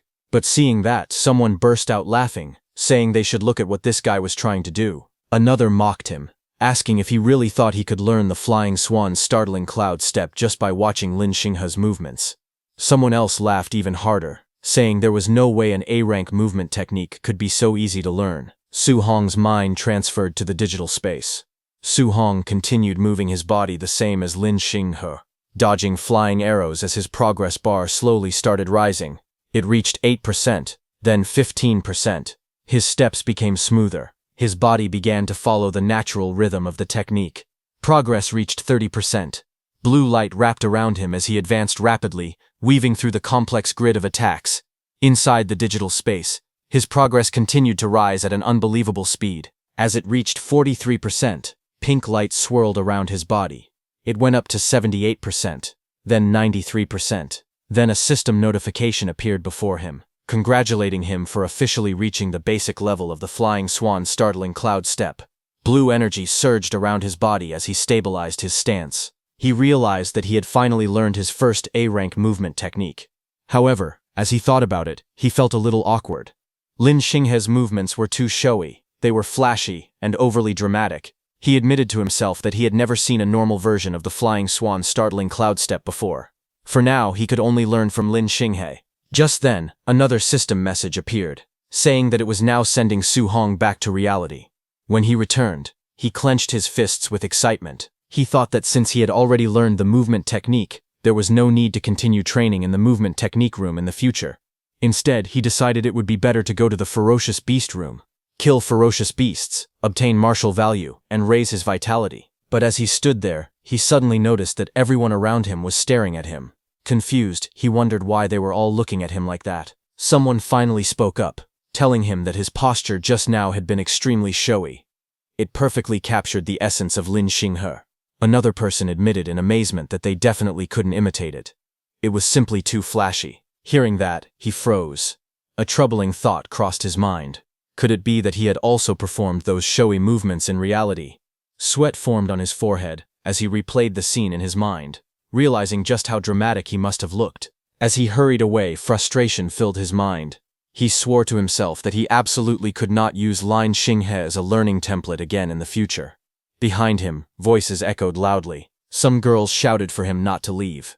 Others begged him to perform that move again. Someone even yelled that he had been exploding with handsomeness just now. Hearing those words, he moved even faster, trying to escape the crowd.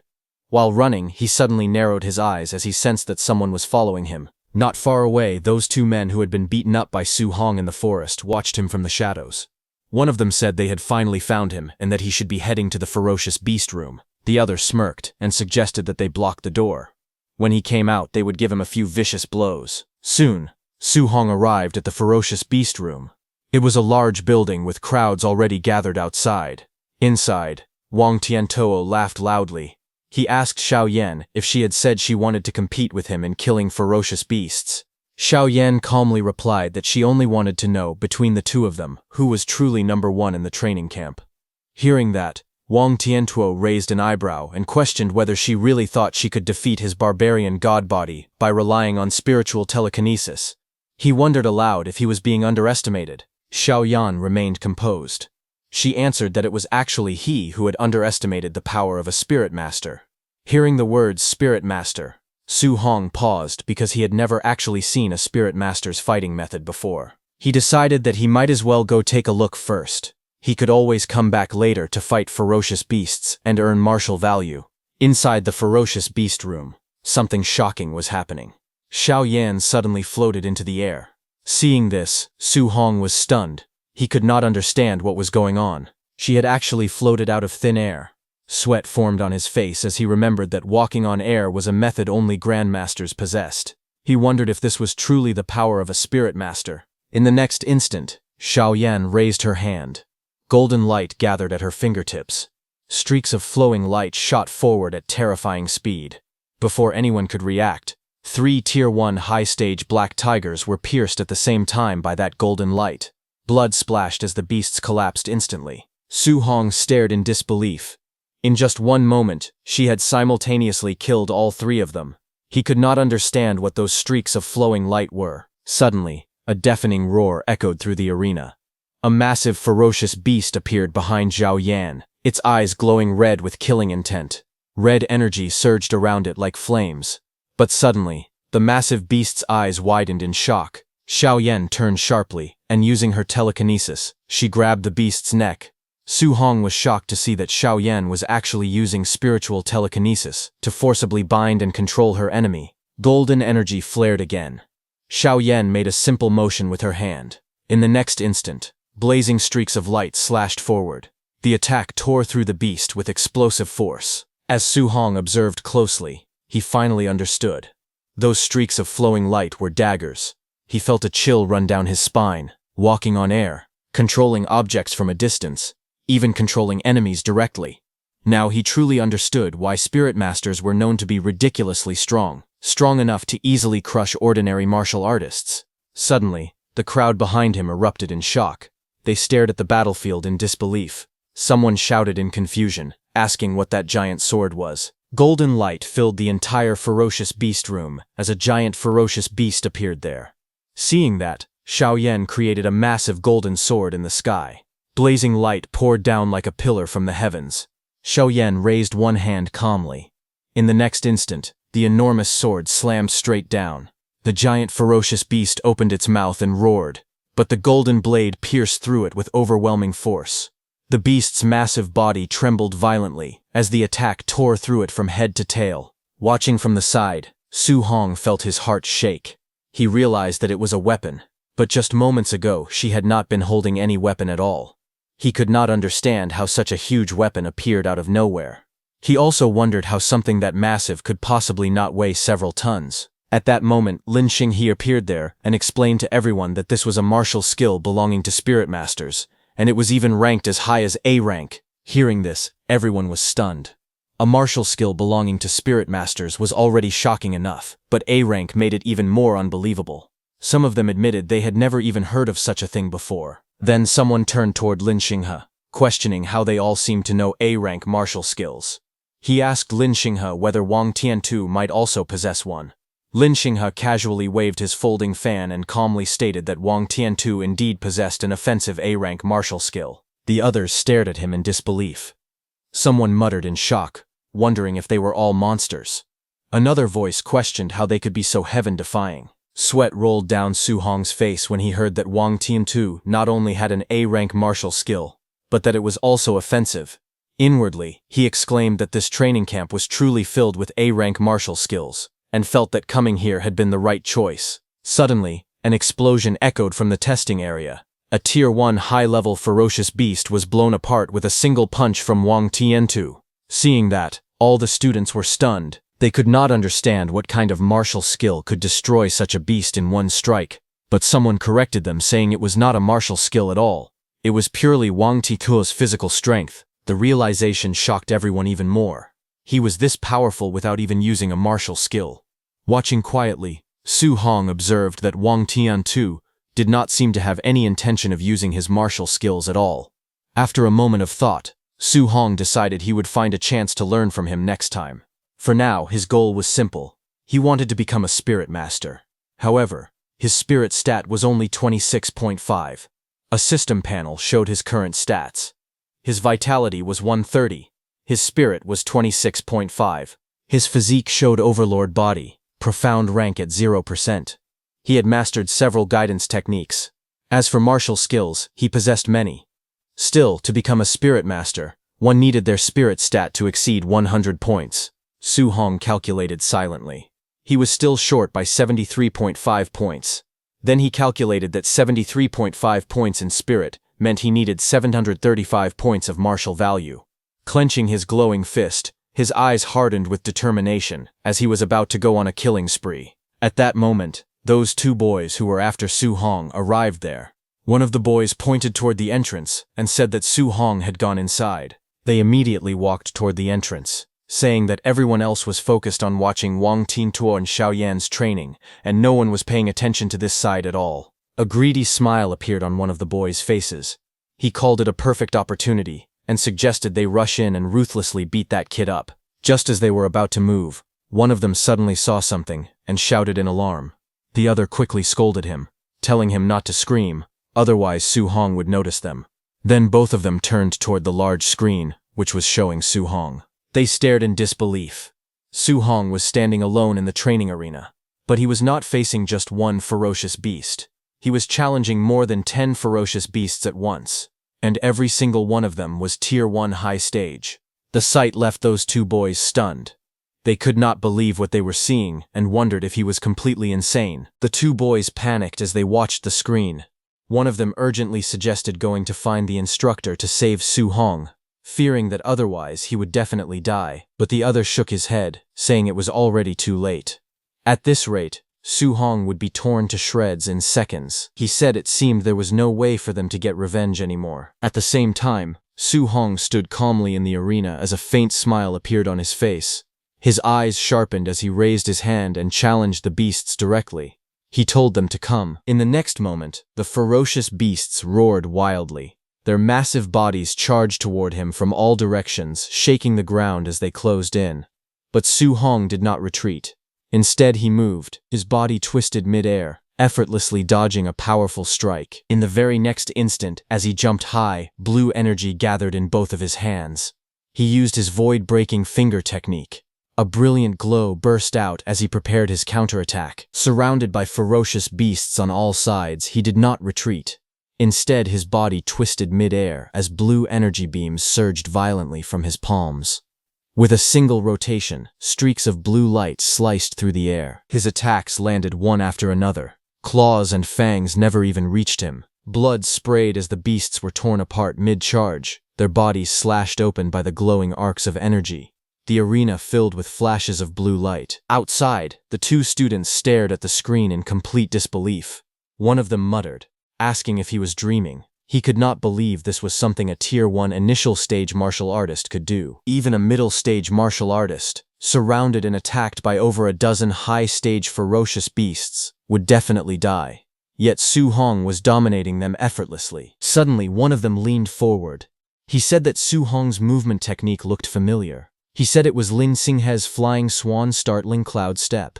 Hearing this, the other boy was too shocked, saying there was no way. He immediately rejected the idea, saying Su Hong was just a number 1 high school student. It was impossible for him to have access to such a high-grade movement technique.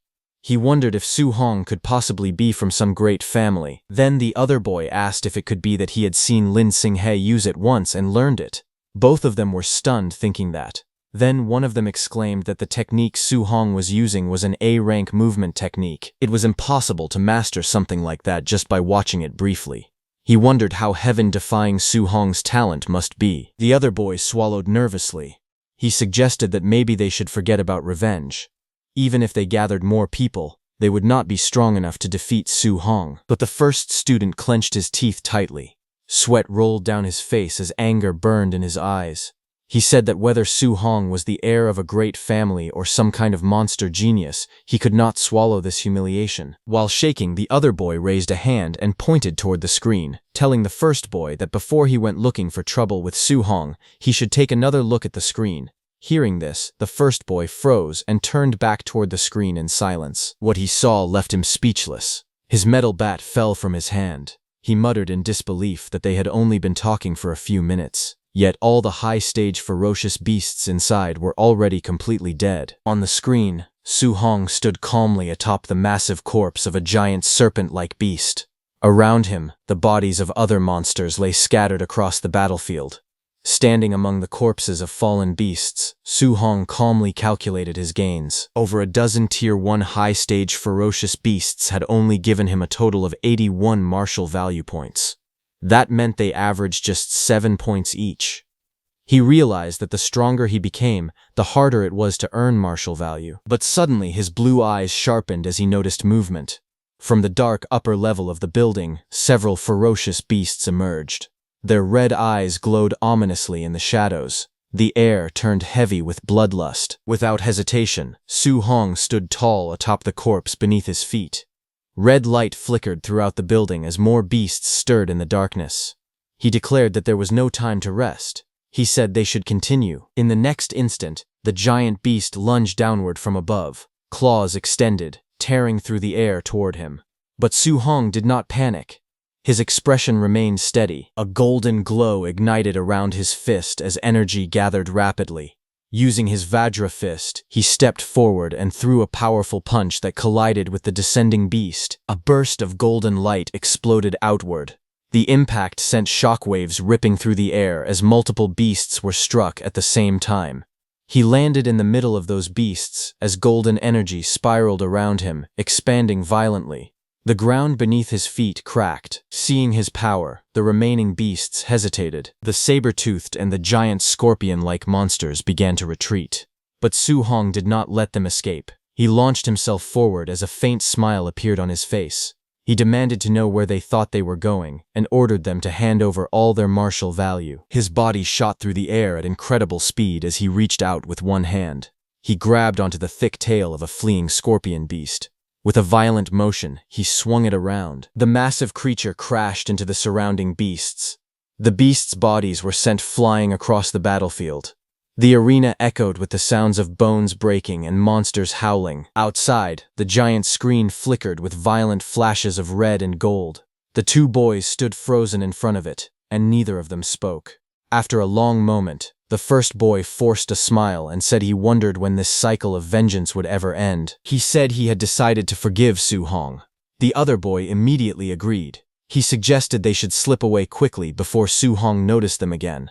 Otherwise, they might end up beaten half to death one more time. While they were going, they passed by a group of students gathering in front of the screen showing Wang Tiantuo and Xiao Yan's fight. Someone shouted that 9 Tier 1 high-stage ferocious beasts had been hammered to death by Wang Tiantuo in less than 10 minutes. Another voice added that Xiao Yan had stood completely still and killed a full 8 Tier 1 high-stage ferocious beasts. The crowd buzzed with shock. Just then, one man noticed the two boys and called out to them. The two boys stiffened and slowly turned around. The man asked if they were back already. He asked if they were supposed to be getting revenge and whether they had already beaten that kid up. The two exchanged nervous glances. One of them scratched the back of his head and laughed awkwardly, saying yes. Both of their expressions stiffened completely as they admitted the truth in their minds. If they had not been clever enough to retreat in time, they would have been lying on the ground like dead dogs right now. They complained that this training camp was outrageous. It was filled with heaven-defying monsters everywhere. Just then, the massive doors of the training ground opened with a loud sound as Wang Tiantuo and Xiao Yan came out. Seeing that, someone shouted that they had come out. Xiao Yan was surprised to see that Wang Tiantuo had killed so many ferocious beasts. She said that even with the overlord body, he must be exhausted. She asked how many contribution points he had earned. Wang Tiantuo glanced at his wrist display and announced that he had earned 280 points. Xian Han also checked her own screen and said she had 270 points. Hearing this, the surrounding crowd instantly fell into an uproar. Someone shouted in disbelief that it was far too many. A Tier 1 high-level ferocious beast was only worth 5 contribution points. If calculated that way, the two of them must have killed 50 or 60 high-level ferocious beasts. Wang Tiantuo then checked the results of the weight vests and said that the contribution points for the weight vest had been settled at 100 points. Xiao Yan looked at her display and said she only had 50 points from it. Around them, other students began checking their own scores. One muttered that he had only gotten 20 points. Another complained that he had carried a 1-ton weight and only received 30 points. Someone in the back whimpered that he had only gotten 10 points, nearly on the verge of tears. The gap between them was painfully obvious. Just then, Lin Xinghe appeared and asked Wang Tiantuo and Xiao Yan who had won their ferocious beast hunting competition. Xiao Yan pointed at Wang Tiantuo and answered that it was him. From the side, people remarked that Lin Xinghe's points must also be heaven-defying. A guy sighed that with those 3 monsters around, everyone else could only fight for 4th place. Hearing everyone, the 2 boys standing behind who had seen Su Hong's power smiled. They called all those people ignorant because they knew that there was an even more terrifying monster in the training camp. Someone standing above those 3 so-called monsters. On the other hand, at Su Hong's side, 1 hour later, The battlefield had turned into a gruesome scene. The walls and surroundings were splattered with blood, and the bodies of ferocious beasts lay piled across the ground. The air felt heavy, filled with the aftermath of intense battle. On top of those corpses sat Su Hong, his body covered in sweat. He exhaled in exhaustion and let out a long breath. After continuously killing ferocious beasts for over an hour, even with his overlord body, he could feel the strain taking over. Even after everything, he was still far from reaching 735 martial value points. He then checked his training watch for points. Despite the exhaustion, he had gained 700 contribution points. He wondered what kind of rewards he could exchange for them at the martial art pavilion. His watch showed that for hunting ferocious beasts, he got 400 contribution points, and for the weight vest, he got 300 contribution points. The total stood at 700. After confirming it, he arrived at the martial art pavilion. Under the night sky, the grand building stood tall, glowing warmly with light. Inside the martial art pavilion, behind a long wooden counter, a receptionist in a pink suit lazily leaned back in her chair, resting her chin on her hand. Across from her, Su Hong stood calmly, flipping through a thick catalog. His eyes scanned the list carefully. A Tier 1 Vitality pill was for 10 points. A Tier 1 Blood Recovery pill was for 20 points. A Tier 1 Spirit Gathering pill was for 30 points. Another Tier 1 Spirit Gathering pill was for 50 points. He continued turning the pages and saw that an A-rank martial art, Explosive Palm, was for 2,000 points. Another A-rank martial art, Bone Netherfire Fist, was for 2,880 points. Then another A-rank martial art, Startling Swan Heavenly Roam, was for 3,000 points. Looking at it, Su Hong thought that A-rank martial arts were extremely expensive. The cheapest one cost 2,000 points. Compared to that, the prices of the pills were still acceptable, especially since there were spirit gathering pills available here. The receptionist looked at him with mild curiosity and asked whether he had decided what to exchange for. She examined him briefly and assumed he was only at the Tier 1 initial stage. In her mind, she guessed he probably could not afford to exchange for anything significant. Ignoring her assumption, Su Hong then asked calmly whether the spirit-gathering pills referred to the kind that could increase spiritual power. The receptionist said yes and explained that the spirit-gathering pills were only effective the first time they were taken. The higher the grade of the pill, the better the improvement effect. Hearing that, Su Hong immediately checked the book. He saw that the highest grade of spirit-gathering pill available there reached Tier 4. Costing 500 contribution points. The catalog listed clearly. A Tier 4 Vitality pill was for 100 points. A Tier 4 Blood Recovery pill was for 200 points. A Tier 4 Energy Gathering pill was for 300 points. And a Tier 4 Spirit Gathering pill was for 500 points. After a brief moment of silence, Su Hong made his decision. He asked the receptionist to give him a Tier 4 Spirit Gathering pill first. Hearing this, the receptionist froze. Her eyes widened in shock as she blurted out, telling Su Hong that a Tier 4 Spirit Gathering pill cost 500 contribution points, not 50. Su Hong showed his point-calculating watch and said that was right, a Tier 4 Spirit Gathering pill. Still stunned, she quickly checked his contribution balance. The number displayed 700 points clearly in front of her. She was stunned seeing that he actually had a full 700 contribution points. Her attitude instantly changed. With a bright smile and sparkling eyes, she carefully brought out an ornate wooden box and handed it to him politely.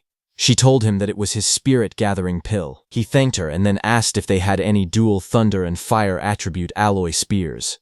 Without missing a beat, she nodded enthusiastically, saying they did have them for only 200 points. She thanked him warmly for his patronage, calling him handsome with a cheerful expression. Outside, the night sky stretched wide and clear as Su Hong returned to his room. Inside, he placed his new spear with his old spear. His new spear was a C-rank dual thunder and fire attribute spear named the Thunder Fire Spear. Later that night, Su Hong reviewed his progress. His vitality and guidance techniques had improved again. He had also obtained 490 martial value points. A translucent system panel appeared before him, showing his stats. Currently, he had 135 vitality and 26.5 spirit. He had 5 guidance techniques and 3 martial arts. His martial value was 490 points. Su Hong sat cross-legged on his bed with the wooden box placed before him. The improvement he achieved in a single day was greater than what he had gained in an entire previous week. Still, after calculating carefully, he realized that his spiritual power stood at 26.5.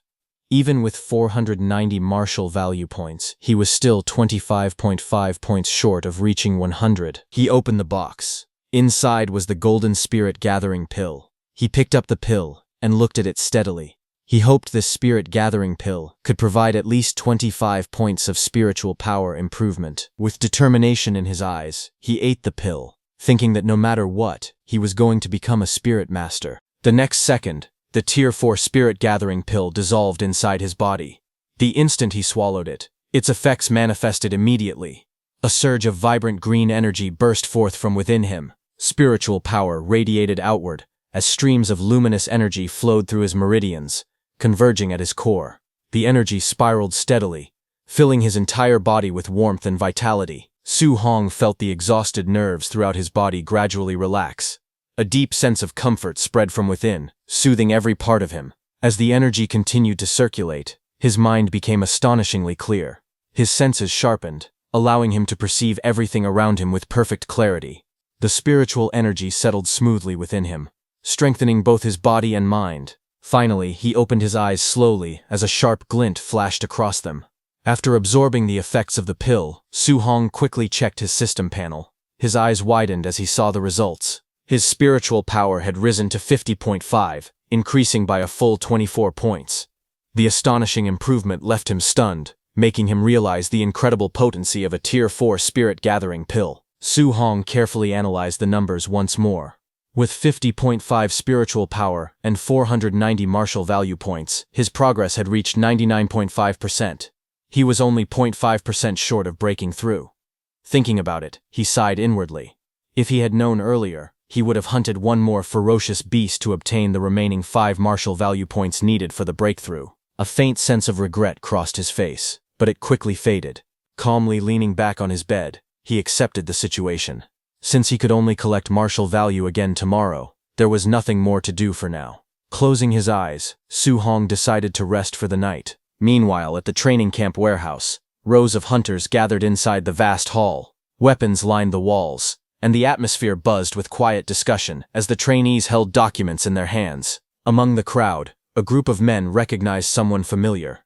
One of them spoke with surprise, asking why Bu Jingfeng, who had been cultivating at Martial Dao University, had also been summoned there. Another man echoed the question with curiosity, wondering why Bu Jingfeng was serving alongside them like everyone else, despite his status among the geniuses. Bu Jingfeng scoffed arrogantly, his lips curling into a disdainful smirk. He declared that if he were still in high school, those so-called geniuses would not even be qualified to serve as his sparring partners. Nearby, several hunters laughed loudly as they examined the documents in their hands. One of them remarked confidently that the trainee under his supervision, Wang Tiantuo, possessed a vitality score as high as 340 points. He mockingly asked whether such a level had even been attainable back in their own days. Another man joined in the laughter, boasting proudly that the trainee he was responsible for also had vitality exceeding 300. Another guy added with confidence that his trainee was even a spirit master, implying that the strength of such a prodigy required no further explanation. Hearing this, Bu Jingfeng could not help but feel surprised. He questioned how the trainees under their charge could all be so powerful, while the one assigned to him was only at the Tier 1 initial stage with a vitality value of 123. As he spoke, he stared at the document in his hand. It contained Su Hong's profile, an 18-year-old student from Star City No. 1 High School. The report detailed that Su Hong was at the Tier 1 initial stage with a vitality value of 123. The others looked at the document in disbelief. One of them questioned how such a seemingly insignificant trainee could have been assigned to him. Another insisted that Bu Jingfeng's strength was the highest among all martial artists who had arrived that day, even superior to the three of them. They wondered aloud whether Grandmaster Qin had made a mistake by arranging a Tier 1 initial stage trainee for a sneak attack against another of the same level. At that moment, footsteps echoed through the hall. The murmuring ceased instantly as Grandmaster Qin entered, accompanied by 2 of his attendants. With calm authority, Grandmaster Qin affirmed their doubts, saying this was right. Bu Jingfeng stood before Grandmaster Qin, with visible frustration. He complained that the arrangement was insulting, claiming that assigning him such an opponent was nothing more than giving him a piece of trash at the Tier 1 initial stage. But Grandmaster Qin looked at him calmly and explained that Su Hong was not as simple as he appeared. Despite having a vitality of only 123 points, his combat power was strong enough to rival that of a Tier 1 high-stage martial artist. Hearing this, the surrounding hunters were stunned. They could hardly believe that someone with such low vitality could possess strength equal to a high-stage martial artist. Shock filled their expressions as they wondered what kind of monster Su Hong truly was. Grandmaster Qin continued, revealing that part of Su Hong's intelligence was classified and therefore not included in the files they had received. He assured them that once he exchanged blows with Su Hong, he would naturally understand his true abilities. Still dissatisfied, Bao Jingfeng lowered his head and protested. He explained that his own vitality was nearly 500 points, and he was on the verge of breaking through to become a Tier 2 martial artist. Yet he was being ordered to bully a junior with only 123 vitality points, which he found utterly unreasonable. Grandmaster Qin's expression hardened. He sternly ordered him to stop complaining and fight as instructed. With decisive authority, he struck Bu Jingfeng lightly on the head, reminding him to go all out. He emphasized that it would be best if he defeated Su Hong so thoroughly that Su Hong would begin to doubt his own life. Hearing this, Bu Jingfeng hesitated before asking cautiously whether Grandmaster Qin held a grudge against the trainee. He warned that if he crippled Su Hong during the fight, he would not take responsibility. A sinister smile slowly spread across Grandmaster Qin's face. He coldly replied that Bu Jingfeng should beat Su Hong without restraint.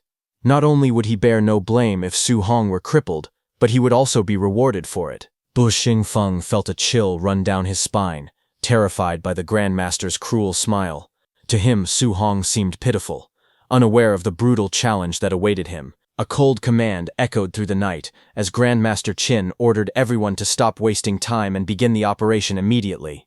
In the next instant, all those hunters, now wearing masks, launched forward with explosive speed, their movements slicing through the air as they descended toward their target. The scene shifted to a quiet training city under the night sky, where faint lights glowed from buildings scattered across the skyline. The calm atmosphere was suddenly shattered as the hunters stormed into action. Inside a building corridor, one of the masked hunters struck swiftly, while another attacker advanced relentlessly with a weapon in hand. From inside, voices rang out in alarm. Someone shouted, demanding to know who they were, while another voice declared that it was a sneak attack. Amid the chaos, a frightened voice pleaded desperately, asking if he could at least put on some underwear before the assault continued. Awakened by the commotion, Su Hong jolted upright in his bed. Shock filled his eyes as he realized that it was a sneak attack. The next second, he turned his gaze toward his door. Deep slashes suddenly tore across its surface. Bu Jingfeng, wearing a mask, broke through the door and jumped inside, gripping a weapon glowing with a fierce purple aura. With a confident smirk, he unleashed a powerful strike, sending a blazing arc of energy crashing down toward Su Hong. The violent impact shattered the floor as the purple energy exploded outward, forcing Su Hong to leap back to avoid the devastating blow. Regaining his balance amid the chaos, Su Hong quickly assessed the situation. A tense thought crossed his mind, as he recalled a disturbing rumor. There were whispers that the All Heaven's 10,000 races frequently hunted down human geniuses across the world to weaken the strength of humanity. He wondered if these attackers were among them. Without hesitation, he clenched his spear from the side, steeling himself for the battle. Though uncertain of the enemy's true power, he remained alert and prepared to defend himself. The next second, Bu Jingfeng jumped towards Su Hong, his blade radiating a dangerous purple glow. With a mocking tone, he declared that it was just as he expected. A mere Tier 1 initial stage brat stood before him. Running into him, he sneered, was nothing but bad luck. Su Hong was surprised to see that the attacker was a human martial artist at the Tier 1 high stage, not a member of the All Heaven's 10,000 races as he had initially suspected. A confident smile slowly spread across his face. The timing was perfect. This opponent was exactly what he needed. Determination filled his gaze as he tightened his grip on his spear. He believed that by defeating this enemy, he could obtain the final 5 points of martial value required to break through and become a spirit master. Meanwhile, Bu Jingfeng watched in disbelief. He could not understand why a mere Tier 1 initial stage martial artist would choose to confront his attack head-on instead of evading it. To him, such a decision seemed utterly reckless, as if Su Hong had lost his mind. In the next instant, their weapons collided with explosive force. A brilliant burst of energy erupted at the point of impact, sending shockwaves through the air. Bu Jingfeng's eyes widened as he was forced backward, stunned by the overwhelming power behind the strike. Realization struck him like a thunderbolt. This seemingly insignificant brat possessed strength far beyond his expectations.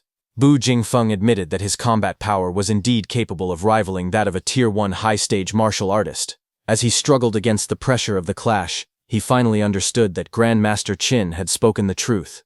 Bu Jingfeng's eyes widened in disbelief as he felt the overwhelming force pressing against him. Panic surged through his mind as he realized something was terribly wrong. He shouted inwardly that this level of strength was impossible, and questioned how a Tier 1 martial artist could possess such terrifying power. At that moment, Su Hong remained calm. He acknowledged that his opponent was merely at the Tier 1 high stage, and reminded himself that he had already fought someone of that level before. With unwavering confidence, he tightened his grip on his weapon and commanded the energy around him to press forward. A crimson aura erupted from his body as he raised his spear high. With a fierce shout, he unleashed his full strength and brought the attack crashing down. His strike descended like a blazing comet, smashing toward Bu Jingfeng with unstoppable force. The impact exploded with a thunderous sound, sending shockwaves across the battlefield and forcing Bu Jingfeng backward. Staggering from the overwhelming power, Bu Jingfeng trembled as he gripped his sword. Unable to contain his shock, he wondered if Su Hong was a monster. Bu Jingfeng decided to now get serious, as purple flames covered his blade. He steadied himself, gripping his glowing weapon.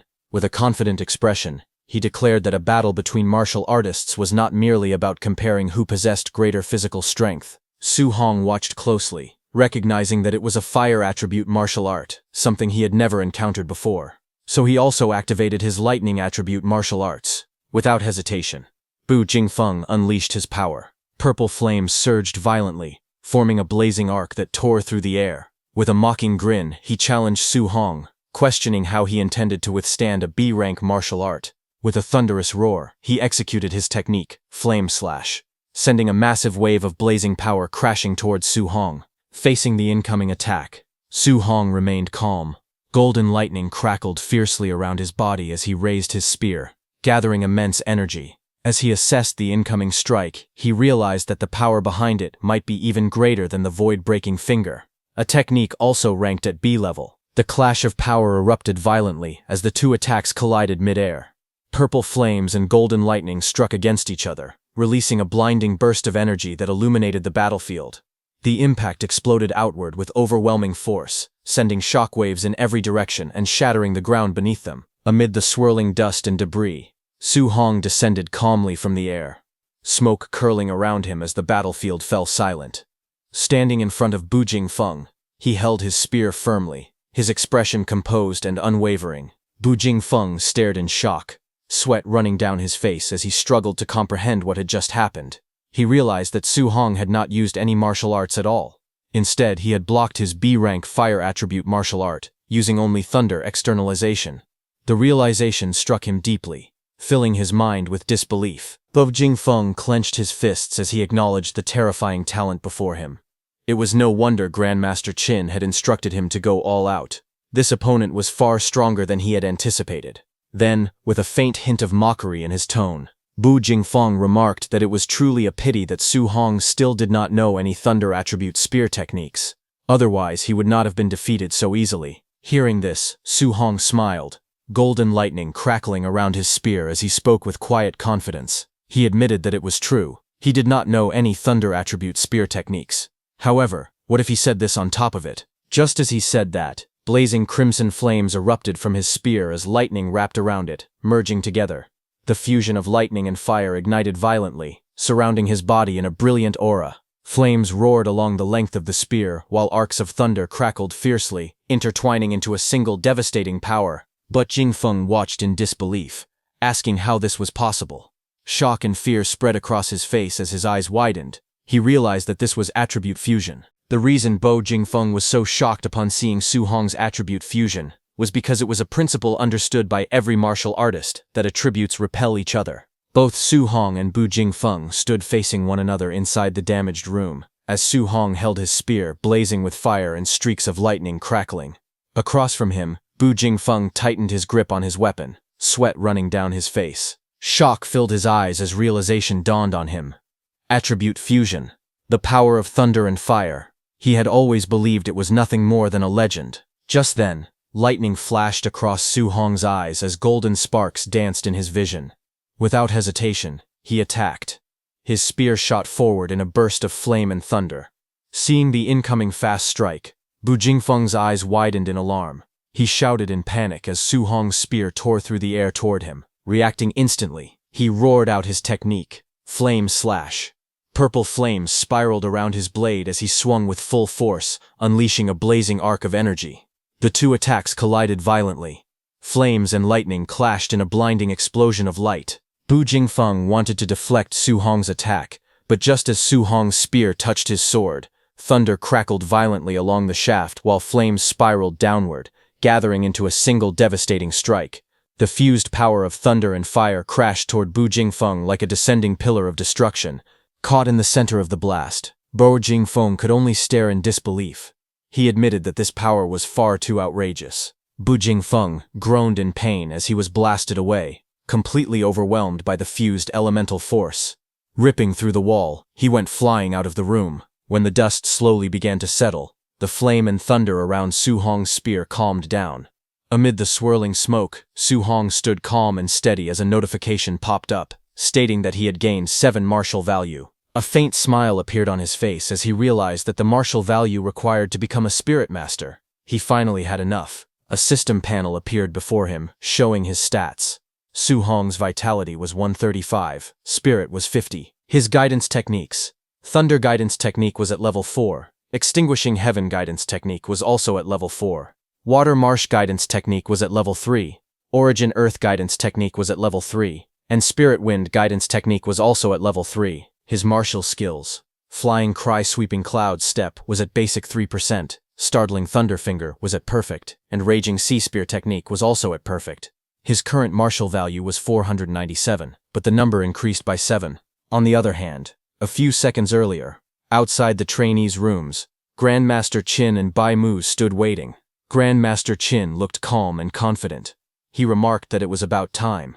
In his view, Su Hong should have already been defeated by Bu Jingfeng. He had prepared several sets of arguments to persuade Su Hong to give up cultivating multiple guidance techniques simultaneously.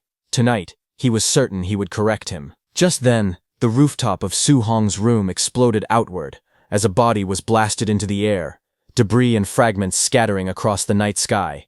Both Grandmaster Qin and Bai Mu looked up in shock as the figure came hurtling down at terrifying speed. In the next instant, the body slammed violently into the ground right in front of them, cracking the pavement and sending dust and stone flying everywhere. The fallen man lay sprawled in the rubble, blood trailing from his mouth. His eyes were wide with disbelief, his face twisted in pain. Bai Mu gasped as she recognized that it was Bu Jingfeng. Grandmaster Qin's expression changed instantly as he stared down at the injured Bu Jingfeng. Bai Mu stared ahead in shock, sweat running down her face as the realization struck her. Bu Jingfeng was lying here now, which meant Su Hong had defeated him. Before she could fully process it, violent beams of energy tore through 3 more rooms' rooftops. Covered in golden, blue, and purple light, 3 more figures shot downward like meteors, crashing into the ground with explosive force. The impact shook the surroundings. Grandmaster Qin and Bai Mu stood frozen as those new figures fell beside Bu Jingfeng. Those 3 were hunters who had gone after trainees like him, and now all of them lay there completely defeated. Suddenly a voice came from above. It was Lin Xinghe. With a faint chuckle, he addressed Grandmaster Qin and remarked that next time he should send someone stronger because this opponent had not been enough of a fight. Beside him stood Wang Tiantuo, and Shan Yan floated quietly inside a glowing golden sphere. Just then, Wang Tiantuo noticed that there were 4 hunters lying on the ground instead of the 3 they had defeated. Shan Yan questioned why there was 1 more body. Had someone actually won faster than them? From the rooftop above, Lin Xinghe spoke dismissively, saying that this 4th martial artist must have been too weak and was easily dealt with. Hearing that, sweat rolled down Bai Mu's face, because she knew that Bu Jingfeng was not weak. He was the strongest among the 4. Seeing them, Grandmaster Qin fell into deep thought. He stroked his beard while observing the situation carefully. He reasoned that Wang Tiantuo and Lin Xinghe were both at Tier 1 late stage, and Xiao Yan was a spirit master.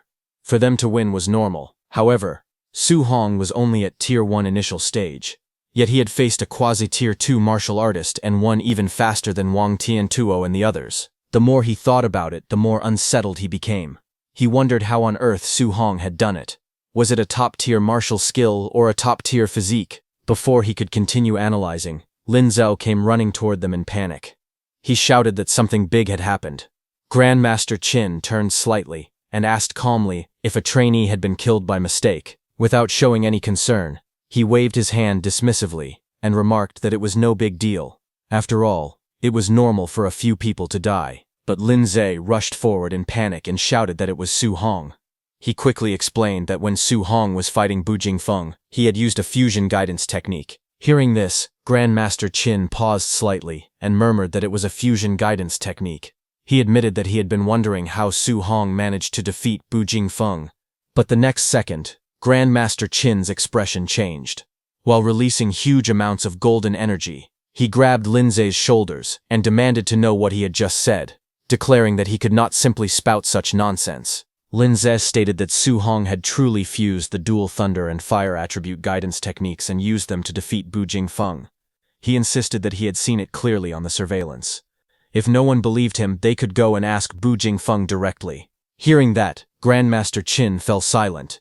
He looked at Bu Jingfeng, lying on the ground, who also stated that it was indeed the dual thunder and fire attribute fusion.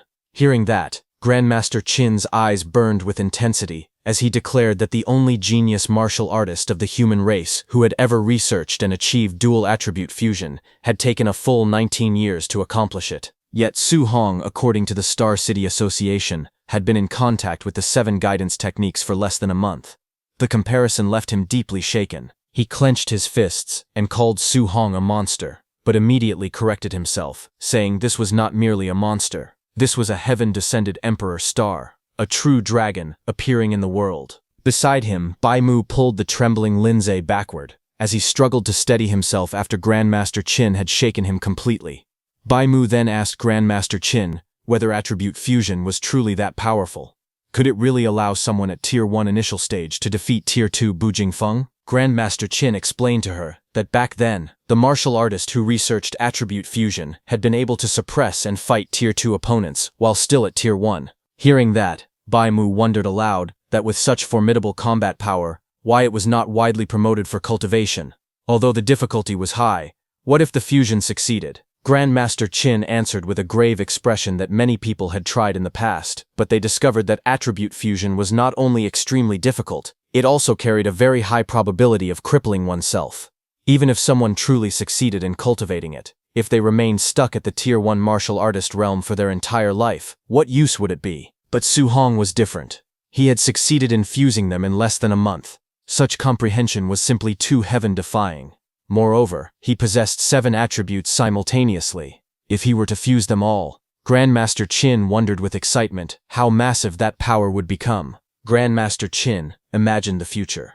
He said that if a monster like Su Hong were allowed to grow, he feared that one day Su Hong could stun the great emperors of the 10,000 races with a single move. Hearing this, Lin Zhao told Grandmaster Qin that he was boasting too much, far too much. Bai Mu pointed out that fusing 2 attributes was already extremely difficult. Fusing 7 attributes was nothing but pure fantasy. Grandmaster Qin coughed lightly and told them to forget his brief loss of composure.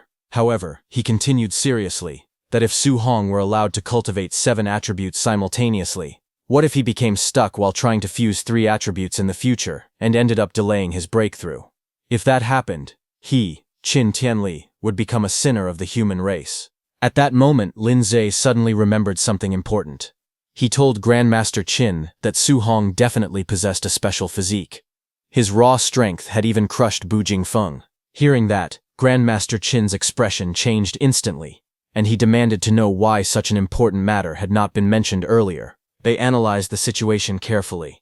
Bai Mu said that Su Hong only had 120 points of vitality, yet he had crushed Bu Jingfeng, who possessed nearly 500 vitality. Lin Zhao said that the vitality difference was almost 4 times.